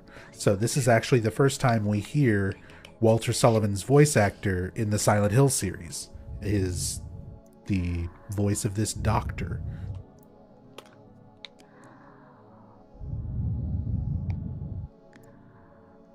Mary's going to die? You must be joking. I'm very sorry. But you're a doctor. It's your job to heal people. How can you just let her die? Please, calm down. As her doctor, I promise I'll do what I can. But there's still no effective treatment for her condition. How long does she have? I'm afraid I'm not sure. 3 years at most. Perhaps 6 months. 3 years at It's most. impossible to say with certainty. So that's where James kind of latched on to that 3-year timeline, even though it turned out to be false. Can't hear anything anymore.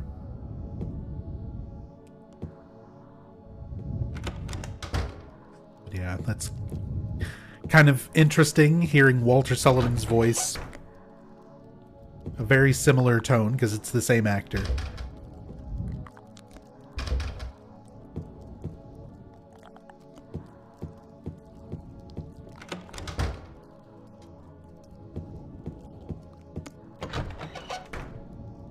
They sort of do like this door puzzle here, this hallway, very reminiscent of the hospital hallway in Silent Hill 4, where you've just got this long hallway with doors on either side.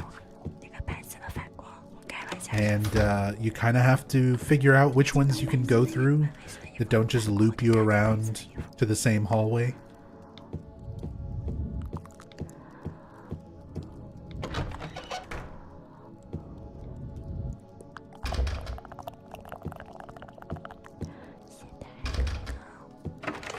Again, this audio, this droning audio in the background, these dissonant tones, just super unsettling. The water dripping sounds, everything. Can't open it. Not jammed, not locked. We're not going that way. We can't do it.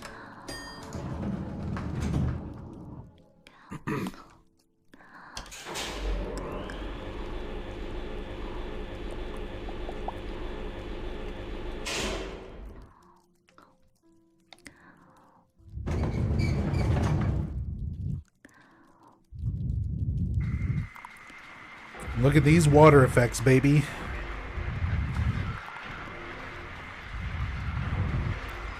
...2001 at its finest.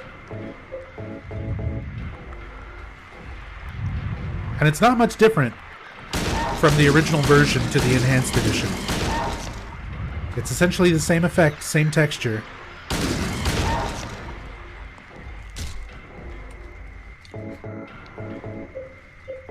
That's exactly some next-gen water there. And the way the whole texture kind of ripples when you move through it.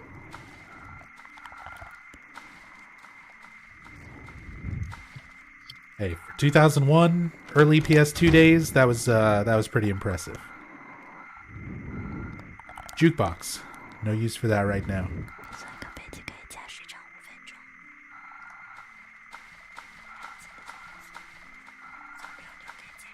So many health drinks. This game really saw how often, like, they had to build in a failsafe in Silent Hill 1 in case you show up to the final boss unprepared.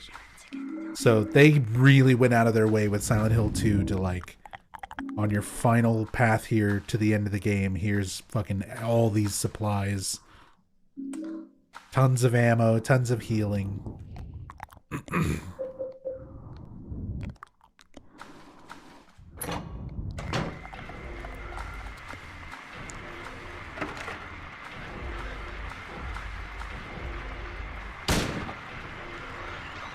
There he is. There's a lying figure running around this part. Just under the water. So, there he is.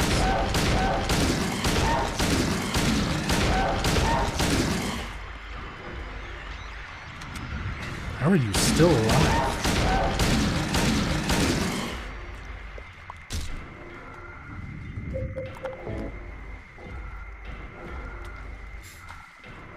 So now we've got our final scene with Angela. And yeah, this is an intense scene. It's another example of, I think, our reality, the way James is perceiving reality, the way Angela's perceiving reality sort of clash, similar to the way James and Eddie had their realities kind of mixing and clashing just before the final confrontation with Eddie.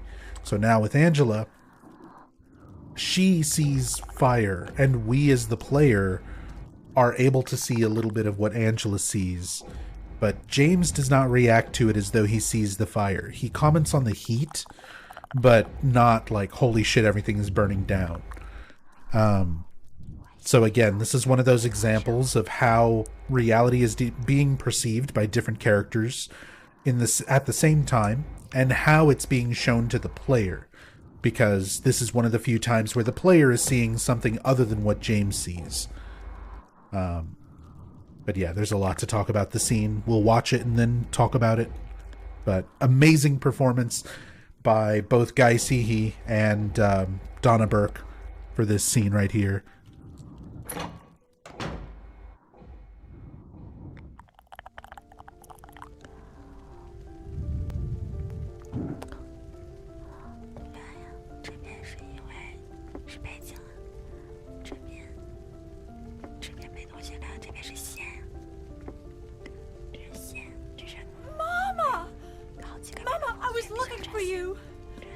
Now you're the only one left. Maybe then I can rest. Mama, why are you running away?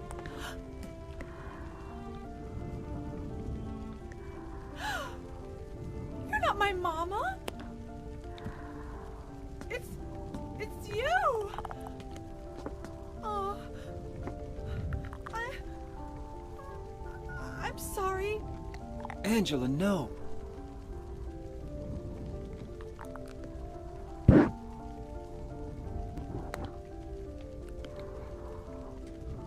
Thank you for saving me. But I wish you hadn't. Even Mama said it.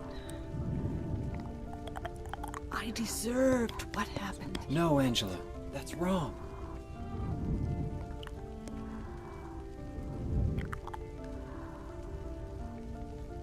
No, don't pity me. I'm not worth it.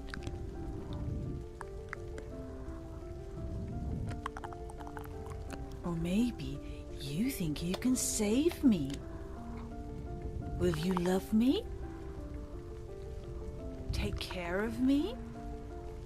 Heal all my pain?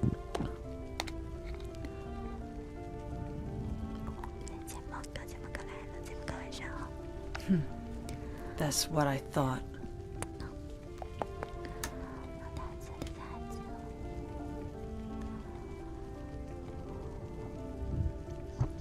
James, give me back that knife. No, I won't. Saving it for yourself? Me? No, I'd never kill myself.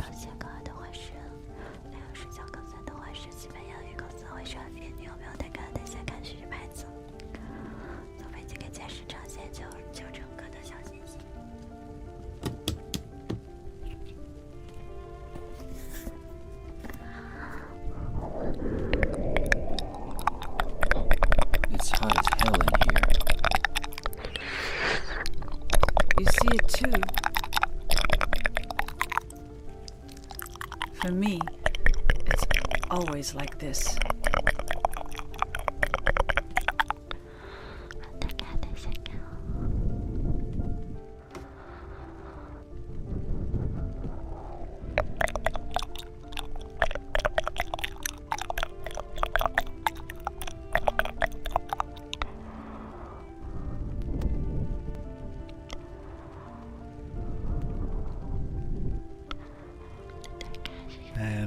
that is the last we see of Angela.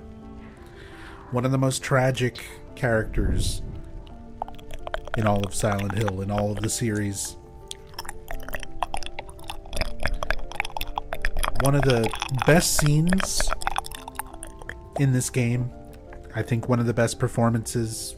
Great piece of music, great cinematography, going back and forth between James's perspective, literally a first-person view at one point, where Angela is sort of like right in your face, sort of talking to you during the like, you know, are you gonna love me, heal me, take away all my pain, all that, where you're not even seeing James, you're seeing directly from James's perspective, with Angela just sort of like right in your face. Again, we get the character reactions sort of showing the disparity, the difference between how they're perceiving reality. Angela always sees the fire the same way that James sees fog and rust and decay. Angela sees flames, you know, she sees this. Or some variation of this. We don't even know if this is exactly what she perceives, but there's at least some element to it, is this fire. And specifically, James doesn't react to it as though it's there. He just reacts to the heat. There's the bodies. So otherwise, normal staircase other than the fire and the bodies. So the two big, like, framed almost bodies on either side appear to be like the topmost area of it being like somebody's head, then where it comes in closer where their neck would be, bulges out again where their stomach, their chest, their torso would be, and then down to where their legs are. So it looks like presumably two bodies. And Angela's dialogue when James first walks in here, and she says mama, she confuses James for her mother. She's perceiving James as her mother for a moment in her delusion. And she says, now, you know, you're the only one that's left. Maybe now I can rest. Insinuating that she's already dealt with or done something with her father and brother. We saw what happened with Thomas Orozco. James fought him, and Angela finished him off with the TV. At some point, something must have also happened with her brother, who we know was most likely also physically and sexually abusive towards her. So we have these two bodies framing, you know, either side of the burning staircase, where Angela is talking about her mama being the only one left, presumably that Angela has killed her whole family at this point. We don't know if she actually did that. Some people speculate that she killed her whole family and set her house on fire, and that this is her, like, reliving that. But we never get any kind of information to confirm that one way or the other. The only thing we really know for sure is that newspaper article. It's most likely true and real that she stabbed her father to death. We don't know for sure about her brother and mother.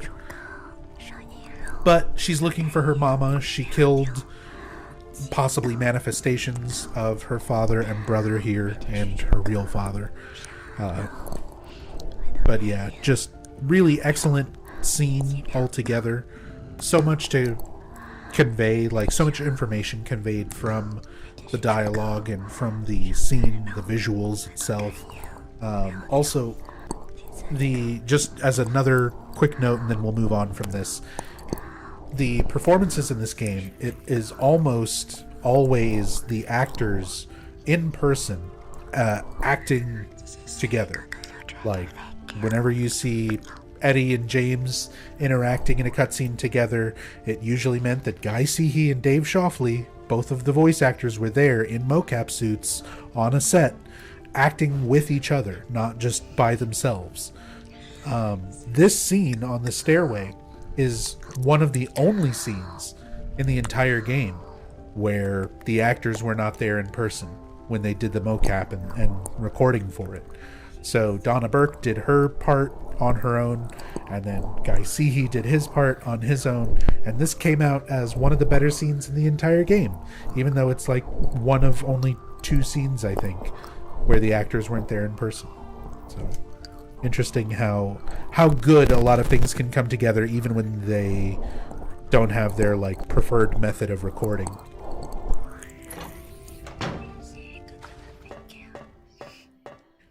Would you say where the blood is coming from on the body signifies something? I mean, possibly. There's always a chance that anything could be significant, but we can't even go back and check exactly where the blood is now, because that whole stairwell just like doesn't exist anymore. Everything just ceases to exist once you go back through that door. We're just back into the hotel. You can see here a lot of the fire damage. Still a lot of the water damage as well. You can see fire department, do not cross. Kind of gives the impression that it was burning and then flooded in order to put out the fire. So we're sort of seeing it in that state where it's just burned out and flooded and then abandoned for years.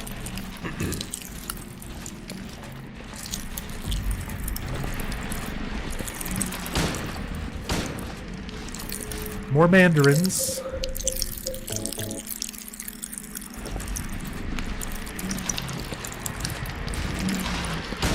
More of these silly little guys.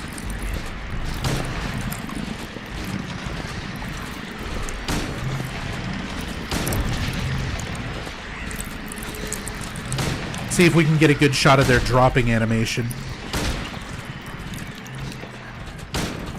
Yep, there it goes.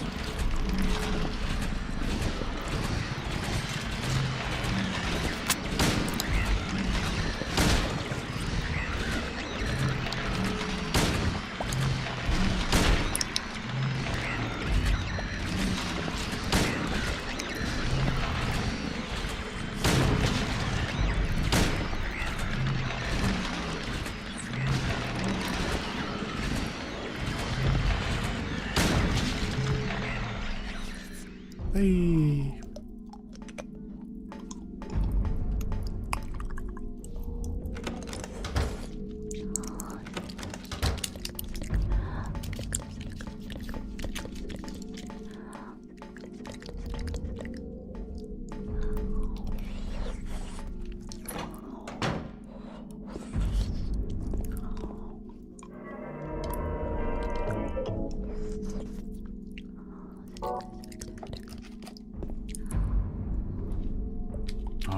You can definitely tell you're kind of at a significant turning point here. James has seen the VHS tape.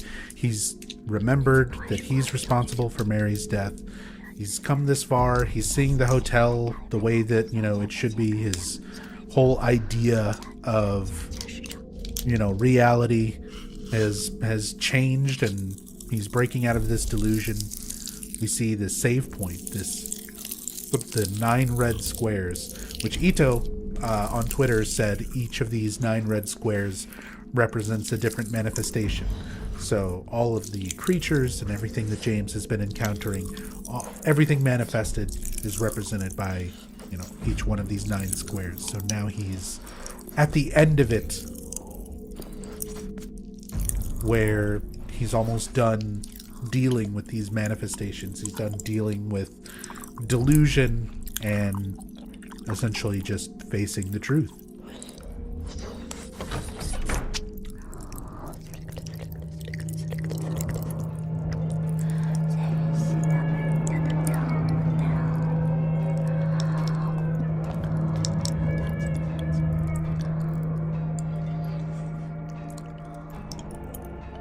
There was imagery earlier of 2 pyramid heads next to a hanging body in the prison.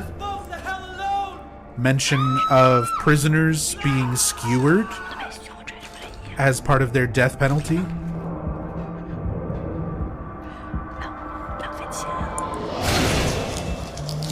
So now all of that comes to fruition here.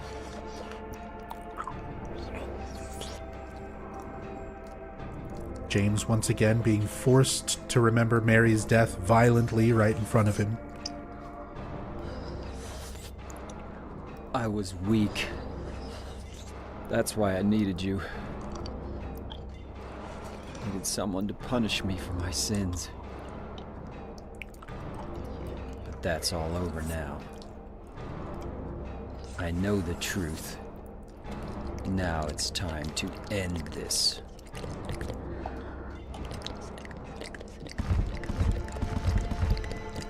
So now we've got to deal with 2 spear-wielding pyramid heads.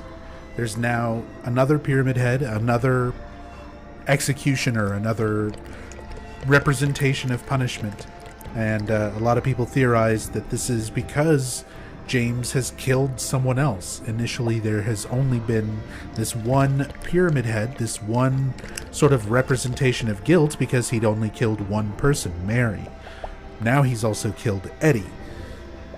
So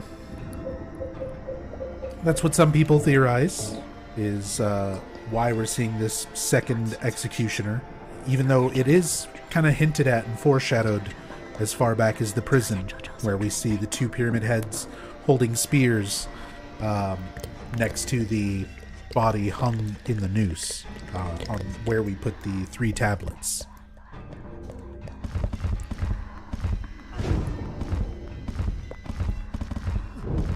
I don't know what this other pyramid head's doing. Usually he walks right up next to this one. You can potentially get a good pattern here with the great knife if you swing back and forth and rapidly switch targets between the left and right pyramid head, which is all I was doing there, and the fight is done.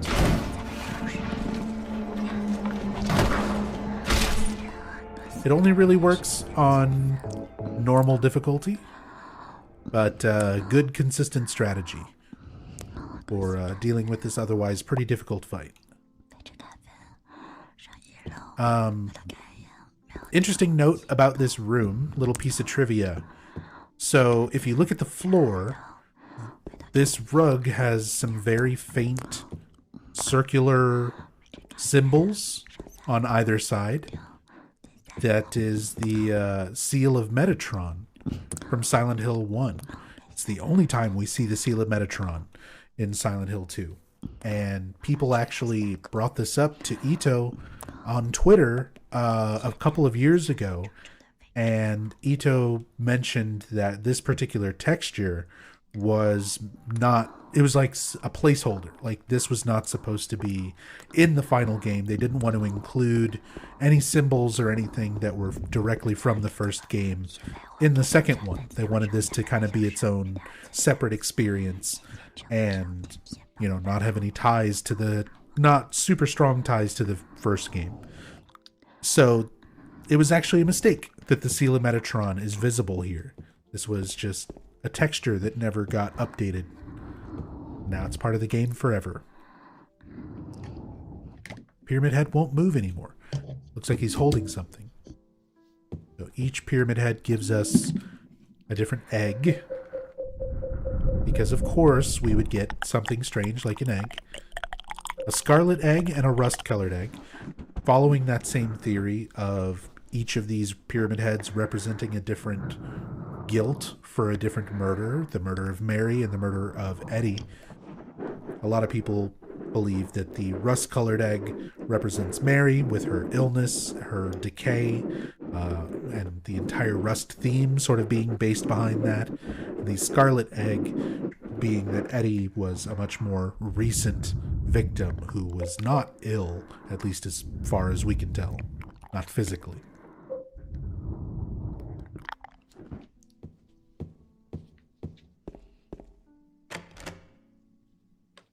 And each of these doors is locked with a round indentation.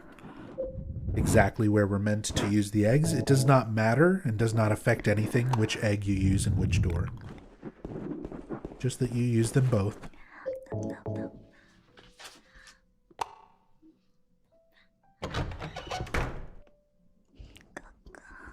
I love this texture. It's just weird. It looks kind of like a face. And it's just creepy. It's a lot of things like that in the game that it doesn't need any deeper meaning than that. It's just weird looking and creepy. Here is some exceptionally good dialogue, some great delivery from Monica Horrigan as Mary.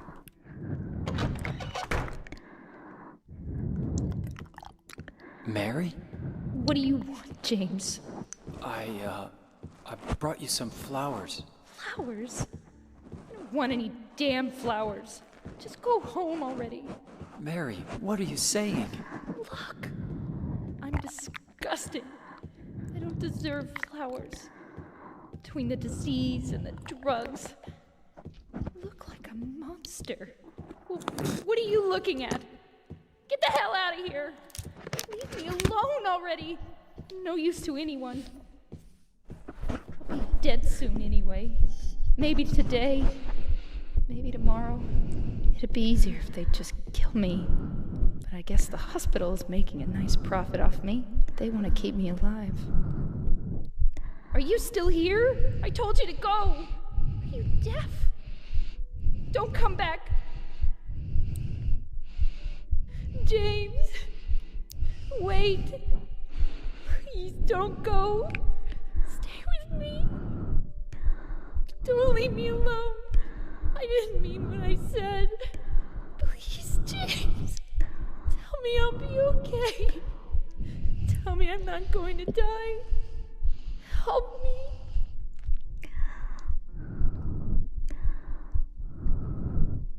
Yeah, really great performance.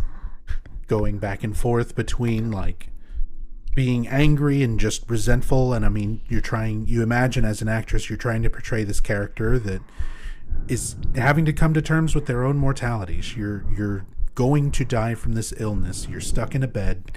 You feel horrible.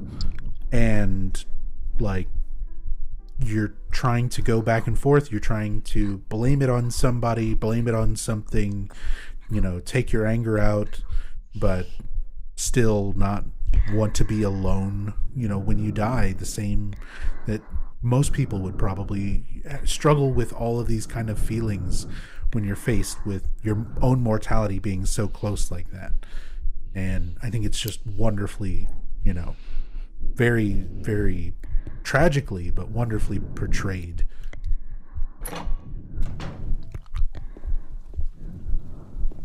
Excellent performance, like I said. Here's one of the few times in the game where we get like a rain effect as we make our way up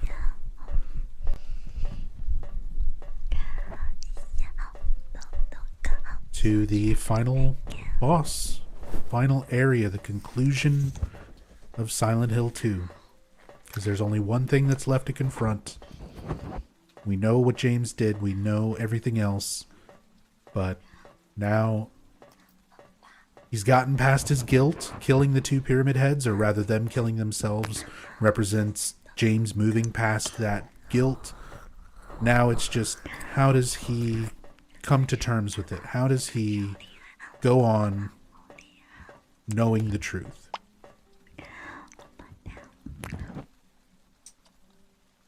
And you can get a slight idea of which ending you're about to get at this point here. If you see Mary laying in the bed, you're going to be getting the Maria ending. But if it's Maria standing over by the window, it's going to be either the leave or in water ending. So we'll find out in a moment which ending we got.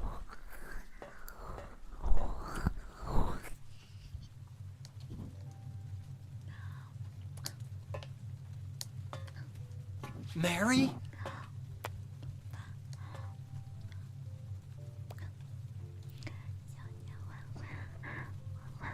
When will you ever stop making that mistake?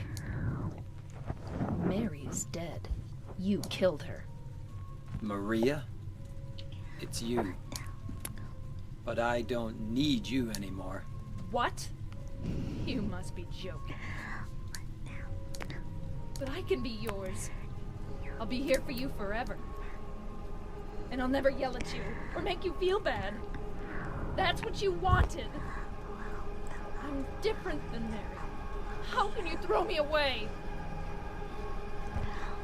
I understand now. It's time to end this nightmare. No, I won't let you. You deserve to die too, James.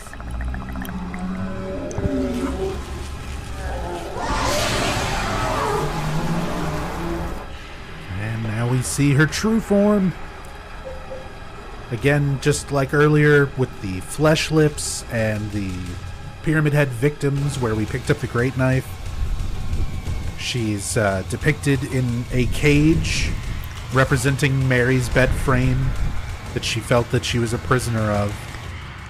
The tentacle itself, I think, supposed to represent being hooked up to like the machinery, the things that kept her alive, her IV, any other medical devices that she's like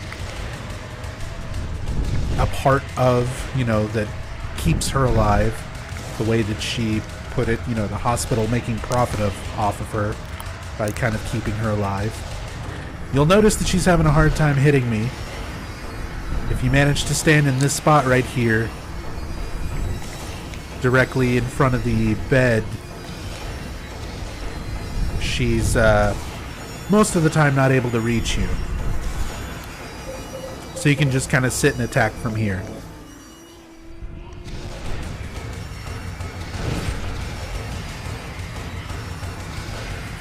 And we haven't seen her use it, but she has an attack with moths. We're going to move away and give her a fighting chance, because I want to show off the moth attack, because it is lore significant.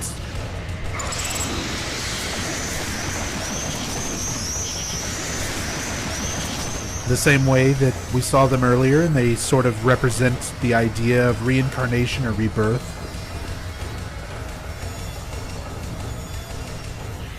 And we're seeing a new form of Mary yet again. Different from Maria, but definitely different from Mary. So we're once again seeing that rebirth imagery and symbolism in those moths. Show some of her attacks on James. So she can strike like that with the tentacle. She can also grab. She tried to do it there. I don't know why it didn't hit.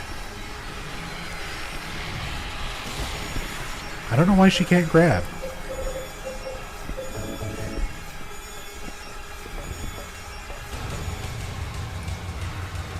There it is. Yeah, so she can grab and strangle James. Very much the way James, smothered the life out of Mary. She can have her revenge.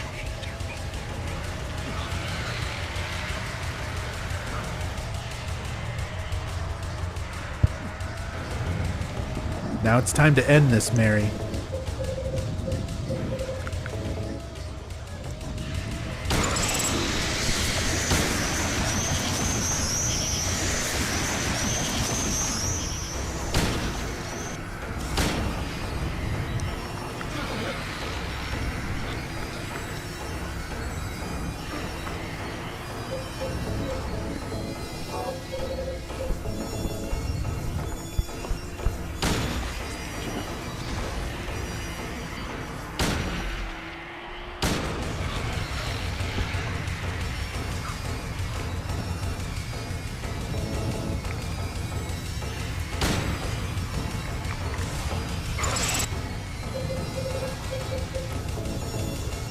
Just hit her with, like, every weapon at least once.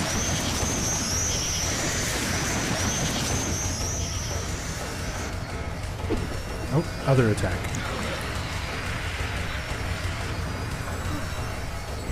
Vertical attack. Bop. Oh, we finished it with the pipe.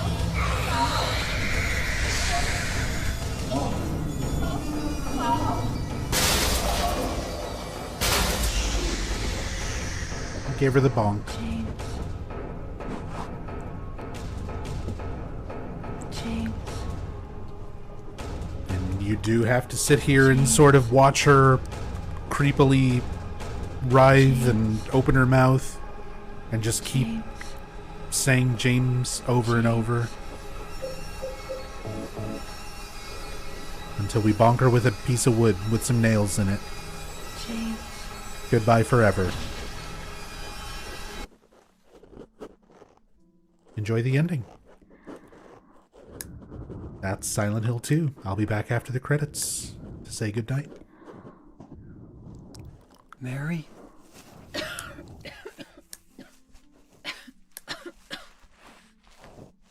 James. Forgive me.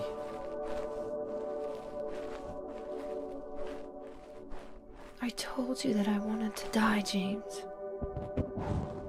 I wanted the pain to end.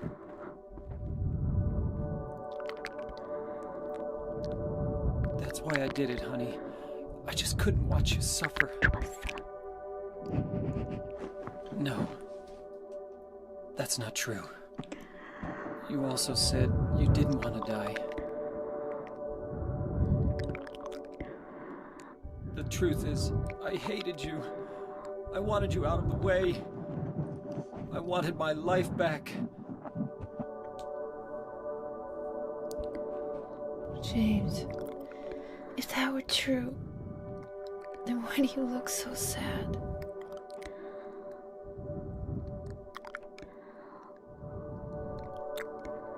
Mary? James. Please. Please do something for me.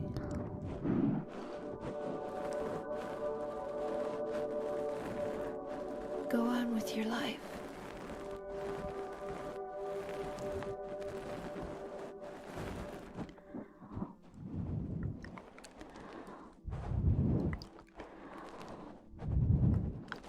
In my restless dreams, I see that town. Silent Hill. You promised you'd take me there again someday, but you never did. Well, I'm alone there now, in our special place, waiting for you. Waiting for you to come to see me. But you never do. And so I wait, wrapped in my cocoon of pain and loneliness. I know I've done a terrible thing to you. Something you'll never forgive me for. I wish I could change that. But I can't. I feel so pathetic and ugly laying here, waiting for you. Every day I stare up at the cracks in the ceiling, and all I can think about is how unfair it all is. The doctor came today. He told me I could go home for a short stay. It's not that I'm getting better. It's just that this may be my last chance. I think you know what I mean. Even so, I'm glad to be coming home. I've missed you terribly. But I'm afraid, James. I'm afraid you don't really want me to come home. Whenever you come see me, I can tell how hard it is on you. I don't know if you hate me or pity me. Or maybe I just disgust you. I'm sorry about that. When I first learned that I was going to die, I just didn't want to accept it. I was so angry all the time, and I struck out at everyone I loved most. Especially you, James.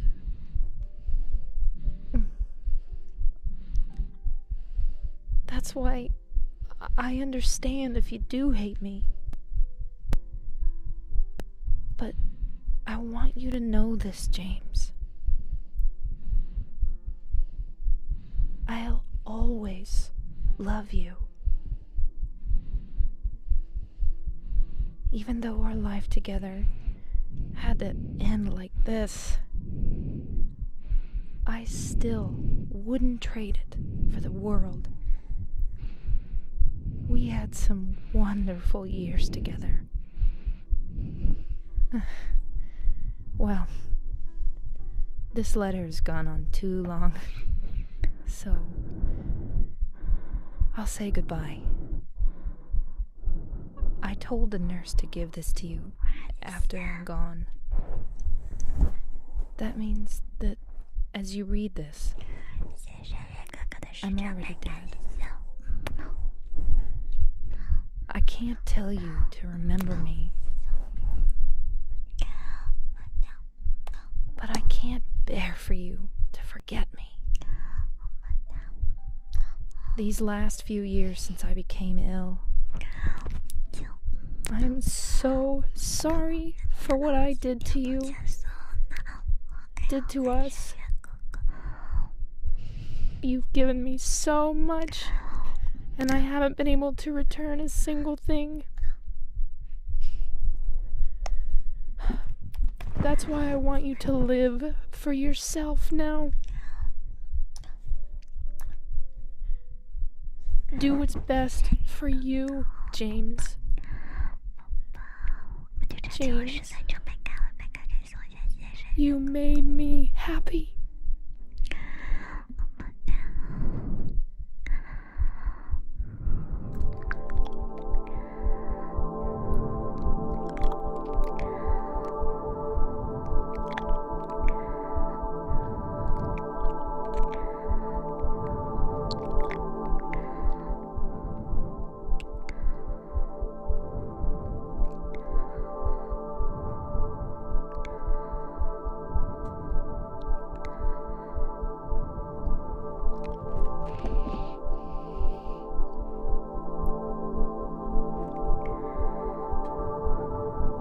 By the way, Laura, when we get to my car, just don't look in the back seat.